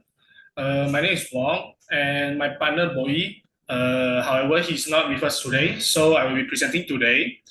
And we are both from the University of Nottingham, and we are excited to share with you guys our project Figo. And what is Figo? And let's find out in this demo presentation. Collectible figures are a big deal for so many people. It's not just about how they look. Owning one feel really special. Maybe it's because they are really rare, well made, well designed, or connect to their favorite character, or whatever the reason is. They mean a lot to the collectors, and people love to just like showing them off, chatting about them, and sharing the excitement with others who collect the physical collectible figures first. So most of the collectible figures currently like Pop Mart, which is really famous. Those figurines are looking nice, aesthetic, and well made, but they usually display on the shelf or on the rack just for the purpose of just viewing. And the interaction between the collectors with the collectible figures are just very limited. So as you can see, I was thinking about the amiibo from Nintendo. If you are familiar with the amiibo or you own actually one, you can actually scan it with your Nintendo to unlock some features or collect some rewards inside the game. But after that, the experience just ended, and the amiibo has some limitations too. Um, most of the amiibos are only compatible to specific games, like let's say Mario is supposed to be like inside the Mario game, and Zelda is a different game, and they can't use it in different games, and causing the collection management to become more complicated. And this could lead to issues of having difficulties in verifying the ownership, as there are no specific way to prove that you actually own this amiibo in the digital world. And without this ownership, it is difficult, or I would say it is not convincing for the others to trade them inside the digital marketplace, which may not really having the potential to increase its own value in the market. So the inspiration for me to build this is by combining these ideas to like Pomad and Amiibo to enhance this experience. And what if we could take the ideas uh, of the interactive collectibles to such a further vision?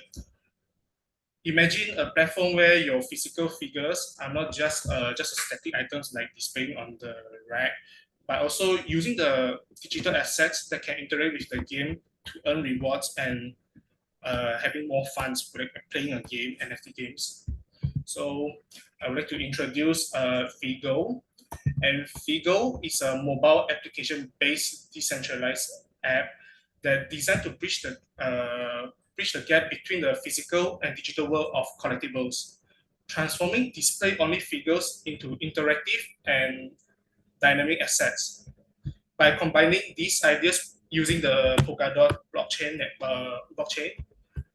Figo transform how we interact with these digital assets by we um, we can verify or authenticate the ownership using the help of the blockchain, and we mint those NFTs and we can trade it easily with fully trusted inside the digital marketplace like OpenSea. And with the help of like Figo platform, we can like manage our collection within just inside the mobile app. So this is my overall architecture design. And when the user scans the collectibles, which embed a NFC tag into our mobile. It actually triggers account extraction contract, which is a smart contract account wallet, to allow the users to store their NFT inside the wallet without the usage of using the EOA wallets. And okay, the left image is my NFC tag, and inside it is embedded with the IPFS hash, and each one has their own IPFS image and those attributes and names. So it will instantly mints your physical features into the equipable NFT. So the smart account, as I said, is created automatically when scanning, and it will be using the ERC 4337 account extraction smart contract. And it is to create a smart contract wallet. And the whole process is very simple and user-friendly, making it accessible for everyone, even for those who are really new to the crypto Web3. And for this demo, we will be first scanning the digital figure, and it will start minting and store into the wallet. And we can see inside this Explorer, we already mint it, and we already mint the physical collectible figures into equipable NFTs. So these NFTs are actually equipable, dynamic equipable NFTs based on the IMRK standard. This means you can purchase gears, which also known as child NFTs, and we can perform equip on and equip them easily on the parent NFT. And these customizations allow us to tailor your the gameplay experience while adding the utility to your collectibles. Okay. This is the child NFT, and as you can see, I'm using the ERC 6220 equipable NFT smart contract from the IMK, and after it stop mint, and it will mint back into the wallet. And when you want to equip onto the parent NFT, you will check the equipable catalog. So let's try purchasing the gear from the store, as this is a pre-recorded demo, and we mint those child NFT, and which is all listed inside our catalog NFT. And after minting successful, we can see it inside our Moonbase Explorer with the transaction hash, and we try equipping the gear onto it, and after equipping success, we can go back to the Moonbase to check the transaction hash with the logs and the details with a successful state. And also the unequipped one, yes. We also try with unequipped, and yeah, we managed to unequip gears from the parent NFT. And Figo has a treasury system that covers all gas fees for the users using a dispatcher. This means that every interactions inside the Figo platform app, whether it is minting, equipping, or purchasing the gears, the minting the child NFTs will be covered, and users don't have to worry about the managing the the native tokens for transaction costs, enhancing a better engagement experience. And for the game, our initial plan was to build a game like a multiplayer Bomberman type for users to have a more immersive gaming experience, but we encountered some issues that such as synchronizations, and as we are not an expert in game developer, and building access took us a lot of time, and it's our first time building a game in Unity, so we couldn't complete it in time. But we have another solution which is using a simple control panel to demonstrate. So the first user will be creating a room, and the others will be joining into the game room via using the room code. And after that, we will be starting the game, and this is a type of like a clicker game for those whoever got the most clicks within the time period will be the winner. Although this is the current way for us to able to showcase the game, but no worries, as in the future we will still trying our best and going to build a game for the NFT to allow the users to have a better experience to interact with their NFTs in the digital world. So in summary, Figo is here to change the way user can interact with their collectible figures by connecting them to the digital worlds using the NFC technology with embedding the IPFS hash, and we are trying to create a new interactive experience that enhances the value and enjoyment of the collectible figures. And we are excited to bring Figo to you. And now you may ask any questions. And thank you. Thank you.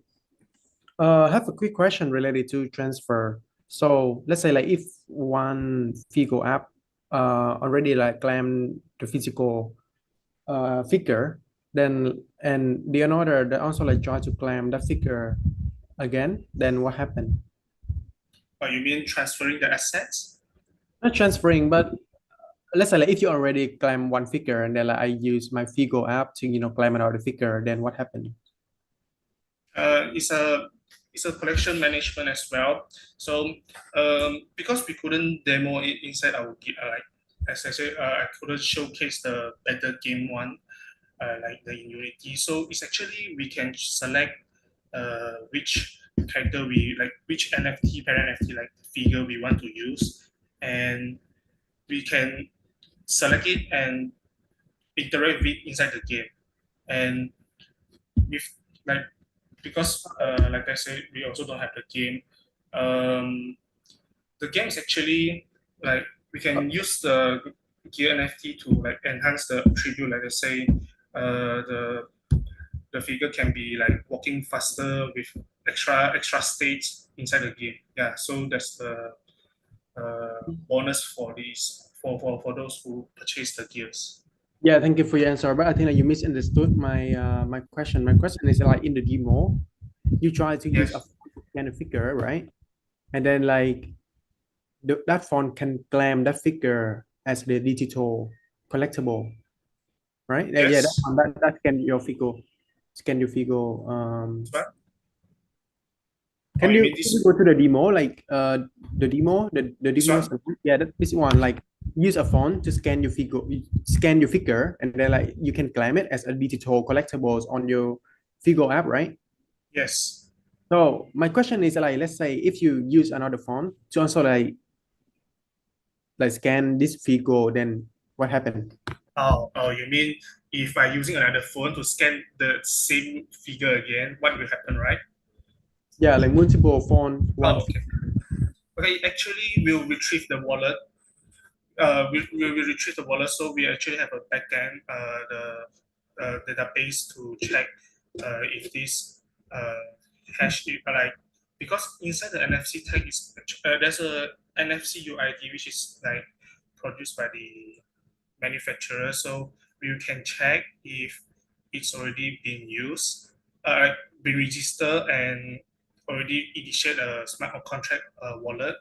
If it is true and it's already created, so whether you scan which phone, like 2, 3, or the fourth one, it will check the validation first, and if there's no creation before, it will retrieve back the wallet. So you will still get back the wallet with the NFT inside.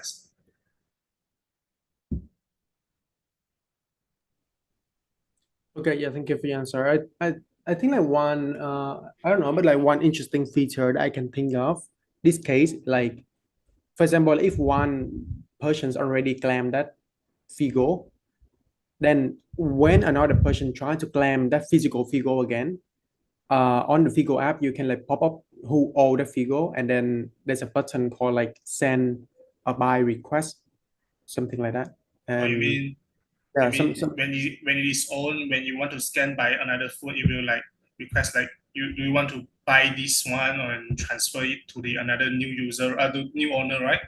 Yeah, something like that. Then that way it's gonna make like the interaction between the physical world and the digital world more connected. So yes, that could be inside the consideration as we try to make it having more interaction with the figures, like scanning the NFC tag, so that it's not just like displaying on the rack, but every actions like minting the gear, like equipping, unequipping, or even when you are inside the game, like you are going to into the game, you need to interact with the NFC tag so that you maximize you utilize the interaction of with the physical collectible figures.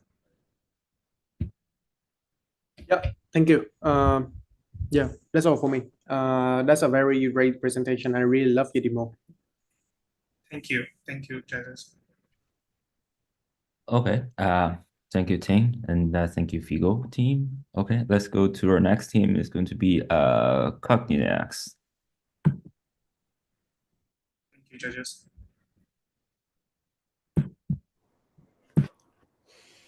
Hello, everyone. Good afternoon or good day, judges, and good day, everyone. So we will be starting off with the demo for Cognidex. My colleague Jai will be sharing his screen. In the meantime, I'll introduce our team. So we are Cognidex, and we are currently based off of National University in Singapore. And we are trying to build a platform that allows users to gain ownership of their data. So the idea behind Cognidex is this. We have so much data that we contribute to all these platforms like LinkedIn, YouTube, TikTok, and so many more. And we have no ownership of the data at this point. It's all owned by these big tech firms. But what if we could reward users for their data that they provide to these platforms and then allow them to take ownership of them by monetizing their personal data and contributing to a whole new ecosystem? Another problem that we find is that a lot of the data sets that we go outside are not exactly the most reliable, they aren't well sourced, and it is hard to find data sets that are sourced authentically from users.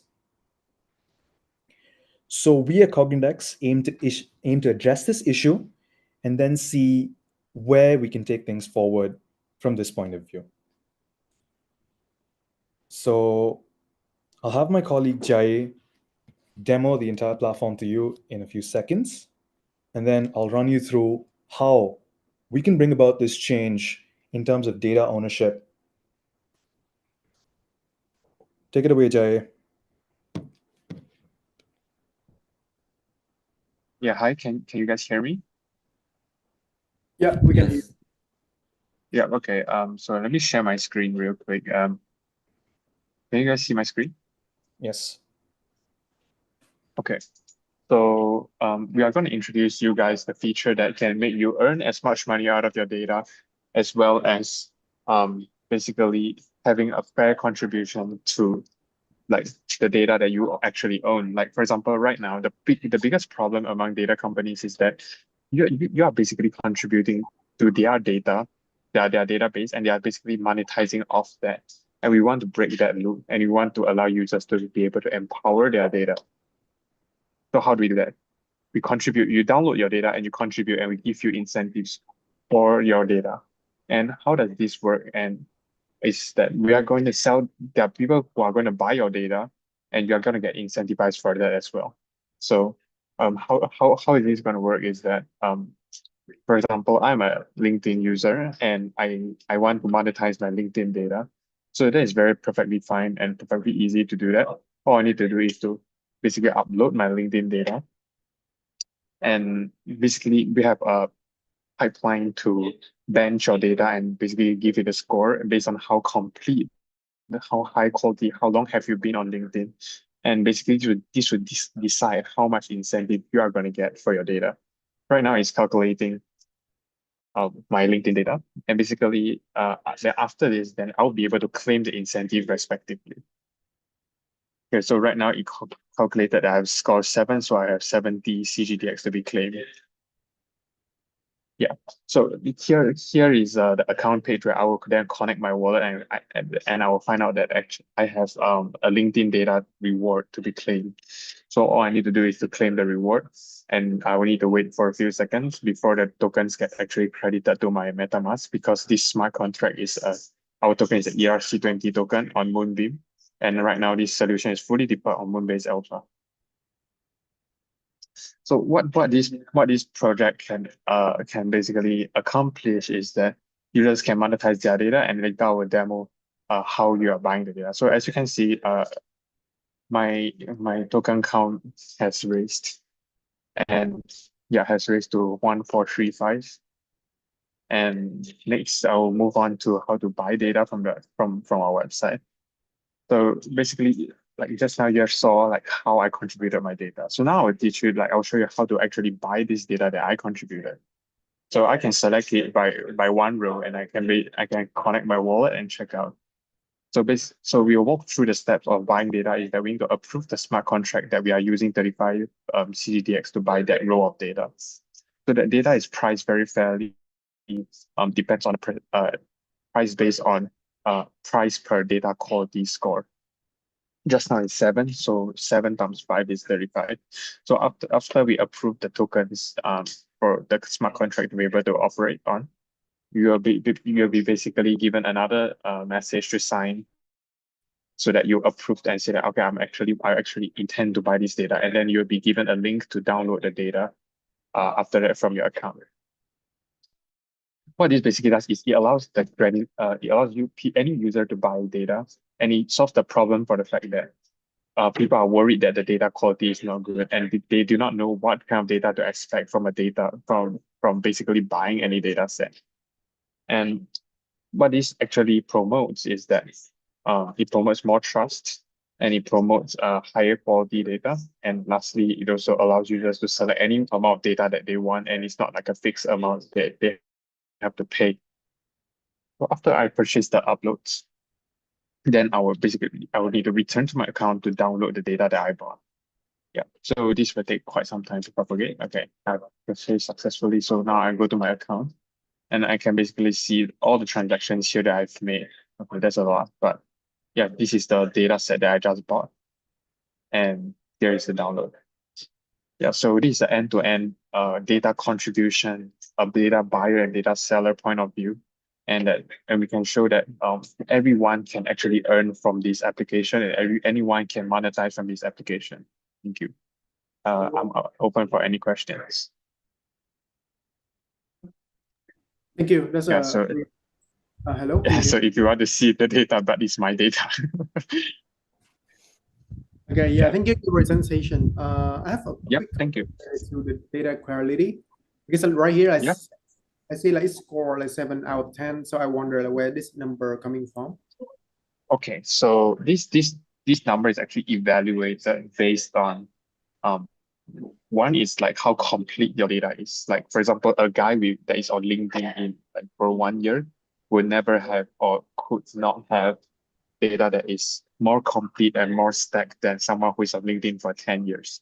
Yeah, so yeah, and that is based off that, and also based off a lot of settings like what job, like what how complete your job is and how much have you done, as well as whether your file is authentic or not. Yeah, so that's how we get the score.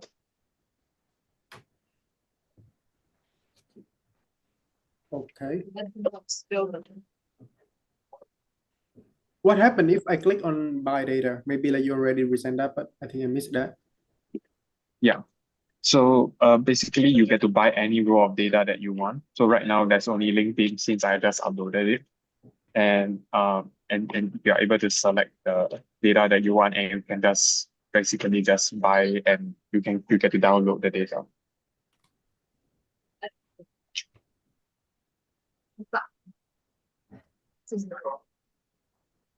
And also like who identify the cost of the data? You're gonna be the one who identify the cost, right? No, like the owner, the person who collects the data can set the price of the data. So so in this case, like since we Cognidex are actually the one that is getting the data, that is sourcing the data for everyone, we we basically set the price of the data as well. So like, for example, if you want to collect any data that you want, you can also come up with the pipelines and everything yourself and collect the data on our platform.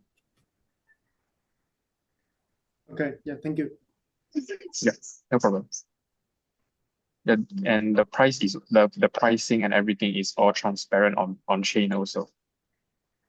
And all the data records are actually verifiable that it belongs to our platform using a Merkle tree.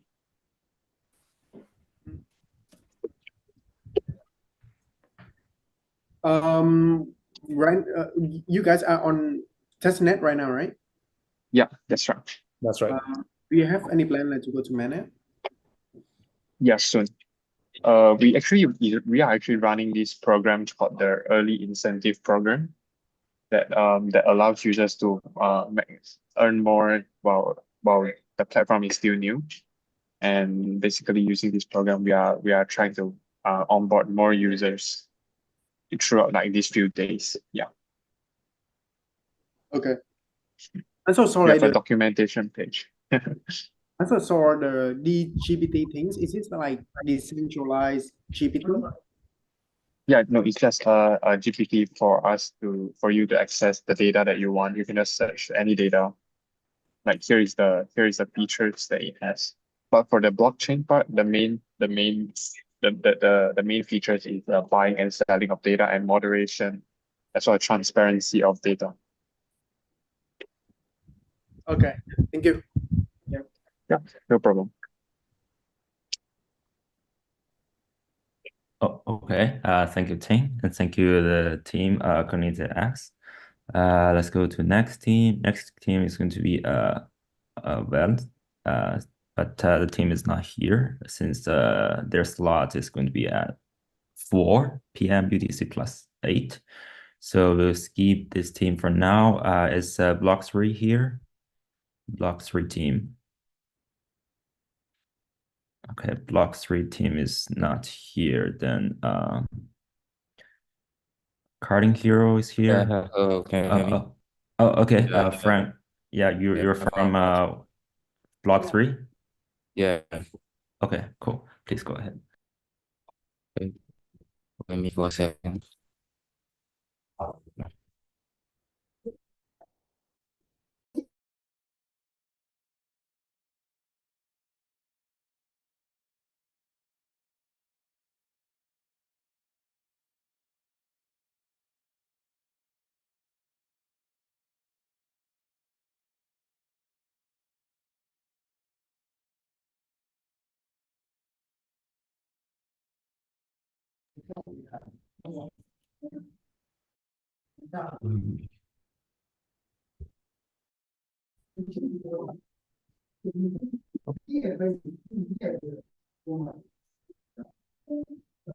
Hello, can you see my screen? No. And now we can see your screen. Yeah, perfect. Okay. Thank you for the introduction. And we are the Block 3 team, and I'm the Frank. I'm the product manager, and together with my is Gongxin, and he's our foster engineer. And what we are building is called Block 3, and shows we are blocks inspired block platform. We are trying to do absolutely blocks, and we want to build the next generation content and sharing plan, and we want to give back the ownership to both authors and readers. So it's not only blogs, and also other like novels and any other kind of digital content forms. For and as we all know that there are lots of content platform in the market, and typically there are two types of them. And the first is our traditional platform medium, and as we can see, there are fierce. So for creators, if they build their different platforms, they have to notice the traffic flow between this platform, and they have to maybe post different copies and change rapidly between these platforms as well. Another issues here is this centralized platforms. They will control the data, the only owned, and the second we can see is the crypto block platforms like Mirror. The problem here is typically target to a small group of users, so their user base is much smaller than the traditional platforms. And although they add some maybe monetized solutions for the creators, but I think as we can as far as I see that is still limited. So that's we build Block 3 here. And the common issues we seeing approach in these two platforms that is the readers. They are just the consumers on these contents. They are not the owners, although they share these articles and they also read these articles, but they didn't get paid with their contribution. So we will is to monetize this stuff and give back the ownership also to readers. Yeah. So platform here, and there are three key features here. And first is the reader ownership, and the content is fully controlled by the creators, and the general subscription model is all in our platform, so there's no friction cost for these creators. And the second feature is our fair revenue sharing. So we will preset a funding curve and guarantee the creators receive their deserved revenue. And the platform will only charge a little service fees here.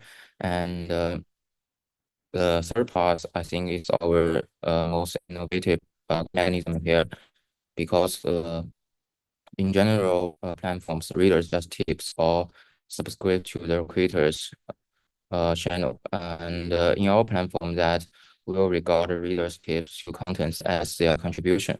So to just contributed to an asset like pump farm, and so in our eyes,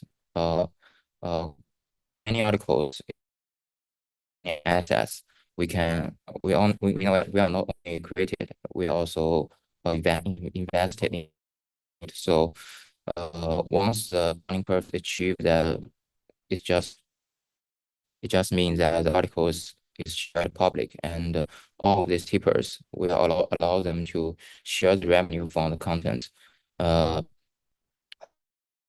well as other ad revenues in the future. So this is our three innovative solutions here. And let's dig into our innovative part of this funding curve. And I think lots of crypto investors, they are clear about current, but I think it's not about meme coin itself. I think it's about the culture and the behavior, any other mind behind it. So in our eyes, I think we think that cryptos itself is also is also assets. So each tip will be considered as a investment into this article, and we will open the 80% of these tippers, and the creators will keep the remaining 20% here, and achieve that private shares it just become public, and any other trade here, and will create a token or keep. But anyway, they can also anyone can just trade here and swap the assets with the other stable coin or dots. Yeah. Future tips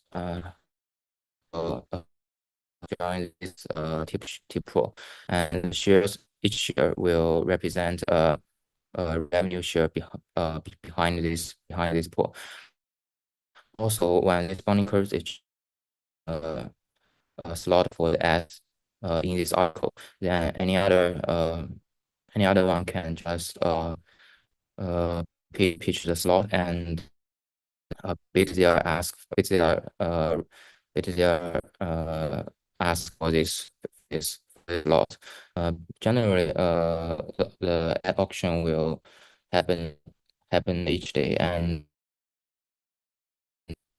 the auction for the next day generally will end 1 hour before the previous day closes, and the house secure this slot, and any ad revenue will just added into the pool tips before.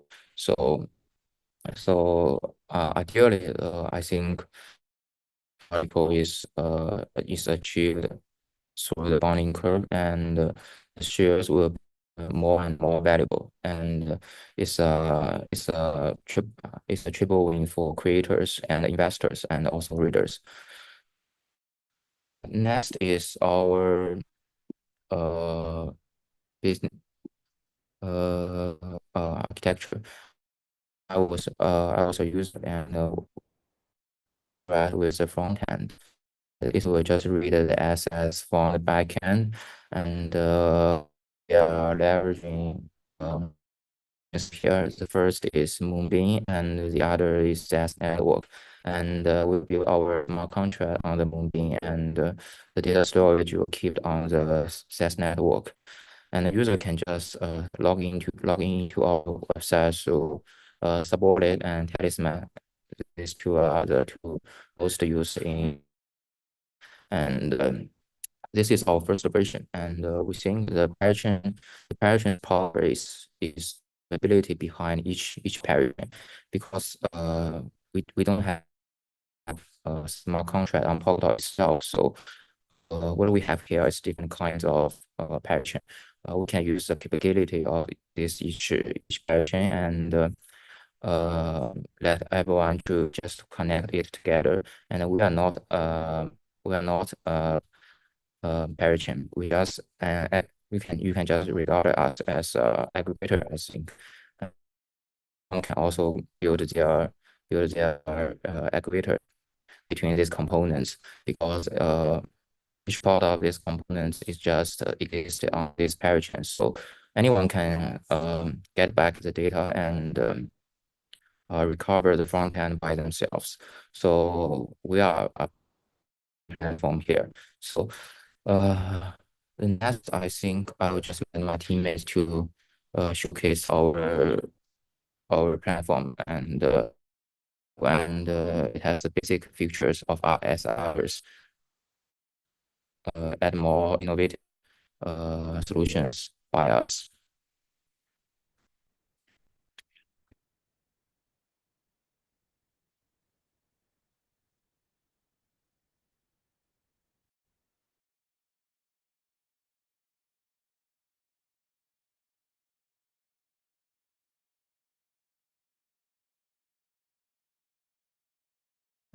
Hello. Yo, can you see my screen? Yes. Okay. As you can see, this is the pages of our application block 3, and there we can see the already uploaded article on the homepage. So there are 4 articles, and we can click one to preview the content of this article. And also, if you are the owner of this article, you can also edit it here.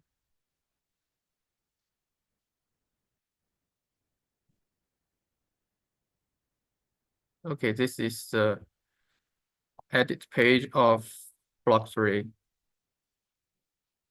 Also, you can see your fans or the author you followed. Now, because I have not logged in my wallet yet, so there is nothing to display.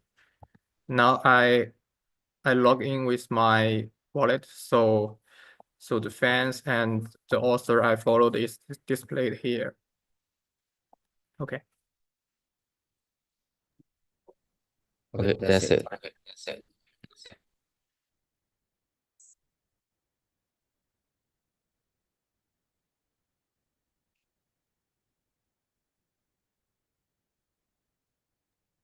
Okay, Ting, do you have any questions?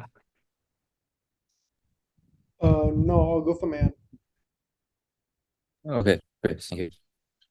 Okay, thank you. That's the team for block 3. Let's go back to Veles.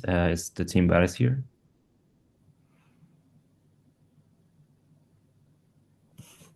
Hello, Mr. Levan. Which team do you come from?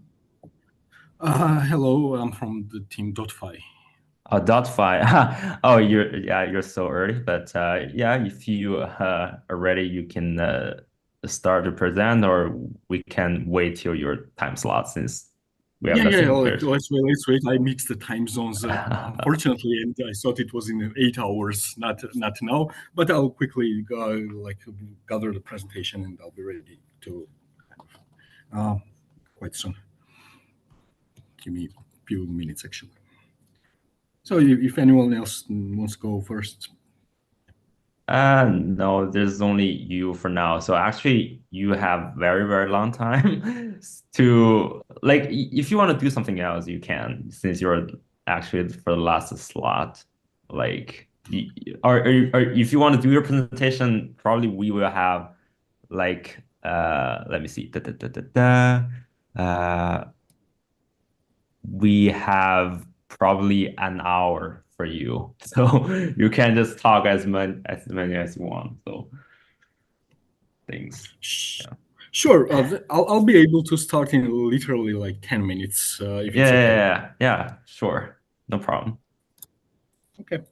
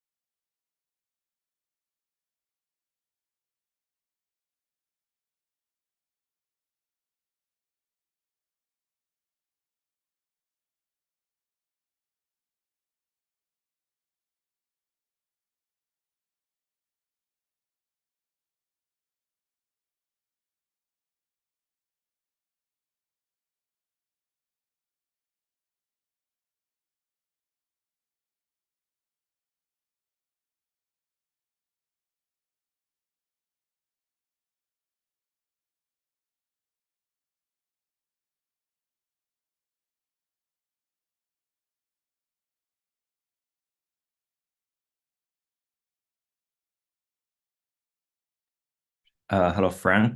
Frank, which teams are you coming from? Yeah, actually, we have show our presentation. Oh, Block 3. okay. Cool. Perfect. Because you are the only teams that actually stayed in the meeting. Yeah, it's very strange. Oh, I see. Is the team Veres here? I think Danger is from the team Veres.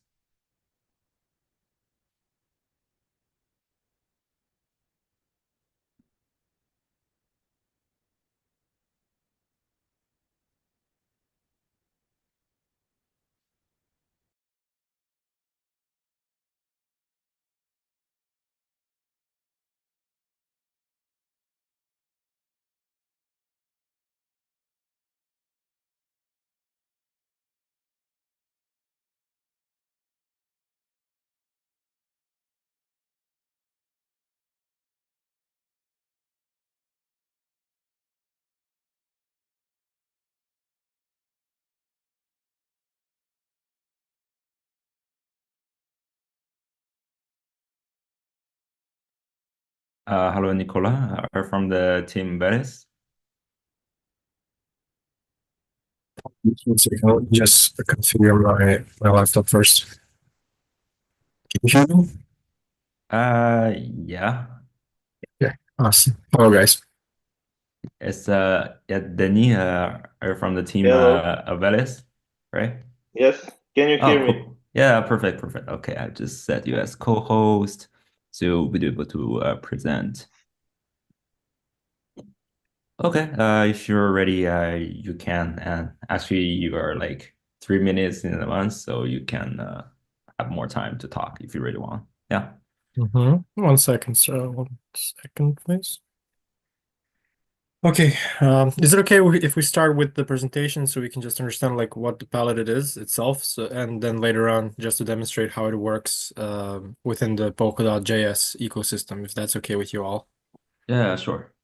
Okay, I'll just start sharing my screen then.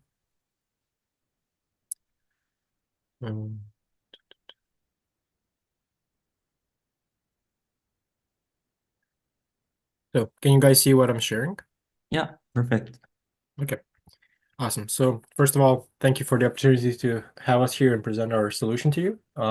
So we'll be talking today about Veles. Veles is a, let's say, plug and play solution for a carbon credit marketplace. It came to us as we did some market research and understood that the current solutions on the market for any kind of carbon trading aren't very optimal at this point, and we wanted to build something ourselves. So initially, let's just talk over what carbon credits are. I presume most of you already know what they are, as that was a big topic previously, but for those of you that do not know, essentially carbon credits are let's say we can view them as a certificate for a company to emit 1 metric ton of CO2 gas within a given year.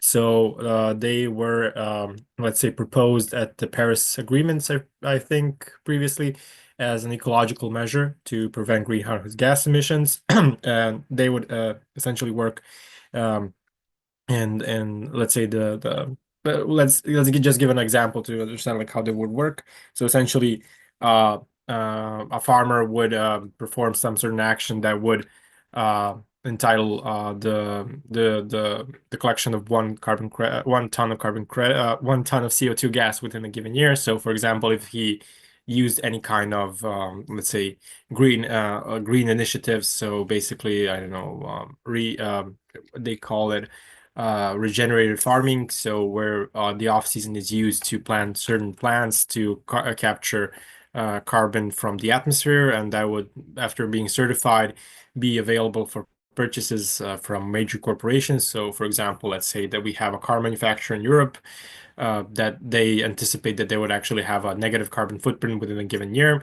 They could, in this case, exchange money or buy the carbon credits and retire them, so they can use it to mitigate their carbon footprint within the given year. What would that mean for the farmer? Well, essentially, he would get a financial incentive to continue on with this work and presume his actions as so. So what are the current carbon credit issues? Previously, these issues were actually attempted to be handled by major corporations such as Microsoft and other blockchain projects. We had issues with double spend, which is a occurring issue within like Central's finances. Also, we had an issue with invalid tokens and also maliciously added carbon credit tokens, so credits, which were not tracked within time and mitigated when the time came to actually do something retroactively and prevent any kind of abuse on the market. So how do we actually compare to other solutions out there in the blockchain world? As this is not a new topic, it's a very old one. We had multiple solutions. So double spend is a given. If you're working any kind of Web3 solution, it does solve the double spend issue. We do facilitate transparent transactions, which is also, if you're working in the blockchain, is a must. Some certain projects do support stopping of malicious intents and behaviors. Some do not, so that's why we added a plus, yes and a no. Our completely does support that, so we'll go into like how actually through a life cycle of a carbon credit token we do that. We can retroactively detect and react on fraudulent activities, and we support multi-party decision making. So we'll also go into that, how that's being done. Oh, sorry. I think that's it. Okay. I'll just talk a little bit more. Oh yeah, sorry. So we do have a carbon credit life cycle. I apologize. I forgot like when was the last time I looked at this presentation. So the carbon credit life cycle is we have multiple entities on the palette. We have trader accounts, which are only accounts that are available for trading. So essentially what they have the ability to is just to basically buy and resell carbon credits. They do not have the ability to actually retire credits. And when I say retire, basically that would mean burn tokens, as in like those tokens are never actually could be used in the future or traded by anyone else. We have project validators, so we're not talking about actual like programs or nodes. These are entities and people with wallets. Ideally, these would be scientific and non-government organizations that work on tracking and monitoring carbon credits. So they would actually have a profit of the resale and the primary sale of carbon credits from a certain project. We have projects and project owners, which are not visible here because you can have multiple projects to your name. But essentially, what would happen if, say, a project gets an approval for a certain carbon credit batch? These tokens would be approved, and the project would be previously approved by a project validator. These validators would get a cut of the primary and secondary sales of carbon credits, that is, from the project owner to a primary buyer, and then those buyers, when they sell them to any kind of other transaction further on, the project validators, the validated project will get a percentage cut. Again, that's what we have here on the lower left corner. And finally, for example, let's look into a situation where a trader account would sell his or her carbon credits to a carbon footprint account. So those would be the manufacturers or any kind of other entities that want to retire carbon credits so they can mitigate their carbon footprint. They can choose to retire their credits or not to, and we have a balance counter that reinstates each year, so we know exactly like how much a certain entity is being impacting the environment. We also facilitate the freezing and redaction of carbon credits. So this is how our fraud detection system works, actually. So let's say, for example, that we have a carbon credit batch. Within that batch, one of our validator notices that they actually had an error. So basically, like let's say that any kind of fraudulent documentation was being sent, or that there were more tokens emitted than there should be, or the price that the token was not initially set as true, as a good value. They can instantiate a voting cycle. Within the voting cycle, there's a certain percentage of voters that need to say like, hey, this has been fraudulent, or hey, this has not been fraudulent for the vote to pass or fail. Regardless, once the voting cycle starts, the carbon credits for that certain batch are frozen. That means that basically those credits cannot be transacted with, and they cannot be frozen, or that is, they cannot be burnt to be used by any other entity. And if the certain voting cycle passes, then basically those tokens are taken out of the ledger, and nobody can actually do anything with them. The party that was responsible for those tokens gets penalized. So basically, their prices for transacting of other tokens or minting tokens, or basically, I don't know, submitting documentation for other projects gets, I think, gets increased by 30%, then it exponentially raises once they make more and more mistakes, and there's a certain cooldown for their mistakes. Yeah, and that's basically it from the that's basically it for the theory part. I'll go into actually what we did for the hackathon, and then we can just run the node, and I can show you some examples of how you can actually work with the paddle itself. So for the hackathon itself, we implemented the parachain solution from Polkadot. So we wanted to make it this as a parachain, as in like basically just running a network for Velas is not really beneficial to any kind of other network. It's more of a parachain at this point, as it's a plug and play solution. For this, we use ZombieNet, and we use the template for the Polkadot SDK to basically just create the parachain itself and the binary itself. And we use ZombieNet to simulate the network for the parachain.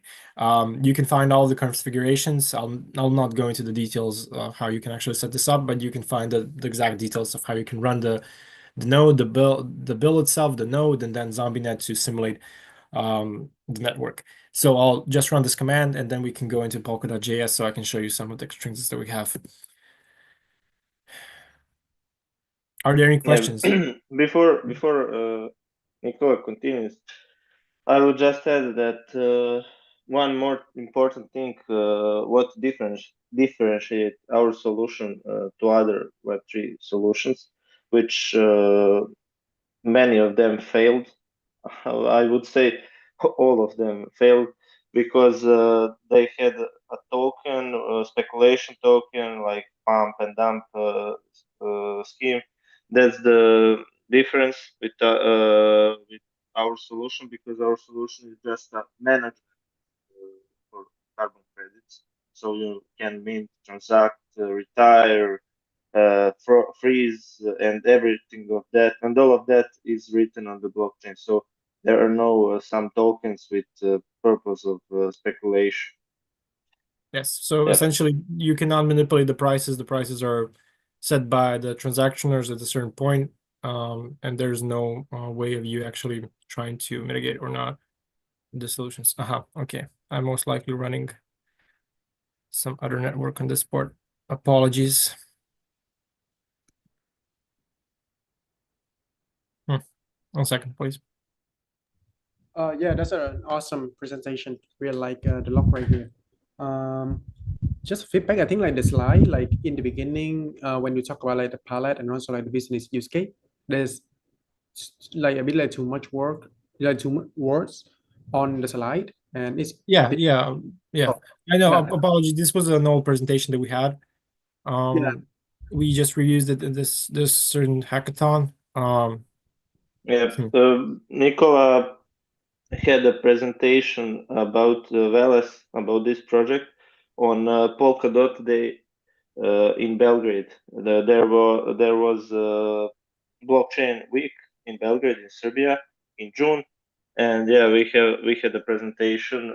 We also put a link of the whole presentation with questions. There were some influential people from Polkadot, there. So yeah, we put the link of the presentation on GitHub. So we used this presentation. Apologies, guys. I'm having just some issues to try to locate which port the node itself is running on. As I previously ran this node, so if this doesn't work, I'm just gonna restart my computer real fast and come back to the call so we can continue on. Damn it. Okay. Could you give us just like 2 minutes so I can restart my computer and just rerun the network so we can view it on Polkadot.js? Is that okay? Sure. We have a lot of time. Of course. I'll be back real short. 1 second.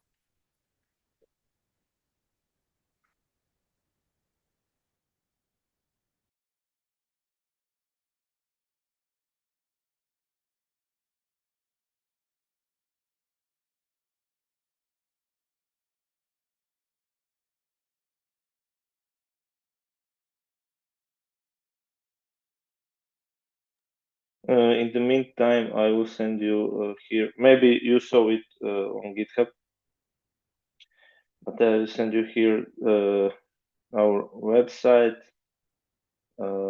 We have already made a whole documentation on Gitbook about the entities in the system, authority accounts, carbon footprint accounts, project owners, validators, etc. We also listed all the functionalities of the product, and I will send now the link of the presentation on Polkadot Day in Belgrade. For example, Stefan Sopic, maybe you know him. He was the VP of Engineering in Parity. He also was on the attended the presentation. Alex Mitrovic from Unique Network. Yeah. Maybe you already saw it on the GitHub, but I send it again in the chat of this call.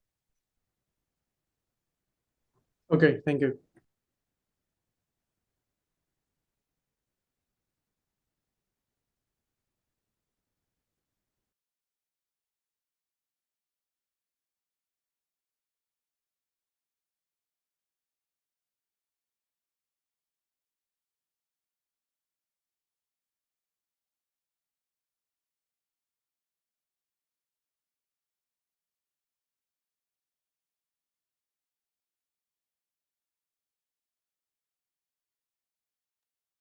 Just one off-topic question while we are waiting for Nicola. Are you satisfied with all projects on the hackathon which you saw so far? With most of the project, you say? Yeah, with all projects, with whole hackathon, are you satisfied? Yeah, in general, I think like the quality of the overall project is quite great. Yeah, it's quite impressive, I can say. Your project is also like quite impressive. Yeah, no, that's the important for the ecosystem. Yeah, for the Polkadot in general.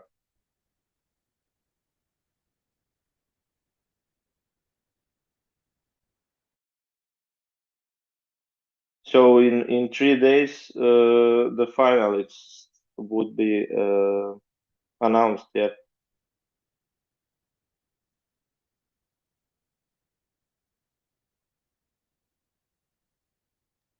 We will announce the finalists, I think next Tuesday. Yeah. Yeah, in 3 days. Yeah. Yeah. Hello guys, I'm back. Sorry about that. Shall we continue?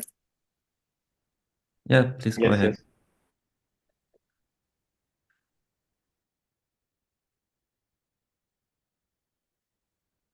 Okay, so after that brief derailment, we essentially what we did right now is just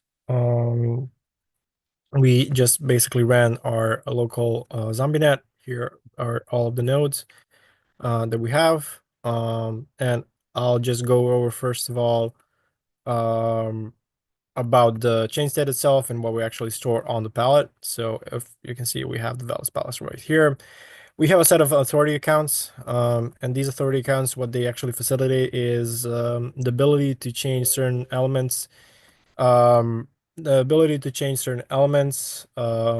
basically, that like beneficiary split. So the split that we have from secondary and primary sales. So this is the primary sales of what goes actually to the in the percentage value, what goes to the validators, and what actually afterwards goes to the validators and then to the project holder, and etc.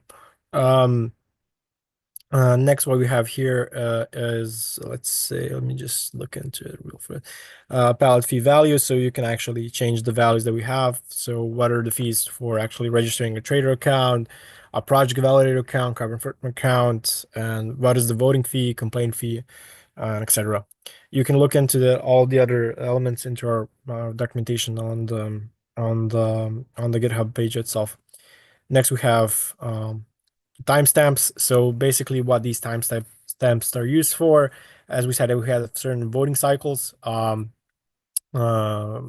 basically, what is the voting timeout when the vote is supposed to be redacted or finalized? What is the sale timeout, as in like when a person has the ability to close, open, or complete a sale order.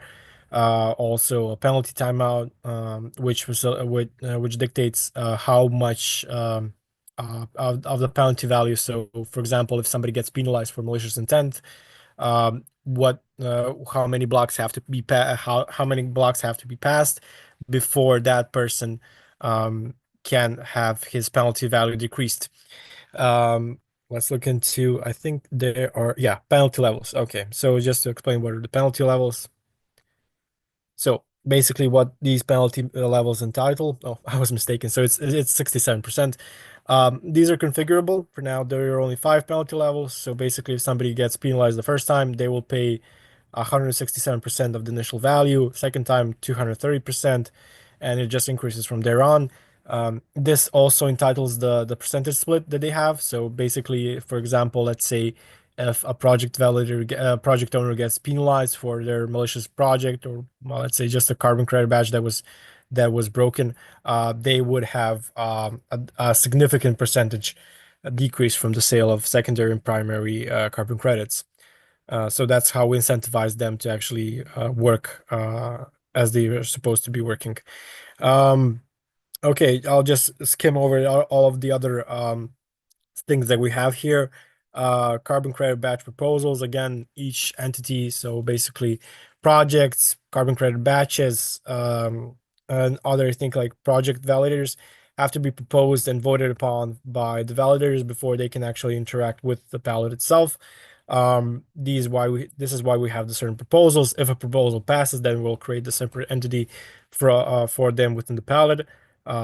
We have the complaints. So basically what these are all of the complaints that we have for a specific entity, such as a project, carbon credit batch, or project validator. Yeah, we can also penalize carbon project validators. So that's also something interesting. So for example, if one entity is just being malicious and trying to penalize everybody else, we can actually like kick them off the pallet or just have a percentage increase into their profits. Penalty timeouts, we explain what those are, project validators, projects, and basically just the other entities that we have for storing. As for the extrinsics, I'll just go over quickly what we can do here from a blank account. So the first 4 are just being used currently in the palette for any kind of showcasing purposes, but we can cast a vote. This will fail considering that Dave is not actually currently a validator. We also close orders. This will only work if Dave has an active sale order for the specific cache. It's as in like that sale order is his. Complete sale order. This will only happen if somebody buys off a carbon credit batch from Dave.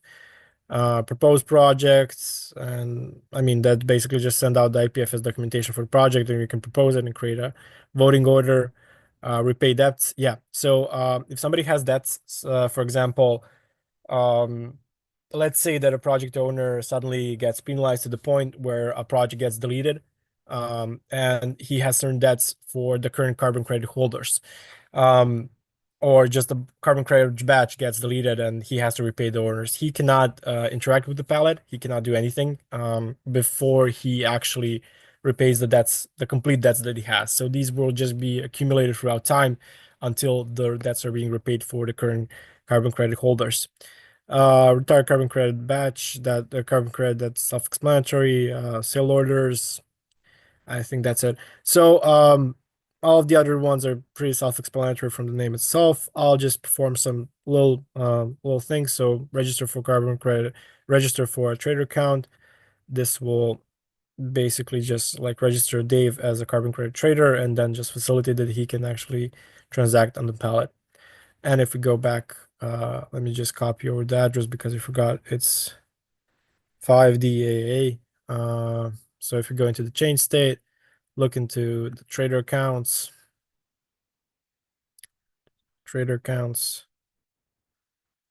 we can see the day has been successfully added.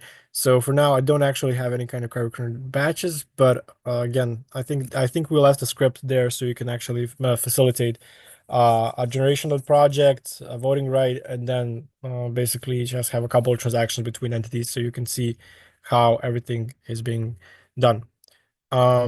I think we explained most of what the pilot functionality is. Do you have any questions at this point? No, it's actually quite clear to me. Yeah. Okay. Very complete. Yeah. Okay. So is this on testnet already, right? Sorry? Is this on testnet? No, it's not on a test net. You can run it only locally through ZombieNet. Okay. Do you guys have like plan to, just a side question, but do you guys have like plan to acquire any like core or to like deploy on testnet or mainnet? We'll look into that. We're currently just speaking to a couple of entities as this is like a plug and play solution in the business. So we're speaking to a couple of entities in the business world. If they're interested in actually like using this option, if they are, we can proceed on with the testnet and then working on to seeing how it actually performs in live environments and then just go through out there. Okay, how many are there any other applications built on top of the protocol right now? Sorry, come again?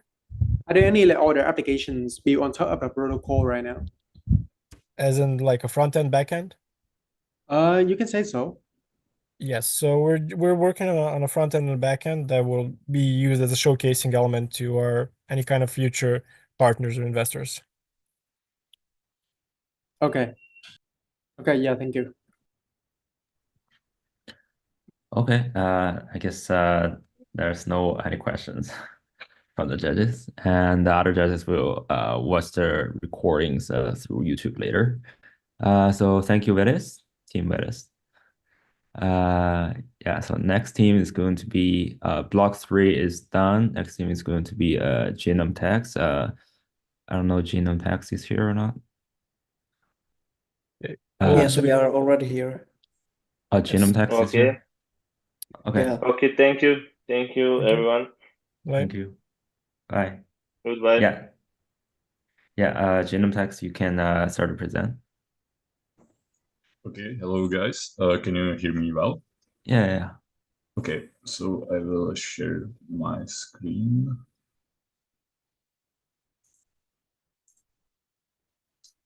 Okay, can you see my screen? Yes. Okay, so at first I would like to introduce ourselves. So Jacob is doing machine learning for 15 years. And I am PBA Polkadot Blockchain Academy alumni. So I am the blockchain developer, and and Jacob is full stack developer and machine learning developer. So we have prepared a video to don't waste any time. So I will show you the video right now. So if you don't hear the video, please tell me. I hope you will hear it. So please enjoy. Hello, my name is Jakub and I will be the first speaker for our blockchain hackathon project. We are GenomeTech. We specialize in DNA analysis and storage to blockchain. Why genomes and why blockchains? You might want to store your data as long as you want. For example, to get readings over time, to detect any malevolent mutations you can get. And on blockchain, it cannot be deleted or modified by some entity. For example, to claim your heritage rights. You can study your DNA, for example, to find your relatives around the world, or get personalized medicine, or even gene therapy in the near future. We face several problems. For example, full genome size is up to 80 gigabytes long. So we only store the differences to the reference genome called HD38. And the next readings of the same person are stored only in differences to this file. We have some sizes here. For example, the difference file to reference genome is only 180 megabytes long. instead of 32 gigabytes, as we see in the first file, which is full genome. And the difference file, which is just second reading of the same person, has only 4 kilobytes because we only store different mutations. As DNA consists of 6 billion letters, we developed a method called DNA fingerprinting based on PCA from machine learning world. This is example of such a string. Why would you use such fingerprints? Well, it preserves a lot of features from original DNA, like searching for your relatives or even verifying yourself. But it has only 3 kilobytes. Hello guys, so it's demo time. I will show you the demo. I will explain you a bit more about the architecture, about the blockchain part of the solution. So we have front-end and back-end implemented in Python. Then we have SQL-like database, and we have 2 file locations. Why we have 2 file locations? These files can be large, up to hundreds of megabytes. It would be very slow to show them directly from the IPFS. So we use database to keep track of the files and keep them synchronized. That's basically why we have the cache, and also files on IPFS are encrypted because these informations are like private. So that's also another reason why it's separated, how it works. So we have used Crust decentralized ping service to attach the files to IPFS. So at the beginning, you have the difference file that Jacob introduced to you. Then we compress it to reduce the size, and also the tar file is also standard in genomics. Then we use advanced encryption standard to encrypt the file. And then we use Apelon API to pin it because they have just nice API, so it's very easy to use for us. Guys, let's do the demo. So I will run the app as it's stated in the README file. Okay, I can open it in the browser. Right now I will input my client's name. Okay, so right now there are 2 files. One of the file is backed up, the second one is not. So this is the Apelon bucket. There is the only one file present. You could see I can like refresh, and still one file. So I will hit the upload button, and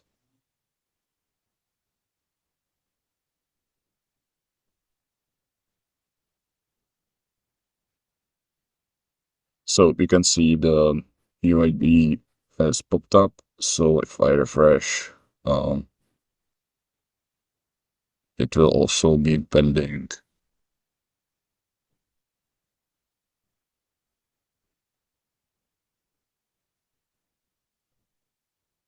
These are number of mutations that client has compared to the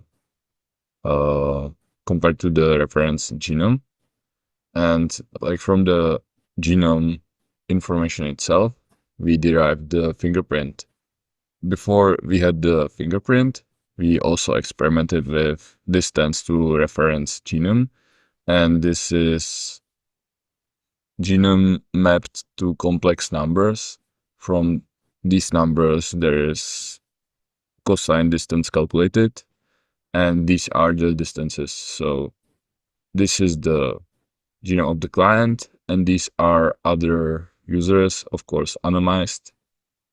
So you can compare the distances and see the difference. So I will also describe the process of downloading the file. You will start at the IPFS decentralized storage, then you download it, decrypt it, and unzip it finally, and we have the difference file. Okay, thank you very much. Do you have any questions? No, all good from my end. Thank you. Okay. Yeah.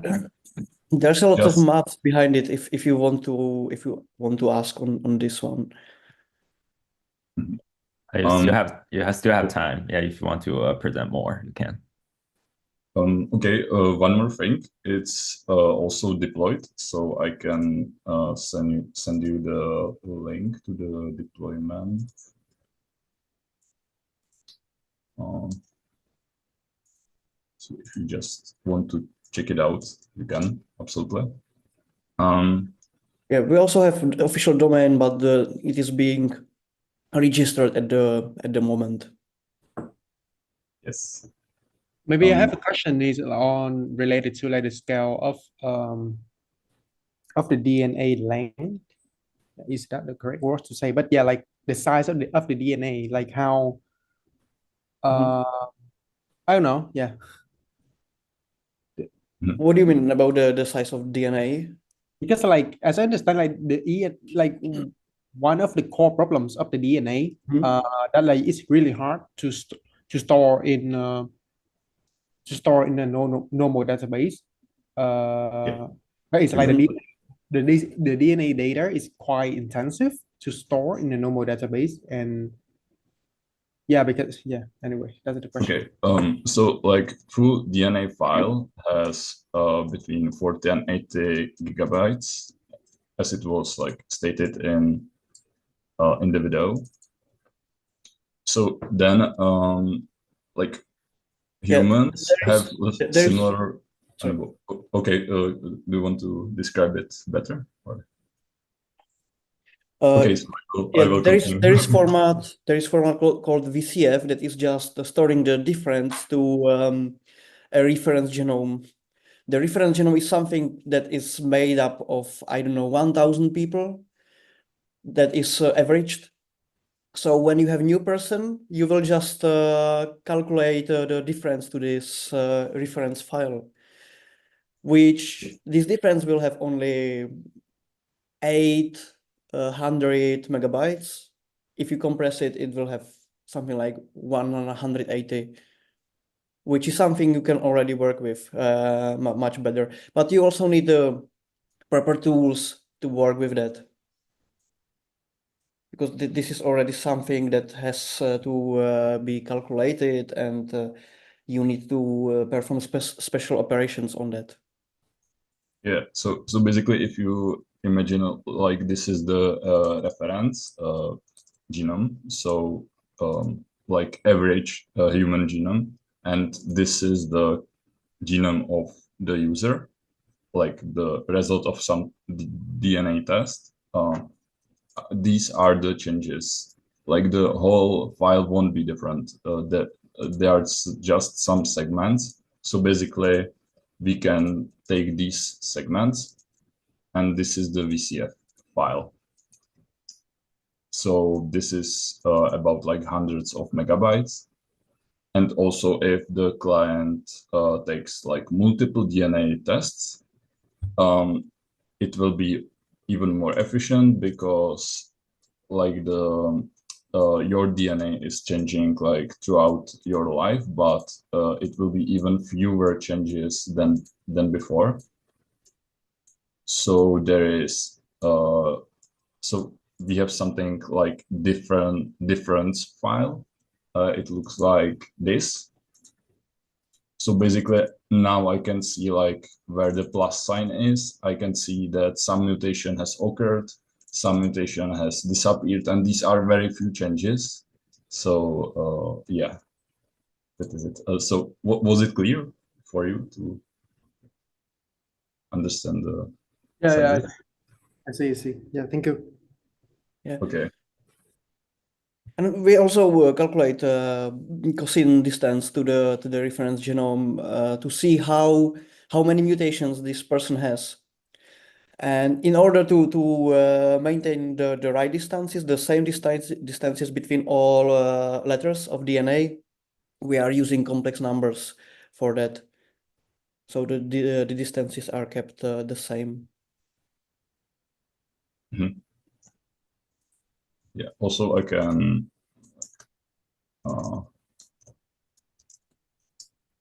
check on the IPFS scan for presence of the files. So you can see it's backed by crust.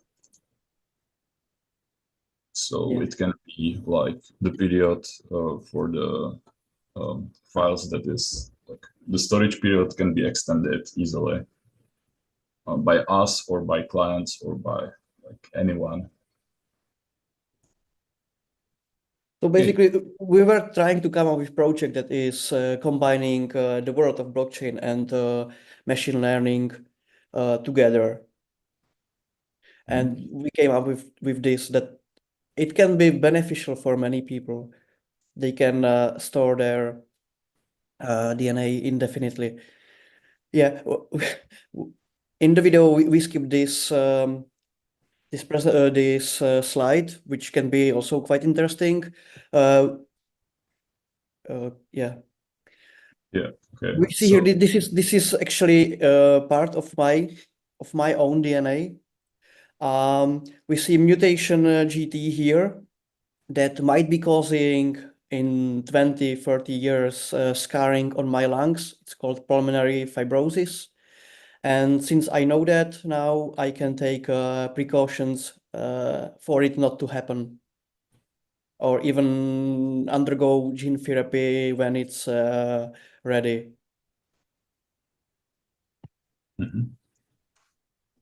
Okay, so you don't have any further questions. I'm not sure if we should overextend our demo. Yeah, feel free to do that. Sorry, can you please repeat? I mean, feel free to extend the demo if you have any other part that you want. I see, I see. Okay. So,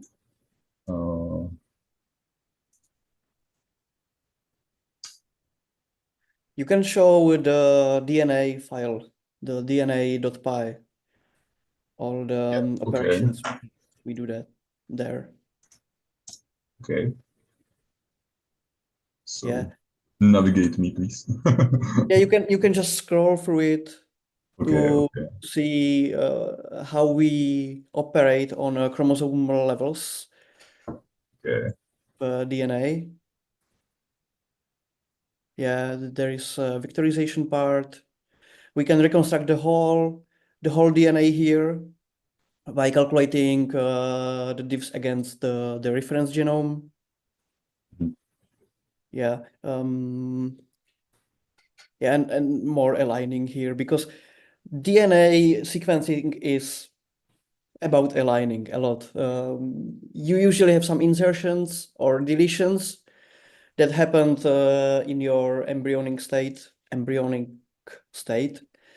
and sometimes it's harmless. Well, mostly it's harmless, but sometimes it can cause some things you don't want, like you can develop cancer from that.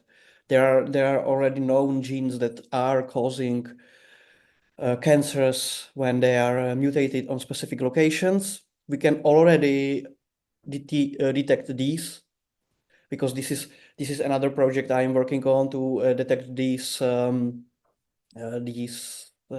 potential threats in your DNA, and we can combine it here.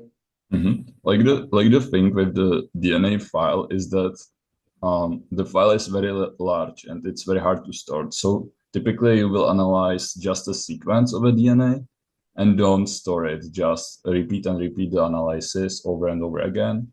But like the advantage of storing the whole DNA is that there is like a massive research about the DNA, and constantly like new studies are appearing and stuff. So you can like constantly analyze your DNA and check for the like new information about the DNA. So that is one of the motivation why it's very good to have it like stored somewhere. Maybe indefinitely or for a very long time. Yeah. Yeah, because in 100 years, it can be very beneficial for scientists to study your DNA.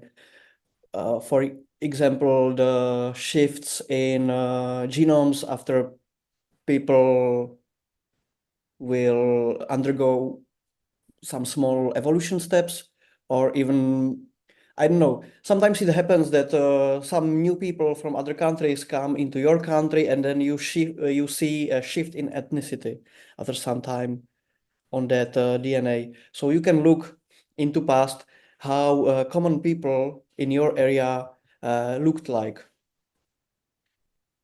and what problems they had. Yeah. Oh, it's also seen on some like ethnicities. Uh, some ethnicities maybe have advantages in like different sports and stuff like that because they were exposed to some like stress for a longer time than others and stuff like that. So this is basically the same, but we can track the DNA like to the past by this project. Yeah. Yeah, and it can also work as verification. This DNA fingerprinting can be used in biometrics. So we didn't accent it in our slides, but for example, you can have your DNA as the last resort when something happens, when someone is trying to impersonate you. And yeah, we mostly try to like address the technical part of the project. We saved the business part for later, but for example, to do like use cases, it has some unique attributes to like verification of identities. For example, compared to fingerprints that you use, for example, on your phone.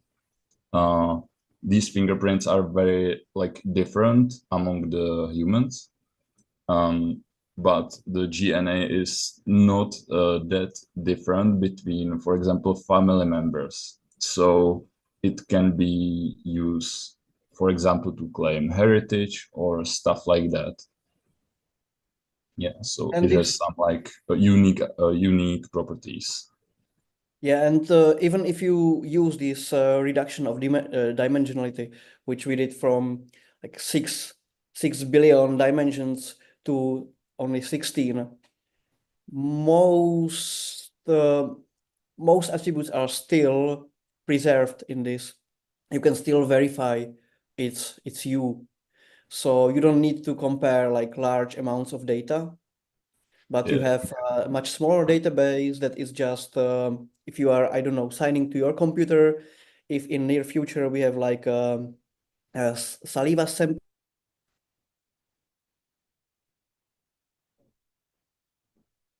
comparison that it is really you. Yeah, so the fingerprint can be really useful as well as the difference files. Yeah.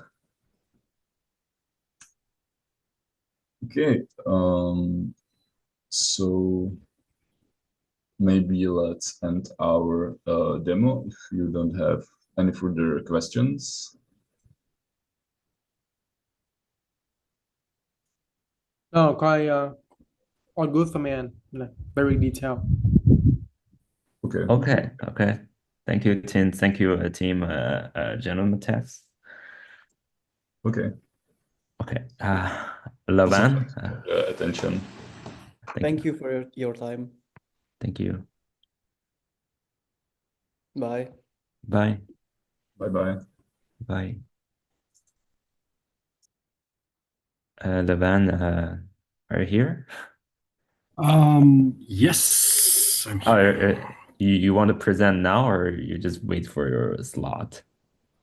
You're ready?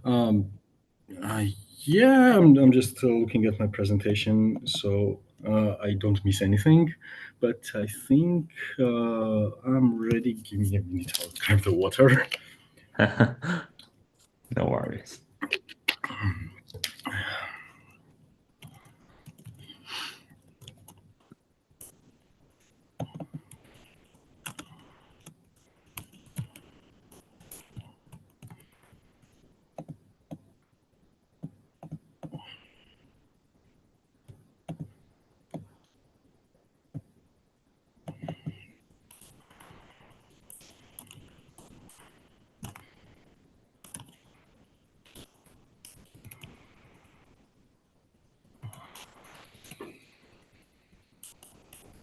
right.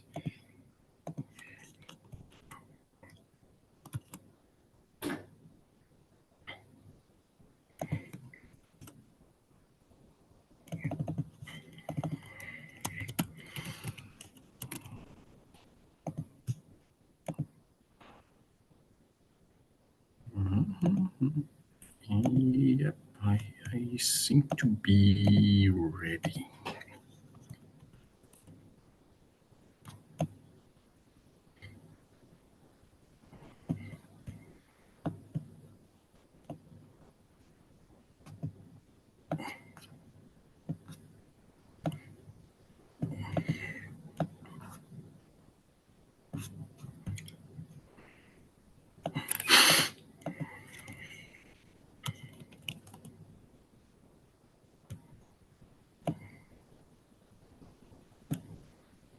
Okay, I can start. How do I have permission to share my screen?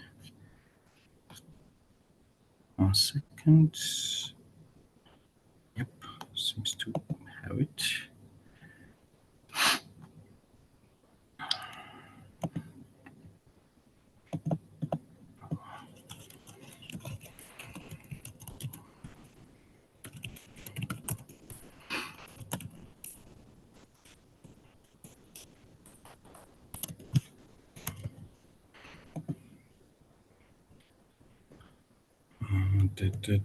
Share.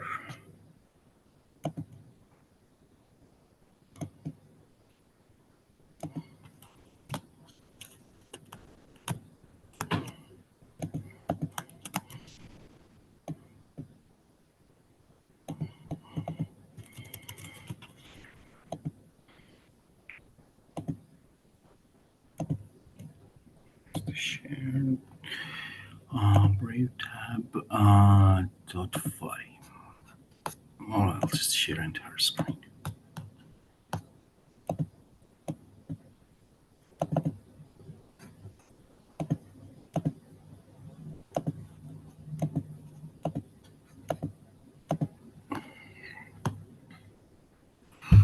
All right, my screen should be visible. Yep. Okay. Well, let's switch to full screen mode and let's go. All right, I'm Levan and I'm presenting the project .fi. And I'm software developer. Other project member, Eto, is the project manager. She's currently participating in elections as a watcher, so she cannot join, unfortunately. So, what's .fi? Basically, we wanted to bring the current existing very popular trends on the market, which drives lots of ecosystems to Polkadot. So we built .fi. Let's start with the motivation. Bitcoin layer 2s and the lending protocols built on top of the Bitcoin ecosystem are picking up momentum quite fast. Current Bitcoin market capitalization is about 1.3 trillion, and the Bitcoin lending market is 45 billion, growing rapidly, and it's estimated to have about 26-27% annual growth rate, which is actually a huge growth rate for any market. For instance, one of the leading DeFi protocols, Blockchain, which is probably the largest ones between DeFi protocols, has run out of lending funds, and it's just not lending out anymore because the demand on Bitcoin-based lending is huge and it's growing even faster, especially now when Bitcoin's price is picking up momentum as well. And yeah, like this market is gonna grow and not reduce in the foreseeable future. So what we wanted to do is bring the build an application chain which would bring all the layer 2/lending related features to Polkadot, because first of all, it is far more superior tech than some others that are used for this same exact purpose. And second, we believe that Polkadot currently lacks applications that will drive the users which have like modern requirements against the crypto world. So by introducing DotFi, we aim to attract some of the Bitcoin DeFi enthusiasts and users to the application chain, and as well as Polkadot ecosystem overall. So what's DotFi? DotFi is an application chain built by Substrate and the Frontier palette that allowed us to build contracts using Solidity, and moreover, it allows us to open up the application chain to the wide range of developers out there who are familiar with the Ethereum ecosystem, who are familiar with the Solidity, and want to build something on top of our chain or any basically on top of our chain.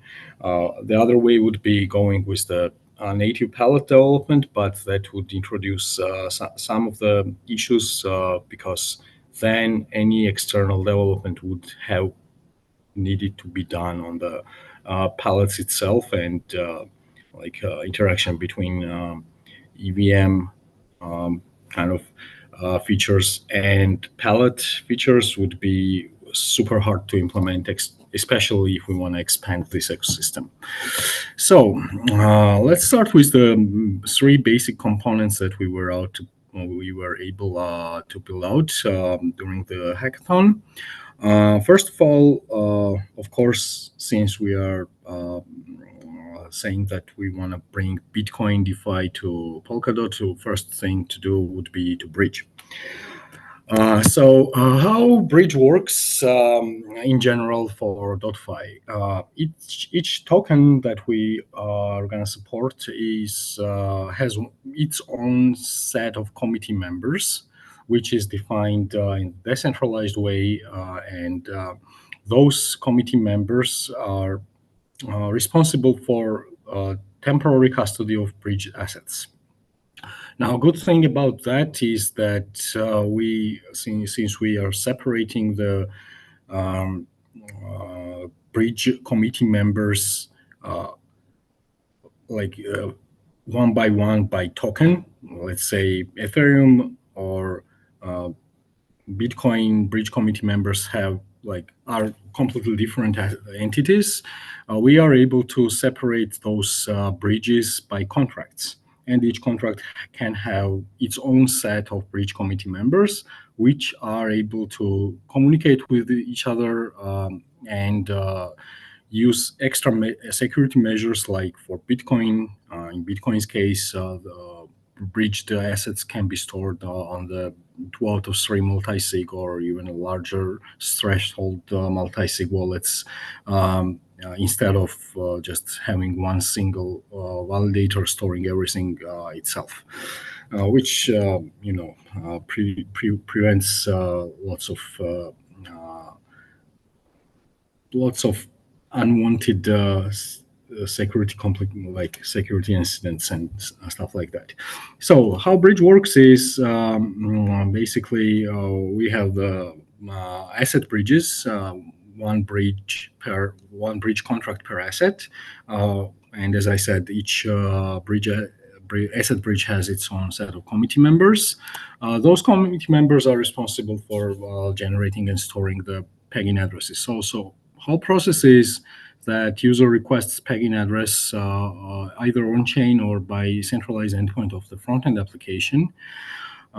Committee members pick up the request, generate the deposit address for the users, and as I said, we are modifying the Bitcoin bridge software so it can support 2 out of 3 multi-sig. What happens next is the user sends Bitcoin to the address. Bridge committees first register the transaction on DotFi side. on the contract, and then once they verify that it's confirmed after reaching the specific threshold, 3 confirmations or six confirmations, the Bitcoin bridge tells the generic bridge to release the dBTC to the user. dBTC is .5 Bitcoin.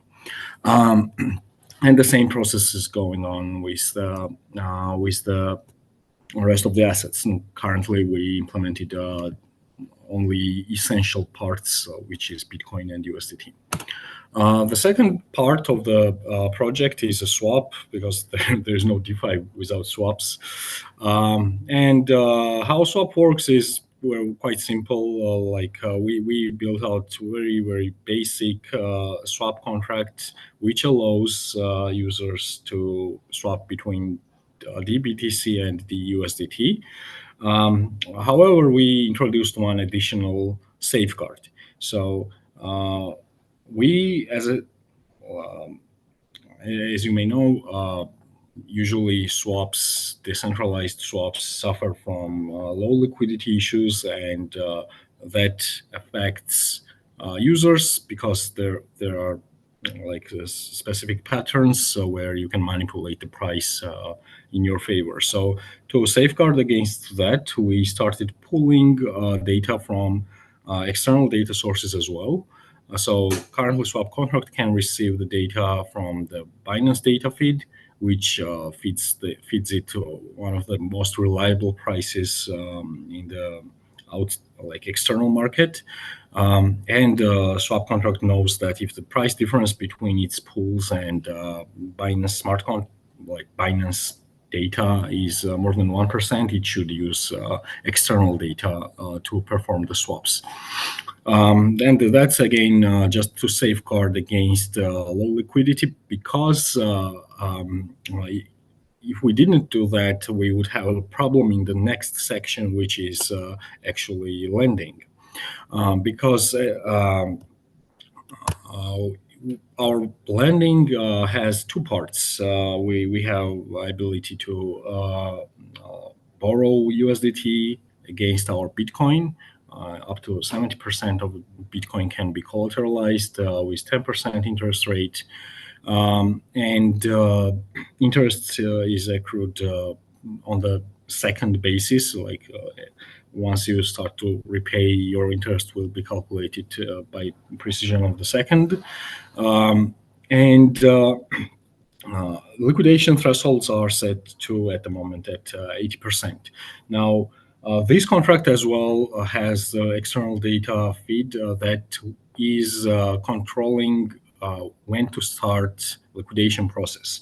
Again, we didn't want to rely fully on the swap contract's price because in the beginning, at least, it will have low liquidity, which means that it will be easy to manipulate the price that could trigger the liquidations, which we don't want to happen. And you will ask where the money is coming from. So, of course, borrowing doesn't work without lending. So we built a lending smart contract as well using Solidity, where users can deposit their USDT, well, DUSDT. They lock it up, and once the loans are made out, user gets up to 8% of APR on their USDT, which means that if their fund is used for the loans, then they will get share out of the interest.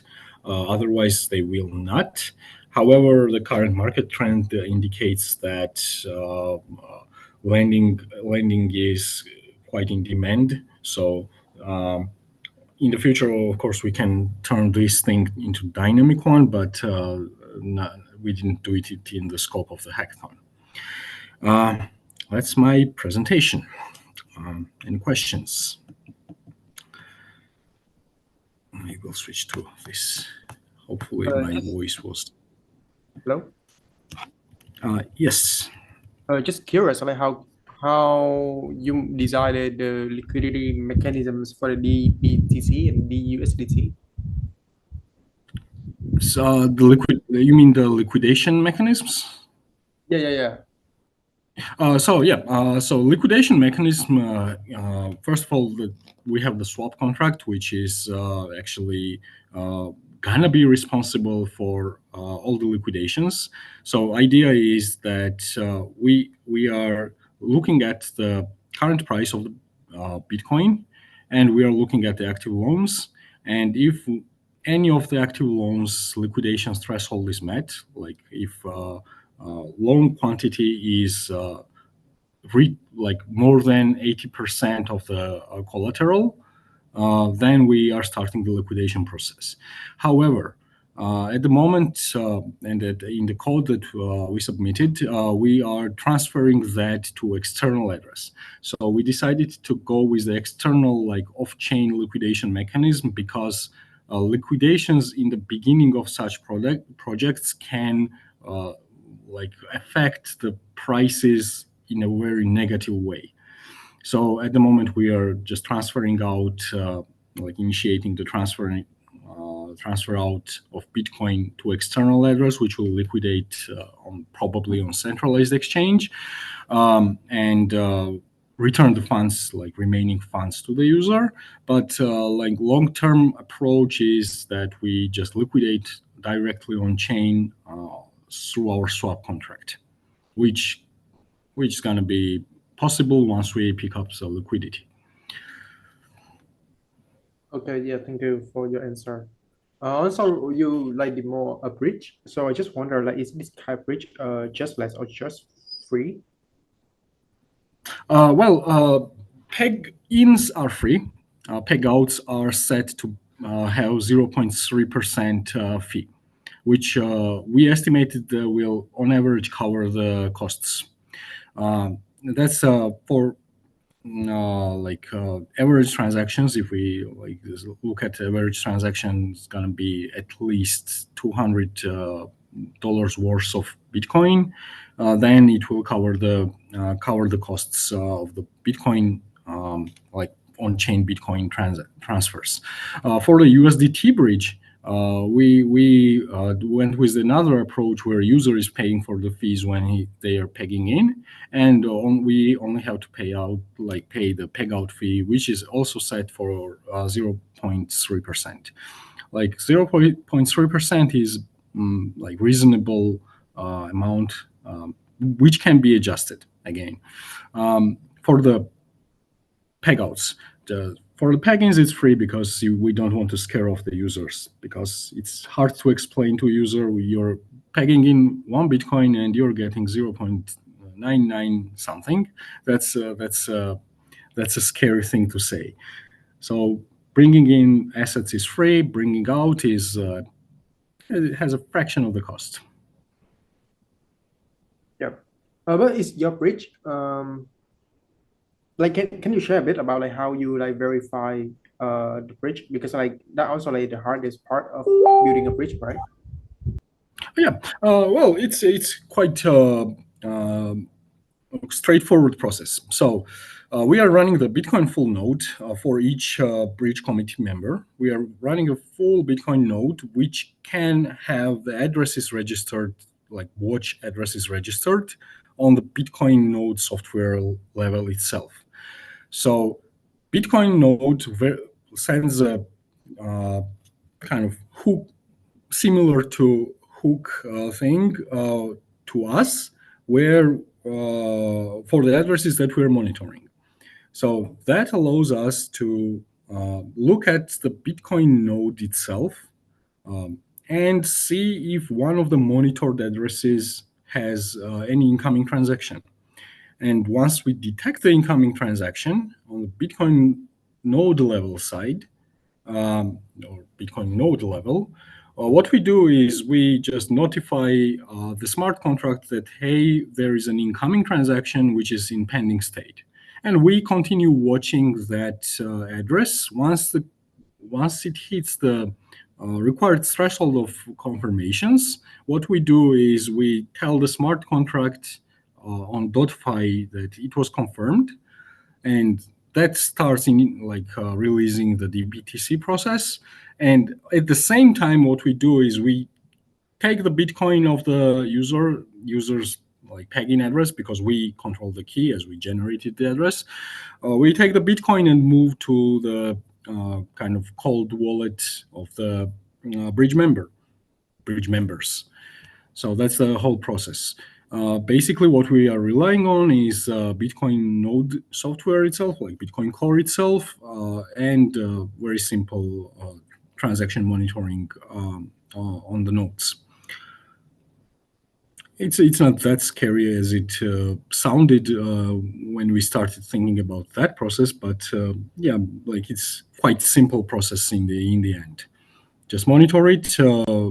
You have the capabilities to monitor as many addresses as you want on the Bitcoin Core. Once you see the incoming transaction, just pick it up and send it to your multi-sig address. That's the whole process. Okay, but what happened if like your multi-sig address? Yeah, it is a bit like out of the context of your demo, but I just curious, like what happened if like your multi-sig key, is both? That's why we want to do like 2 out of 3 or 3 out of 5 multi-sig for the bridge committee members. And as many bridge committee members we have, that increases the security of the whole bridge as well. So let's say 2 keys get leaked. That means that if we have 3 out of 5 multi-sig, those 2 keys cannot hurt the user's funds. What we will do is we just move the funds to a new multi-sig, and each committee member, bridge committee member, will generate a new set of keys. That's it. If like catastrophe happens and all the keys leak, which is a very bad scenario, then we are of course in trouble. But in fact, the bridge committee members are in trouble because they took the responsibility of guarding those keys. So what we're thinking about to avoid that is doing exactly what Thorchain did, where they are requiring the deposit of some collateral from the committee members. Basically, you will have to stake some funds in order to become the committee member, and then if you lose some of the user's funds, it will be covered from the collateral that you provided. But that's something that we need to kind of think through, because we didn't implement that for the hackathon, but that needs to be thought of. Initial kind of safeguard against losing users' funds is using the multi-sig and using multi-sig for like using as secure multi-sig as we can. Now, technically, it can be 3 out of 5 or 7 out of 9 or something like that. However, we also should consider one factor that if we rapidly increase the number of required signatures, it will increase the transaction size on Bitcoin side, and it will then introduce the higher fees. So that's a balance that we will need to find. At the moment, what I'm thinking is that 3 out of 5 multi-sig is completely enough. If we hit some of the higher liquidity or higher transaction volumes, then we could split the user's fund storage into 2 parts. One would be the hot wallet with 3 out of 5, and second one would be, I don't know, something like 7 out of 10 multi-sig wallet. So those are the kind of possible resolutions of the problem that you just asked about. If that answers the question, of course. Thank you. Very detailed explanation. Thank you. And unfortunately, I'm not able to demo the actual live site today because, again, I totally, that's my bad, absolutely. like I miscalculated the time zone because I had to travel for day. However, we have the domain acquired. We have all the infrastructure kind of set up for the testnet Bitcoin, testnet 3 Bitcoin, and Sepolia network on Ethereum. I'll be gladly sharing the URLs once I just turn it off. I was planning to do that by evening, but yeah, that's totally my bad. And of course, we are fully tested for the mainnet as well. Any other questions, if you have? No, good for my end. Yeah, thank you. Okay, cool. And one more addition that I can add is like in the provided repositories, you will find all the contracts and all the setup instructions, how to run the nodes, how to pre-fund some of the accounts, how to deploy some of the test tokens, like all of that is kind of in the repositories that we provided. Thank you very much. Thank you, team. Thank you, Levan. Okay, thank you for the team. .fi. Let's go to our next team. Is Karting Heroes. Yeah, Karting Heroes. You can start to present. Hi everyone. I'm Soleh from Marvel's Studio. We developed the Karting Heroes game for this hackathon, and I'm here to present it. Okay.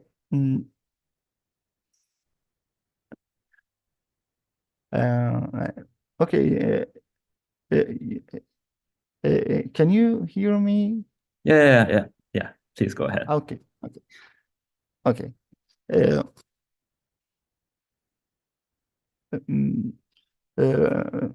First of all, I want to mention that I had a problem with the smart contract today, so I just that part I can show the code, but it doesn't work right now. We save the leaderboard, the game result in the blockchain, and we plan to add NFTs and other things later. But for this hackathon, we kept it simple and just save the game result on the blockchain. Okay. Let me share this screen.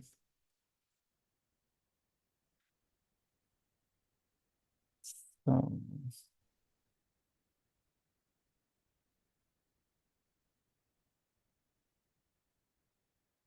okay. Okay, you can see my screen, right? Yes. Okay. Okay, this is the game. We created everything from this hackathon. We have a design full UI for the game, and we also added real-time networking. So we have a karting game. If you ever played a karting game like Mario Kart, which is the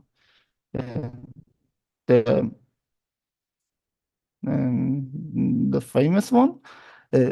So you know a little bit about the karting games core mechanics. So what and we also designed a map from the scratch for this game. I'm saying these things because the game itself is not complete. We kind of not this one. Let me see. This is the default map in Unity. Okay, this is our one. So doing these things because the game is not complete. We could not make it in time. So I just thought we can present it at this stage. We better present it at this stage. Okay, what we have is that we have the main menu.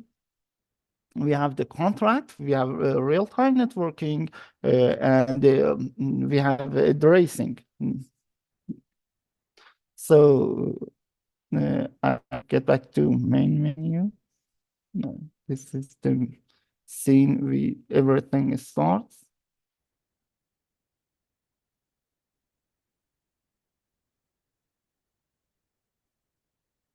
Okay.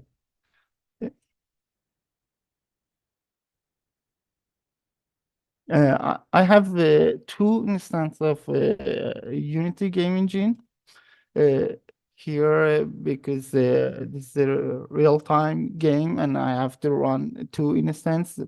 I wanted to show this in the engine, though I've built it already.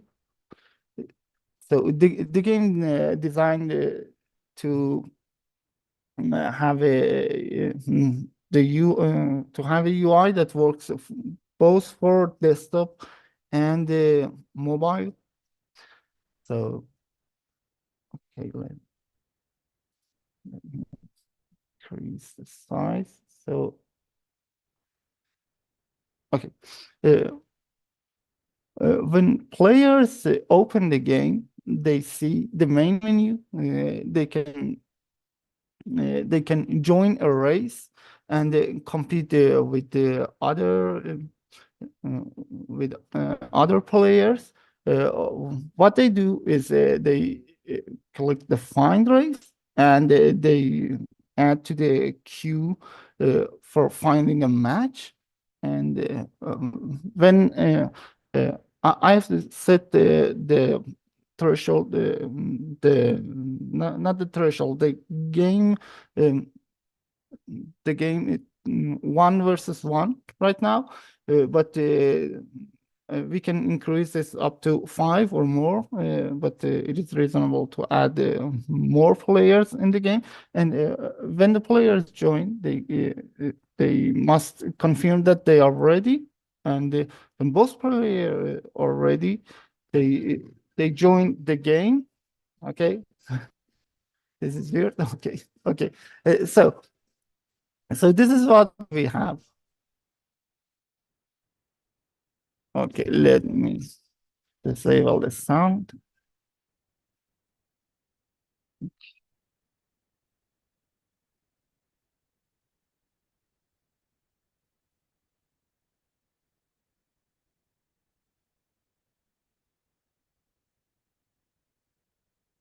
Okay. Okay. What they can do then is to compete with each other to reach to the finish line, and so okay. Okay, this is what we have right now. It is not complete, and that's what we achieved in the time of the hackathon.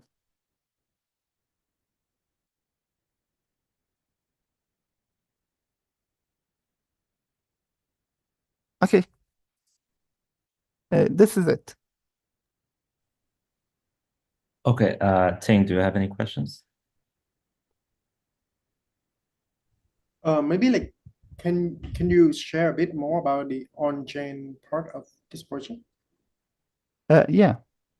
Wasn't very clear to me. Okay. Okay, this is the back end of the game,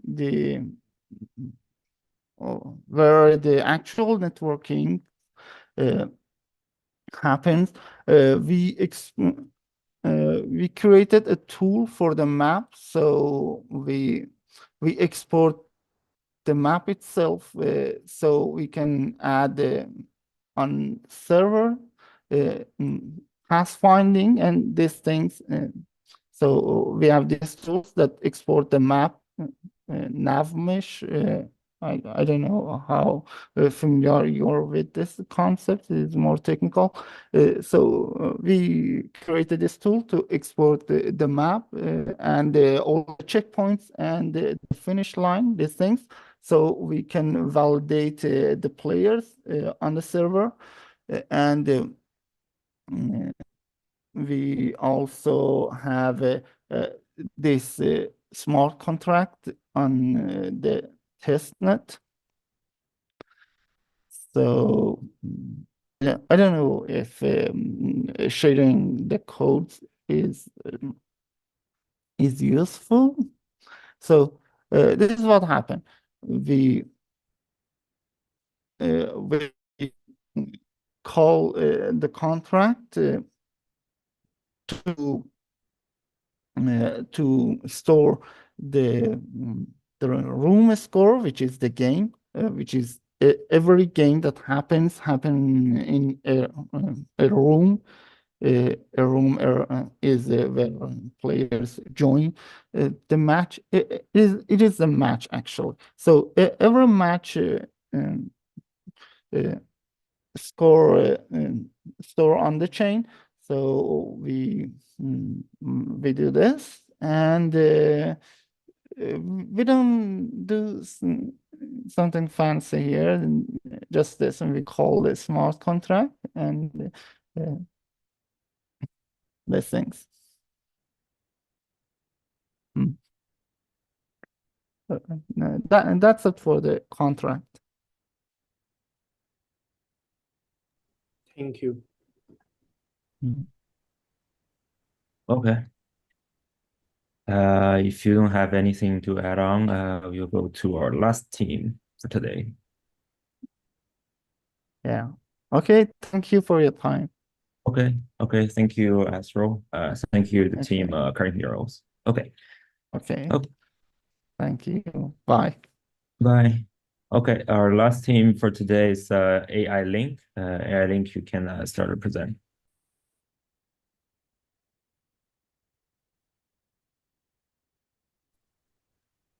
Hi, am I audible? Yeah. Okay, I'm Mark from AI Link. My team member Quentley is also here, and Tony is also here. So let me share my screen first. So I'll be presenting the AI Link demo. Let me share.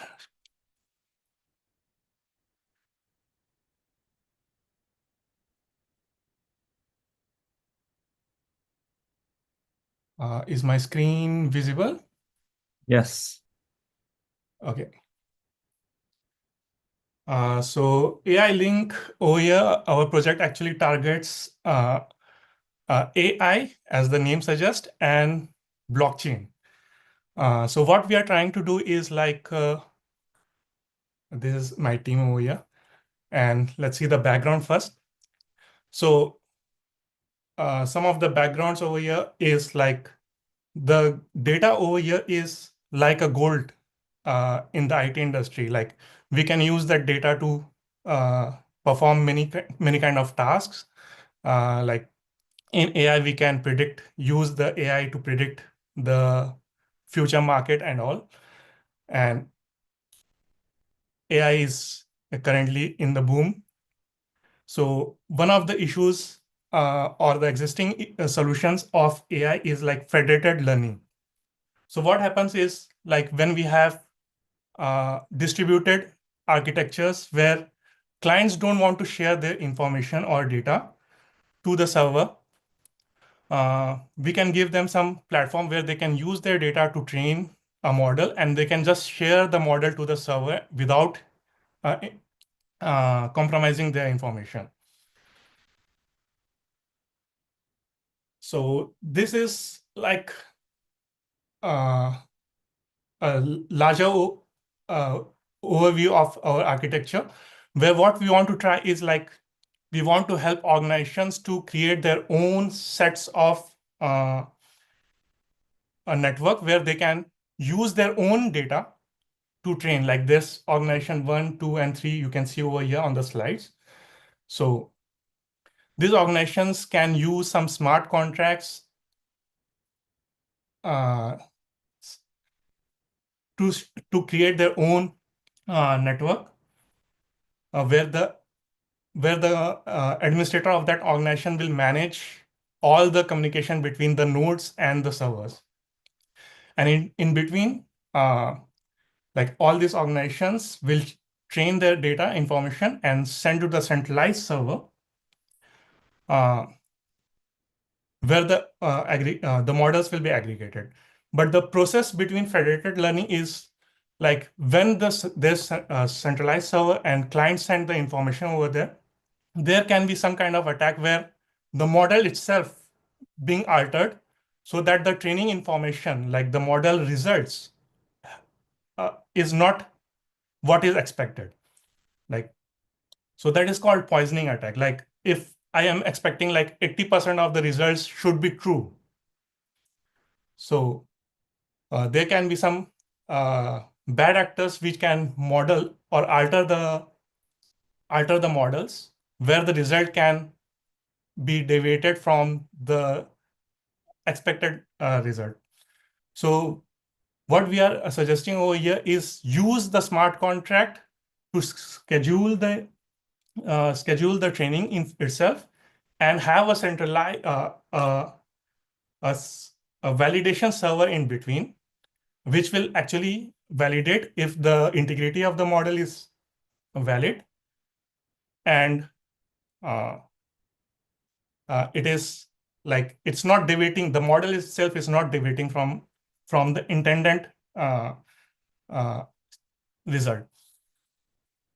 So over here, what we are trying to do is like have a collaborative training, and we are targeting the SES network because SES network itself can store a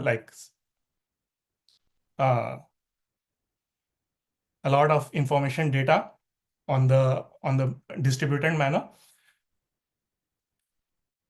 Okay, and this is our smaller overview of how things will be working. Like on the right side, you can see the clients. Clients can be any device like laptops, smartphones, and all. And in the center, we have a validation proxy that will actually validate the integrity of the model and check the deviation of the model. So what we have planned is currently use similarity hash or cosine similarity functions. But unfortunately, we were not able to implement that for the current hackathon because of some time constraints and other related works. So, but this is what is our idea. Right now, what we have implemented is able to validate the integrity of the model, but we are not able to implement the cosine similarity on top of it right now, sim hash something. And on the left side, we have the server that will actually aggregate all the models. And on top will be the smart contract. Like on the blockchain, we will have smart contract that will actually help us to schedule or the administrator to schedule all the training rounds. Like they can specify when the training should start and after how many rounds of training. All these clients just have to become idle. Like they will only monitor the smart contract to check if the state has changed or not. And if the new set of training need to be started, they will start automatically. And at the bottom is the SES storage nodes, where actually we will be storing all the models over here. Like the trained model, it will be encrypted and stored on the model. In the future, maybe the validation proxy will be changing it to something like trusted environments like SGX or Grameen. For this hackathon, we were not able to implement that thing. So any questions over here? If you can see, like the training starts from the client, and they actually sends the hash of the training model to the contract itself. Like so, here the contract itself is acting like a proof of existence plus helps in scheduling the training itself. And after that, the model itself is encrypted and sent to the proxy server, like validation proxy. The validation proxy will like decrypt it and validate with the smart contract if the hash is same or not. If it is, then it will proceed with another task like similarity hash. And then if everything is okay, if the deviation of the model is not too much, like it's within the expected range, it is forwarded to the server. The server can go to the contract and validate again and combine all the models if everything is okay. And similarly, server has to, like when it creates the global model, it has to go the similar process what the client has done and send it back to the clients, the new training model over here. So the whole process will be like in the contract, the admin will specify like the start round, when is the starting round, and where is the iteration round, where is the stop round. So within that round, the clients and server need to do the training things. And once that round is finished or that iterations is finished, all the clients or server are idle and they only monitor the contract state. And once the administrator things like the new set of training need to start, they can just go and change the state of the contract and the clients and servers will start the training again.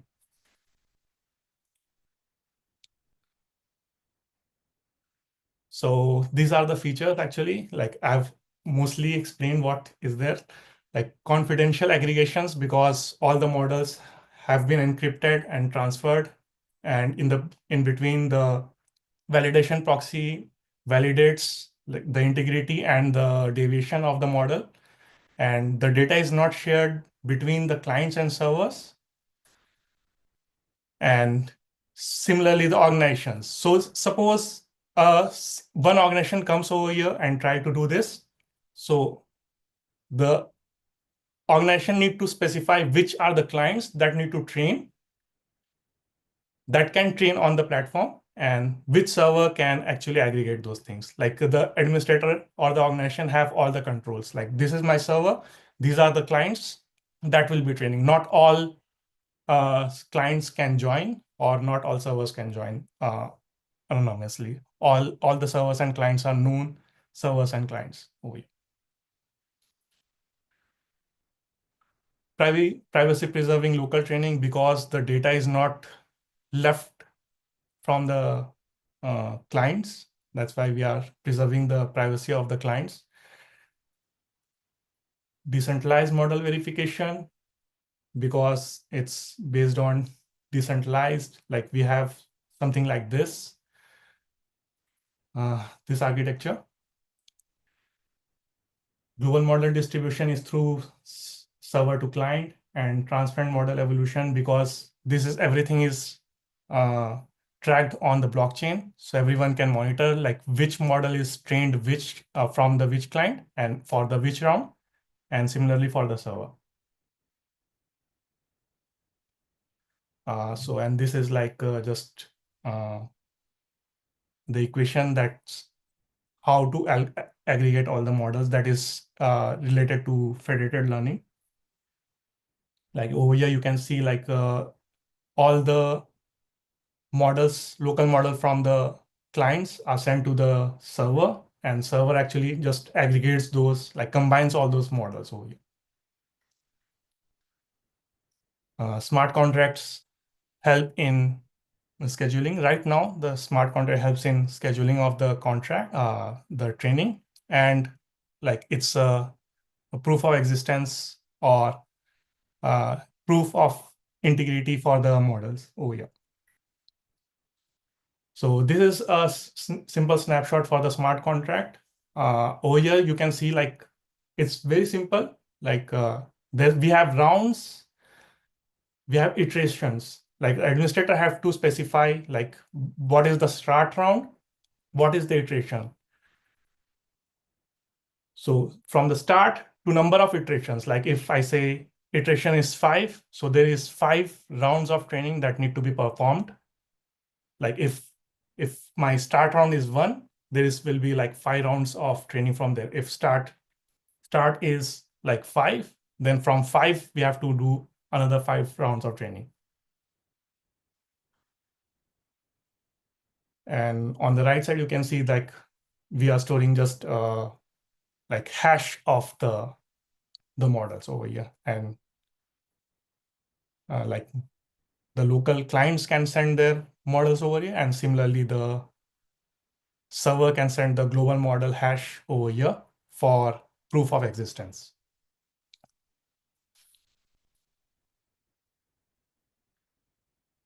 Validation server in between, it actually verifies the model, integrity of the model. If integrity is okay, integrity check is okay, then we start with the check of like how much it deviates. Like it's kind of check if there's some kind of attack on the model or not. So that's what's called poisoning attack over here. And for now, it's just a validation server, but in the future, we are planning to move this inside a secure environment because of lack of hardware and all. We were not able to implement it yet. But in the future, we will implement this in like using SGX or Grameen. That's our plan for now. This is my demo slides. I can also show you how the project works. Is there any questions over here for now?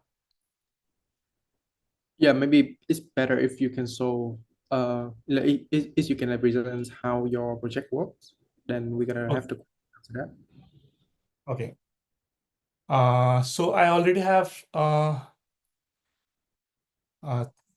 a chain running over here, like local chain for demonstration purpose, because it's easier, it's faster over here. So I have one chain running and I have like 3 accounts in MetaMask. All have like 99 T SES, like for the SES network. And I have smart contract over here. I've only compiled it. I have not deployed it yet. Okay. And here you can see I have like a server that is the federated learning server that it will actually aggregate all the models over here. Validation server is where our model integrity and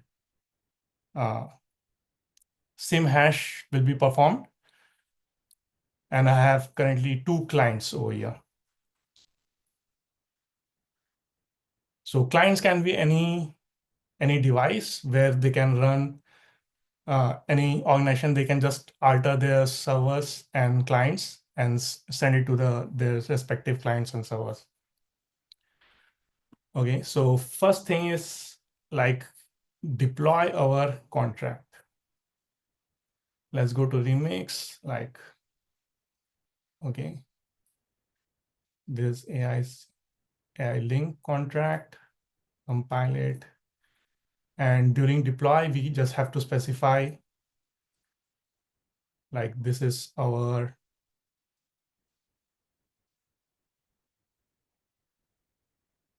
this is the server admin. Currently, I'm using the same accounts over here.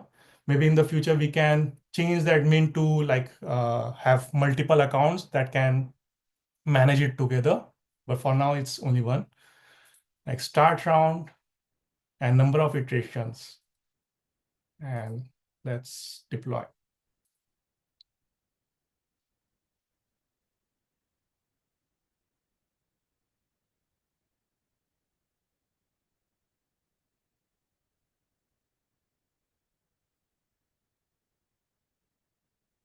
It's taking too much time. Maybe there's some problem with that comes from like they make 2 contracts.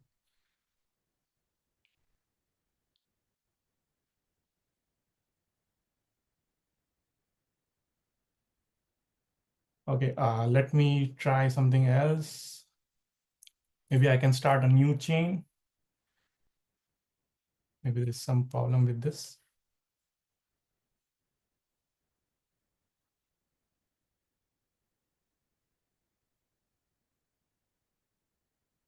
Maybe let me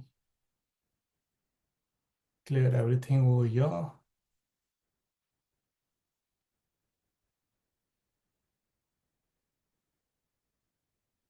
Let me check. Okay. Sorry about that. Let me fastly arrange everything.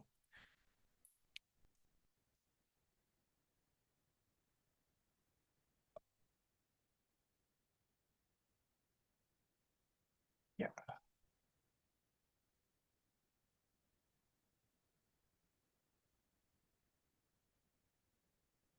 Just send some accounts, some tokens. Like these are actually the MetaMask address, like converted to SES network or substrate network.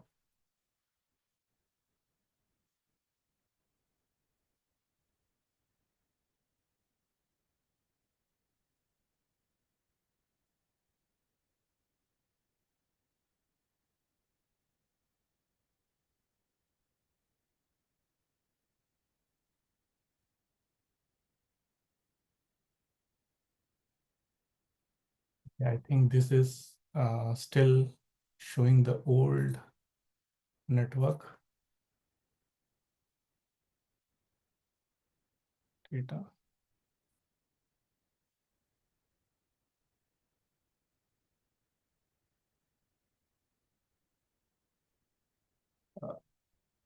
Maybe let me restart the browser itself.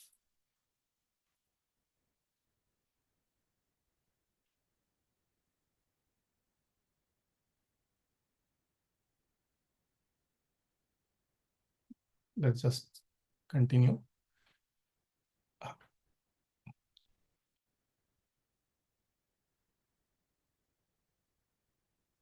Oh, here we need to select MetaMask. It's still showing the old.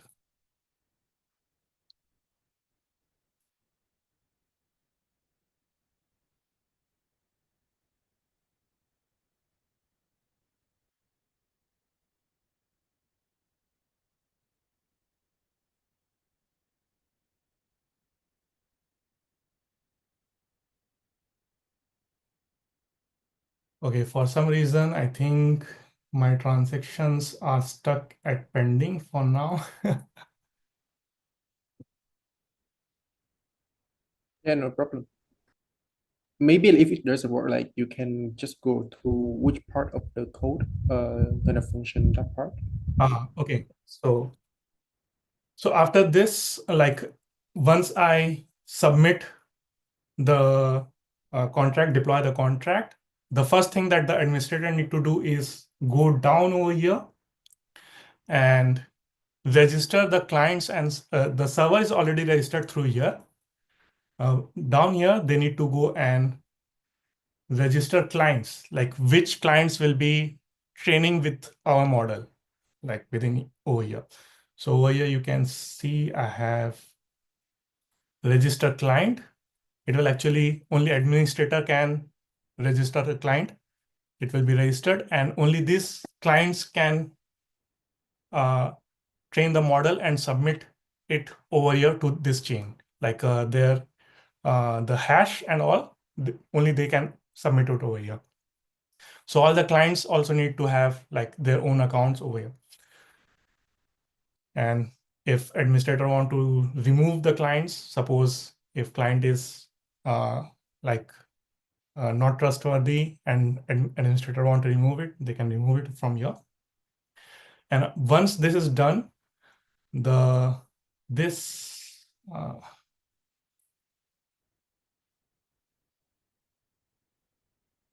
servers and clients are ready to be run. So server will start over here. So this will not run now because the contract is not deployed here because it's still in pending. It monitors the contract. and checks if there's a new round to be performed. So here I can show you.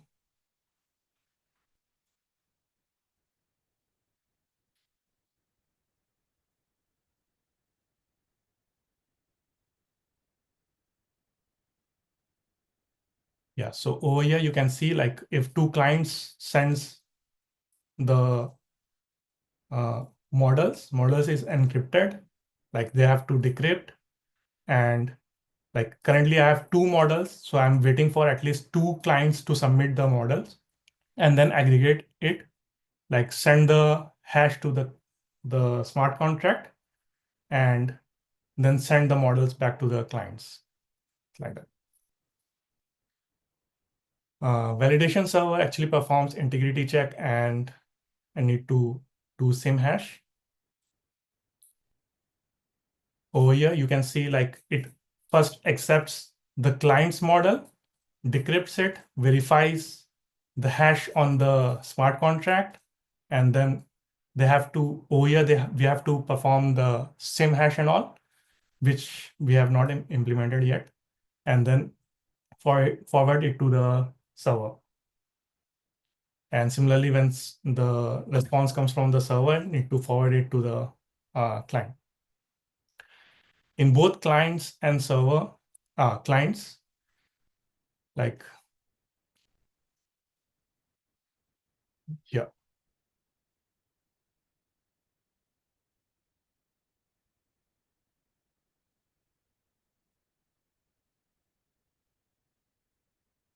Over here, like is the currently I'm using a data set from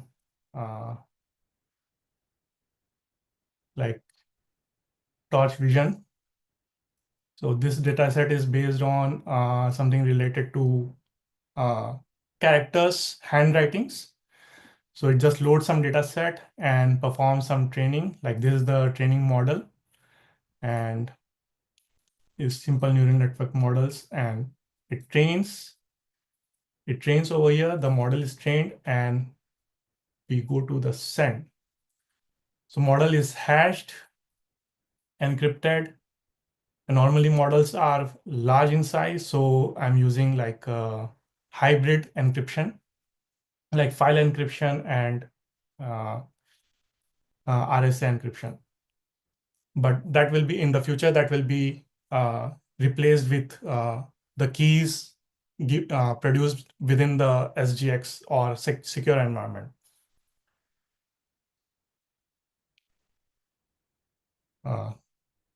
Once the model is ready, we can upload it to the storage nodes for further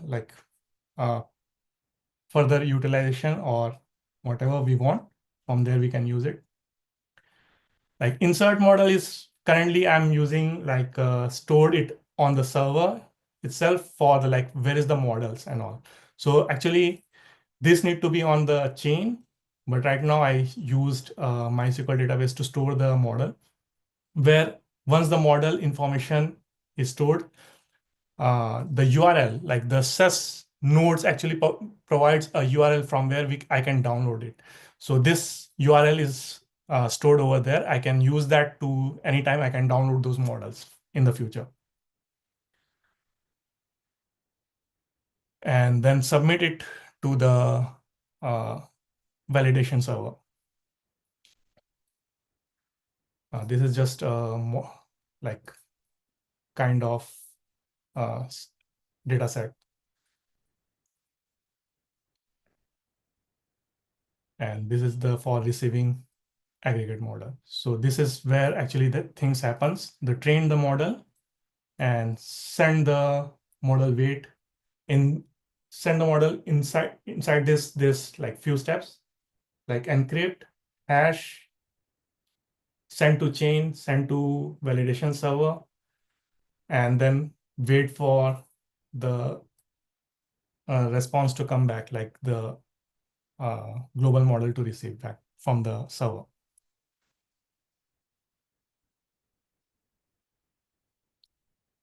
This is what we are trying to do. Like in the future, the we'll improve this smart contract more, and maybe we'll include trusted environment in between. That's it. Thank you. Any questions over here?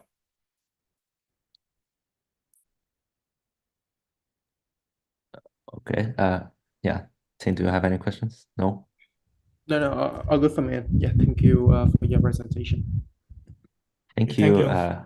Thank you. Thank you, Link. Thank you, Tim. Yeah, that's all for today. And I wish you have a good day or good night.